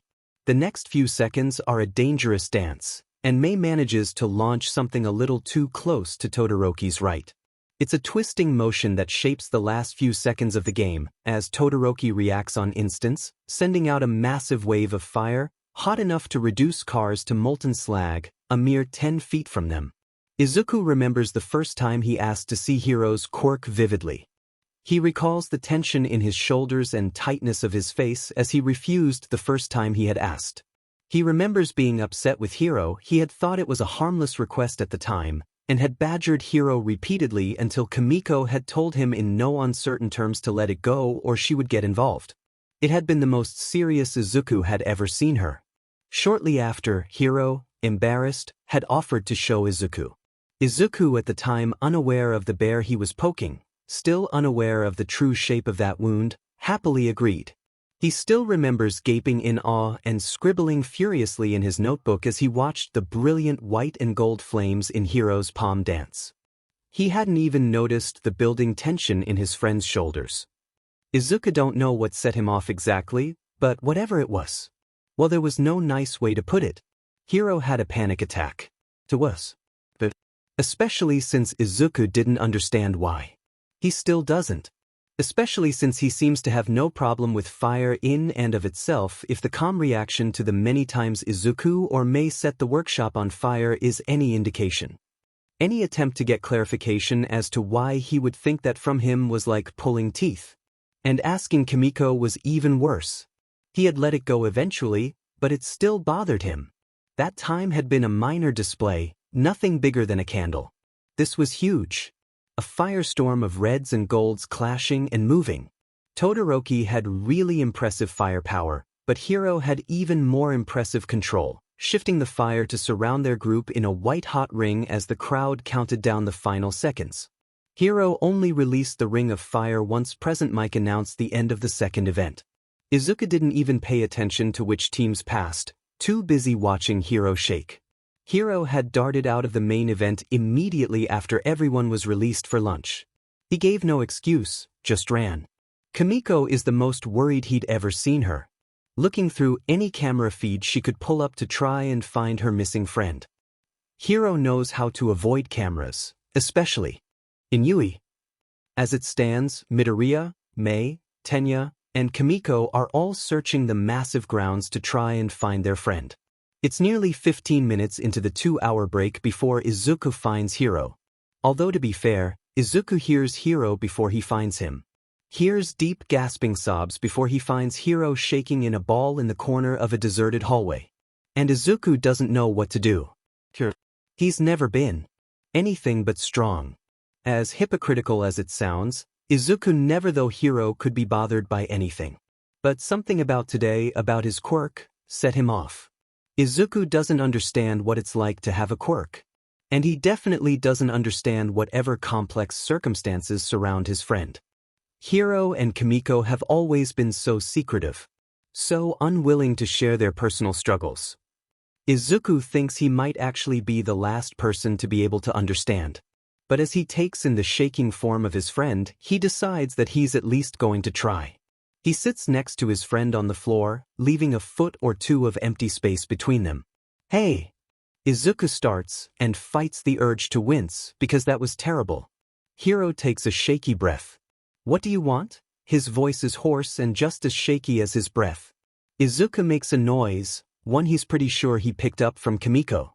A sort of soft humming sound. A bit of body language indecipherable outside of their group. A sound that means the person in question is considering how to phrase something but are sure of the answer. I wanted to make sure you're okay. You worried us, running off like that. Hiro sniffs and gives Izuku a glare. I'm fine.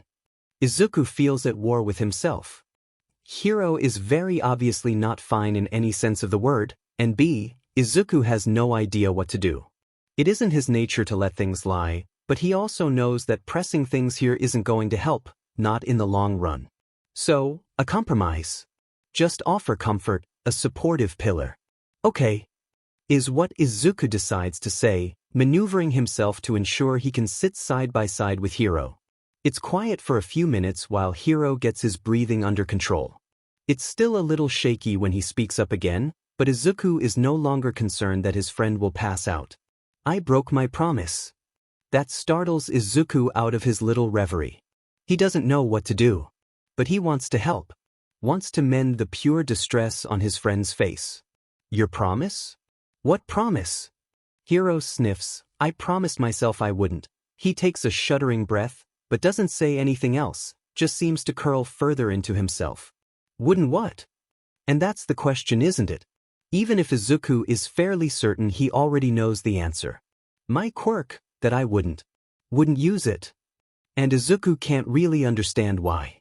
Can't understand what circumstances could cause someone to reject something so clearly a part of them.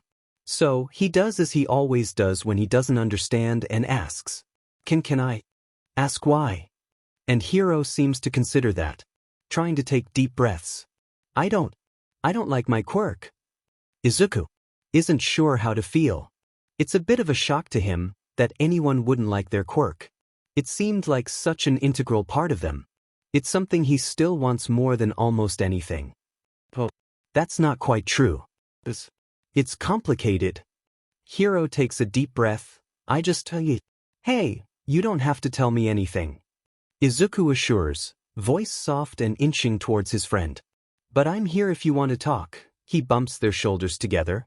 It's casual and non-threatening, and it seems to help. Hiro doesn't do or say anything for a while, although his breathing evens out and Izuku eventually manages to press himself against his side. He knows that Hiro really likes casual touch. A deep breath. I don't want you to hate me, is the whisper that breaks the silence. I won't. Izuku assures. But you've always wanted a quirk. It's unfair that I'm so scared of using mine. He takes a deep breath. That I can't see my own quirk the same way you do. And Izuku is slightly stunned. That Hiro, in the midst of what appears to be a breakdown that was a long time coming, still had the presence of mind and emotional intelligence to acknowledge that they saw quirks differently.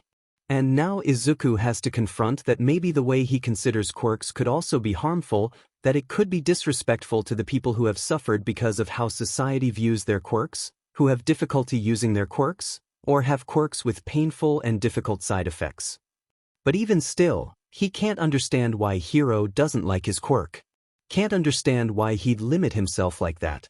Is there a reason for that? Is what he asks, trying to understand, but also trying to not push too hard, too far.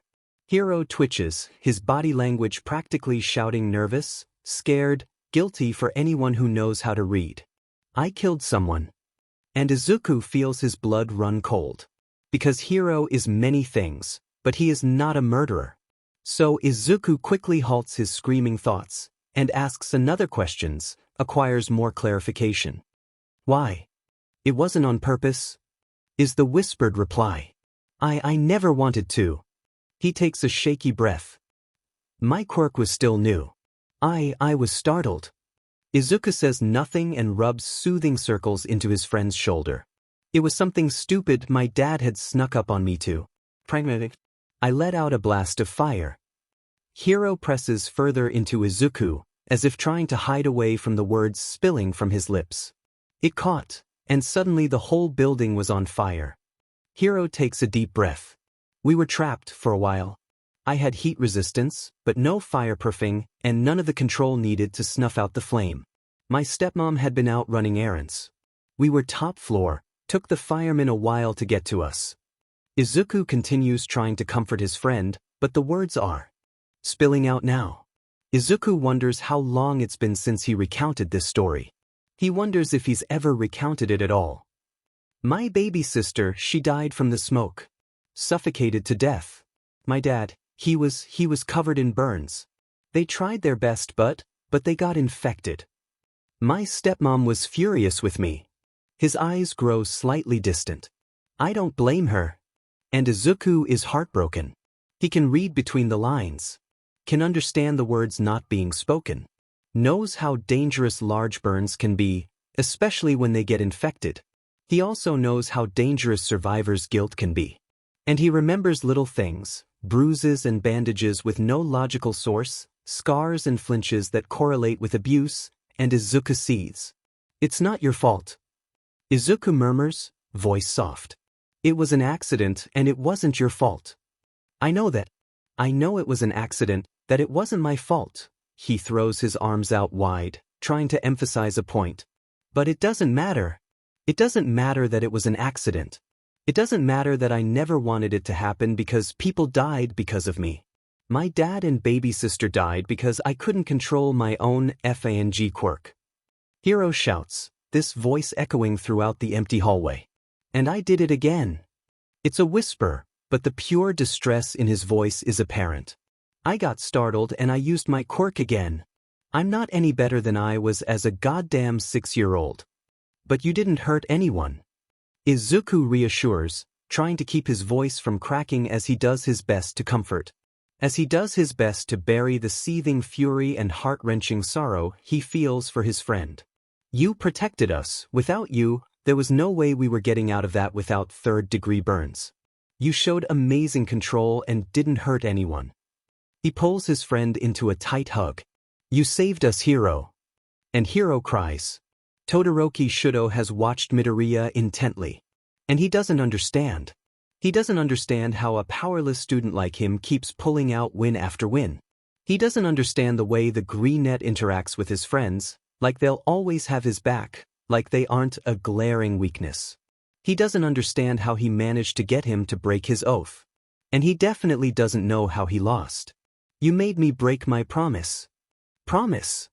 The boy stutters, shaking like a leaf as he stands opposite him in the hallway Shudo chose for this conversation. My fire, I promised myself I would never use it. Midoriya says nothing, so Shudo continues on. Tell me, do you know what quirk marriages are? The sharp intake of breath tells Todoroki he does.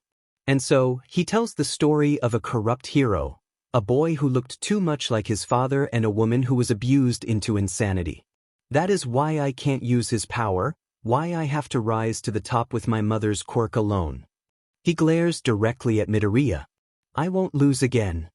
And Izuku, after sitting with a shivering Hiro, tears in his eyes in the throes of a panic attack, deathly afraid of his past, his quirk, of what he's capable of someone else, someone he couldn't get him to tell him about.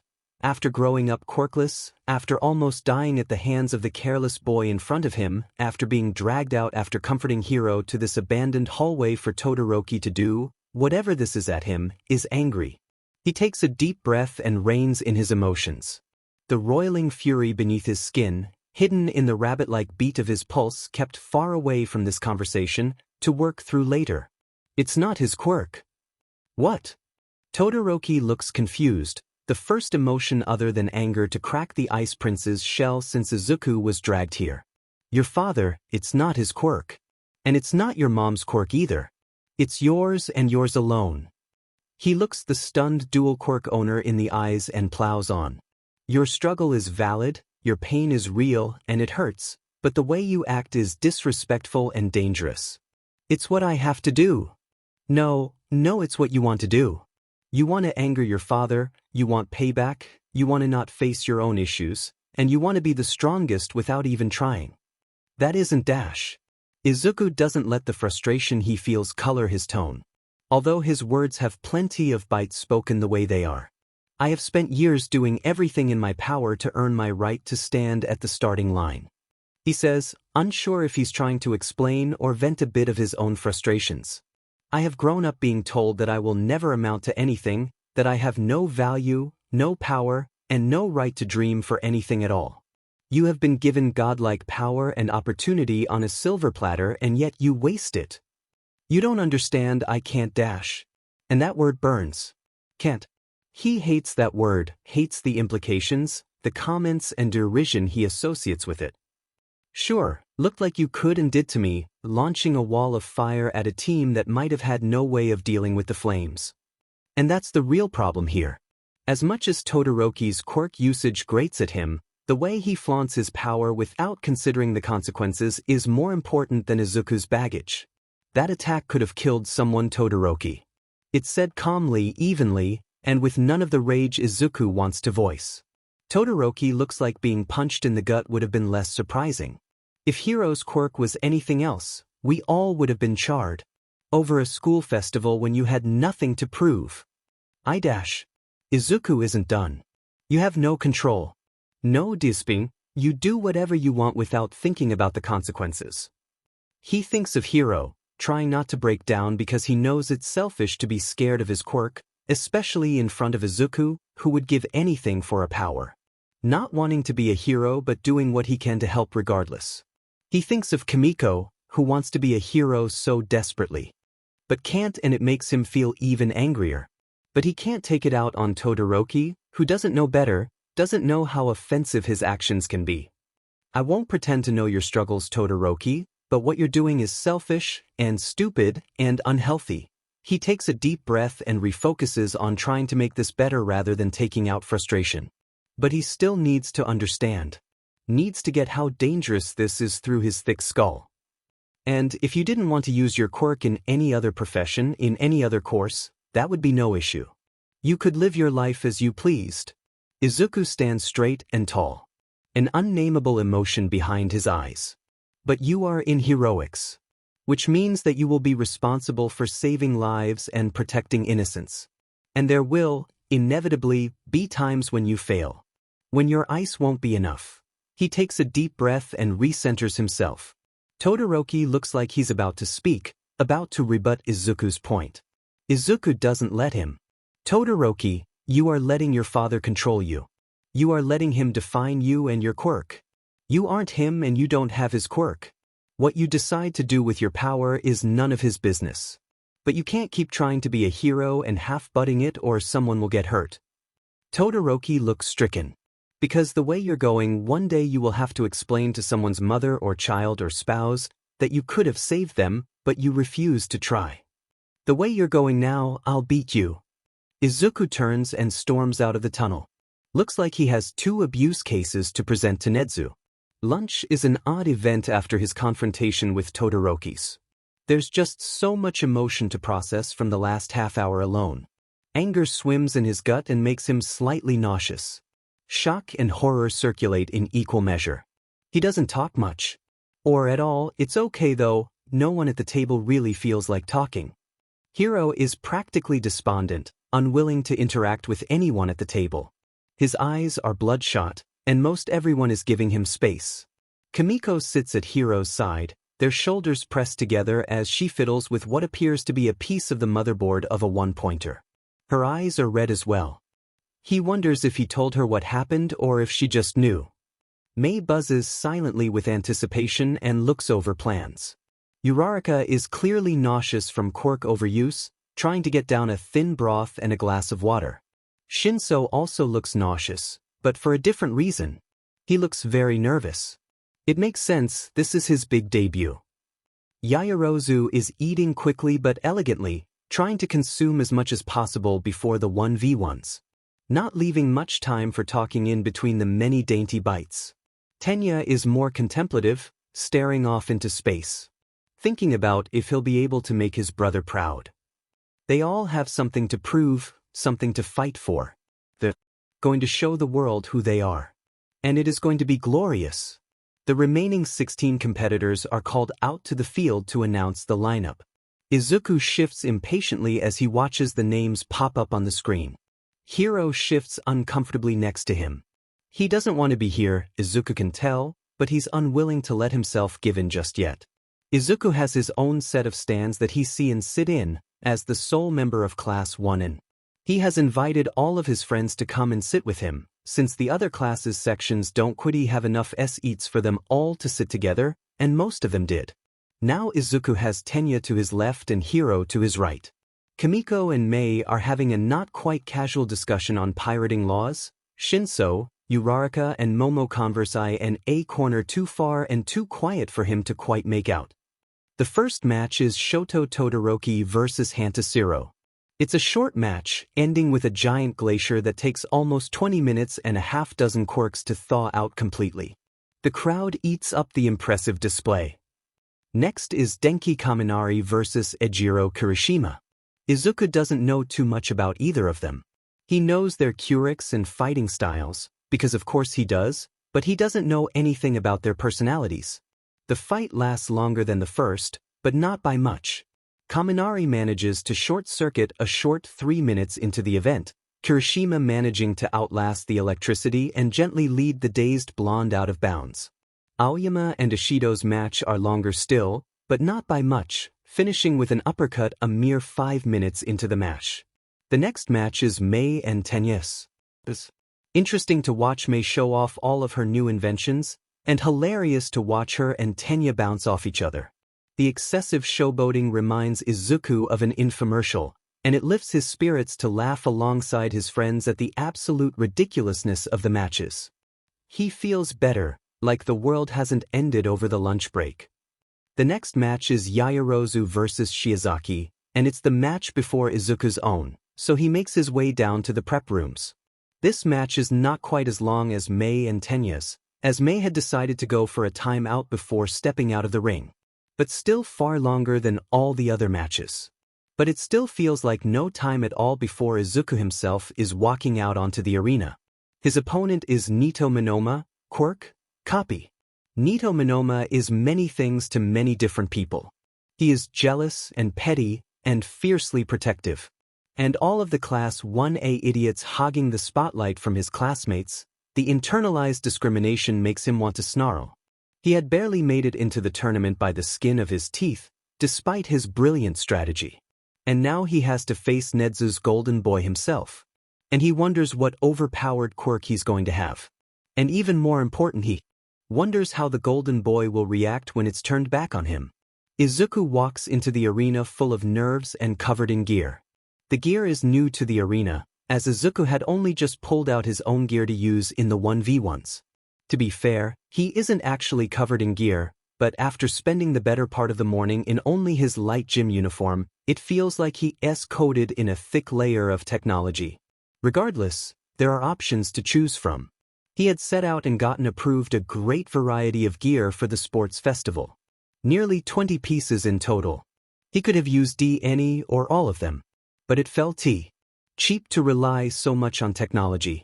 Technology can be broken after all. He needs to market himself as a hero, so he should use as little gear as possible, but he also needs to market himself as an inventor, which he can't do without showing off a variety of gear. It's a vicious cycle. He ended up discarding a great deal of his gear in the waiting room. All of his consumables had found their way onto the bench, along with a thick black utility belt. Several smoke bombs, each full of a special chemical design to mimic Midnight's quirk, quickly followed.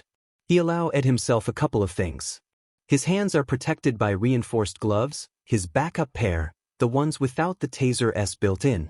His feet are covered by a pair of bright red sneakers with steel toes and hard soles. A pair of goggles rest among his curls, no real purpose to them but to keep things out of his eyes. A thick mask sits around his neck, designed to filter out dangerous gases and aerosols. He had stared at his collapsed staff for a long time, but eventually decided to leave it behind. He wanted to be a support hero, of course he did, but he is so much more than his technology in the way that everyone in the hero course is so much more than their quirk. He wants to prove that he, as himself, is good enough. That he can be a hero. He is armed and ready, even if he can't quite escape the jitters and nerves in his stomach. He walks into the arena with his head held high, and the crowd screams.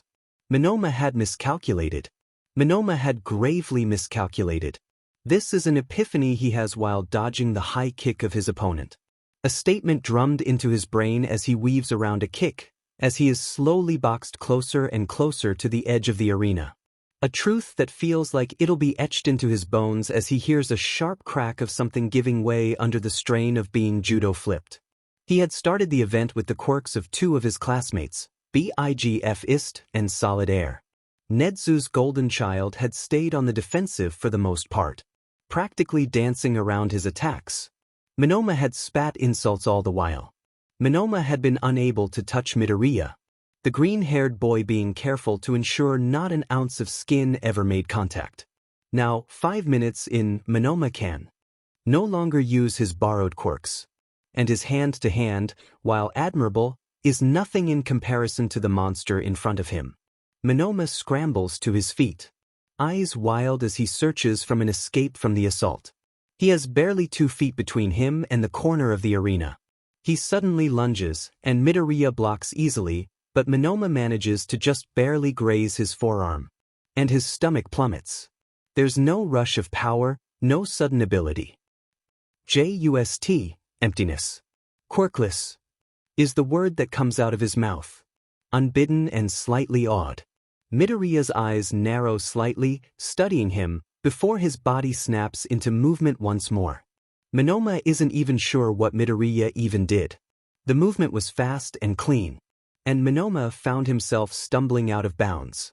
Midnight ends the match swiftly after that, and Monoma storms out of the arena, unsure of what to do with the swirling emotions in his chest. The next match is Bakugo Katsuki vs Uraraka Ochako. And Izuku is amazed by Uraraka's skill. She dodges Bakugo's attacks well, and uses a brilliant strategy to try and beat him. She still loses, but it's a close thing. So close. Izuku is so proud of her. He knows that Hiro fully intends on throwing his match with Shinso, so he quickly makes his way down to the prep rooms to give Uraraka support and possibly a hug if she allows it. Uraraka Ochako cannot name the swirling emotions which tighten her chest and burn her eyes and clog up her throat. She can't put a description to the feeling that makes her feel both hot in the face and chest while numb in her hands and back.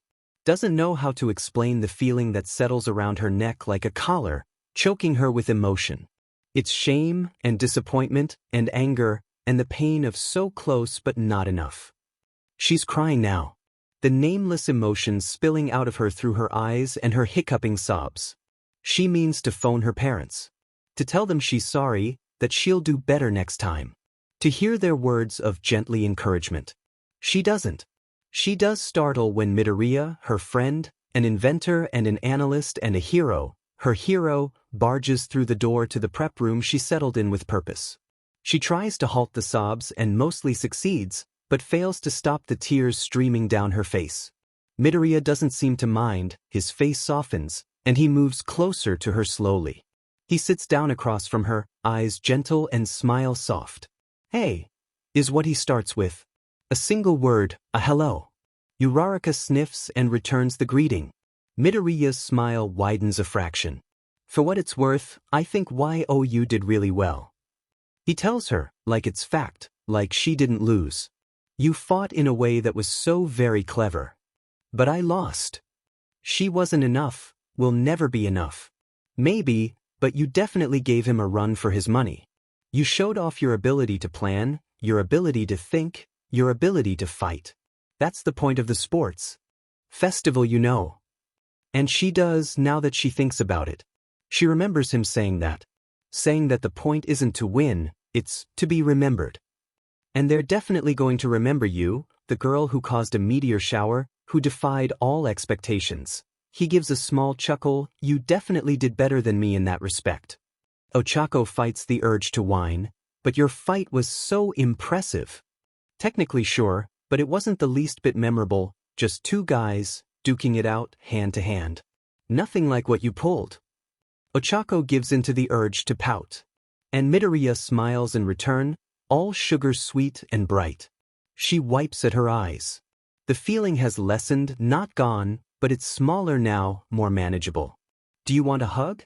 Midoriya asks, soft and kind and easy. And Ochako does. She does want a hug, wants the physical comfort that a hug can provide. And she wants that comfort from Midoriya, who is bright and kind and saved her, who taught her some hand-to-hand moves when she mentioned wanting to learn but being unable to afford formal training, who offered to help build her gear and work on her quirk, who's her friend. Yeah. And so she gets one. And it crosses her mind that Midoriya is really, really good at hugging people. Hiro makes his way to the prep room groggily, eyes unfocused and blinking the sleep from his eyes. Which burn, by the way, the side effect of all the tears he shed earlier. Talk about a pain in the butt. He knows he has to give Shinso a good fight. But DMN if he doesn't want to just forfeit. It's as he's making his way to the prep room that he runs into the flaming trash bag himself. Now, Hiro has a lot of opinions about Endeavor. None of them are positive, but he does have them. None of them fit into the worldview of the number 2 hero, in more ways than one given that he's a piece of shit. Threatening his son in the middle of a public hallway. What the actual F-? Is this what child abuse looks like from the outside? No wonder Miko's always so sad at his stepmom. He'd be sad too. Now that he thinks about it, that might be the first time he admitted that he is experiencing child abuse. in order to make a mental jab at Endeavor. Huh, that's actually pretty on brand. He pushes that mental breakdown aside for later. Now Hiro has a decision to make. He could keep walking, keep trying to wake himself up and reduce the chances of setting off his already fragile emotions. Or, and this is the important part, he can intervene in a way that is absolutely hilarious and post the footage online after the festival. Hiro, being the chaos gremlin with poor impulse control he is, obviously chooses the latter. So he grabs the fire extinguisher off of the wall and fiddles with it to get it working. This is such a bad idea. He only just got back from his last suspension, but by God this is too good an opportunity to resist. He says nothing but taps the number 2 hero on the shoulder, causing Endeavor to turn around in an angry rage. Which is basically calm for him. ND sprays the contents of the fire extinguisher directly onto Endeavor's flaming face. Hitoshi enters the field well aware that Hiro is far from his best. He looks haggard and worn and Hiro doesn't really know why. All he knows is that Hiro likely won't put up a good fight. Which kind of SCKS since he needs to be impressive to transfer into the hero course. But he isn't angry about it. Although he does feel a bit frustrated. So he's surprised when Hiro enters the arena practically skipping.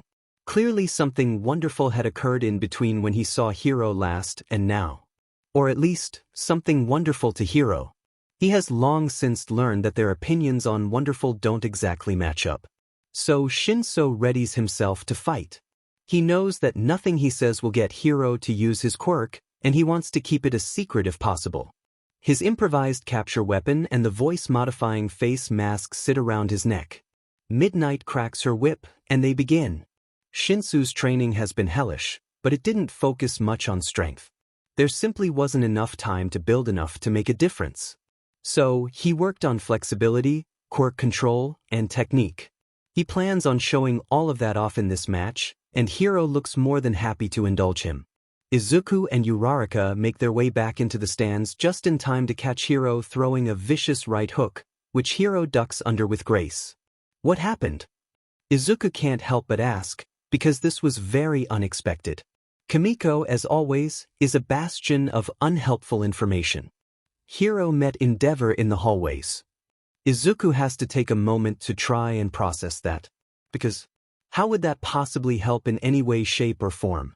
Kimiko ends up showing the entire group the video she caught via security cameras. And it's something alright. Izuku looks back to the fight, where Hiro and Shinso continue to duke it out. The fight ends when Shinso finally manages to loop his capture weapon around Hiro, and uses the leverage to toss the other student out of bound DS. Midnight calls the match, and Shinso helps Hiro to his feet. He successfully managed to get through the first round with an impressive fight, without having to reveal his quirk or the secrets hidden within his capture weapon. All in all, it's a good way to end the first round. Hey everyone! First of all, I want to give a huge shout out to all of the people who have read and enjoyed this story. You guys are the best. As several people have guessed, this story is on hiatus. Sorry for not putting that out sooner. There's a couple reasons for this. 1. I am no longer in long lectures that I can't listen to without falling asleep, so I am no longer writing FIC to stay awake in class. 2. I graduated, so I am now working a full-time job and have way less free time than I was before, even if I love my job. 3. I broke my laptop that had both my outline and chapter backlog on it, and don't know what was supposed to happen next, and can't come up with a satisfying ending. 4. The story of Emiche is longer now, and what little I remember having planned is terrible in comparison. When I started writing, I had only seen up to the end of the sports festival. 5. I am no longer really in the BNHA fandom. Nothing against the fandom, it just doesn't produce the serotonin like it used to. 6. I'm trying really hard to write and publish an original work right now. Nevertheless, this work isn't necessarily abandoned. I may one day get completely SEK into my hero and write for this FIC again. But for now it is on hiatus. Once again, thank all of you for this amazing experience. I loved interacting with all of y'all.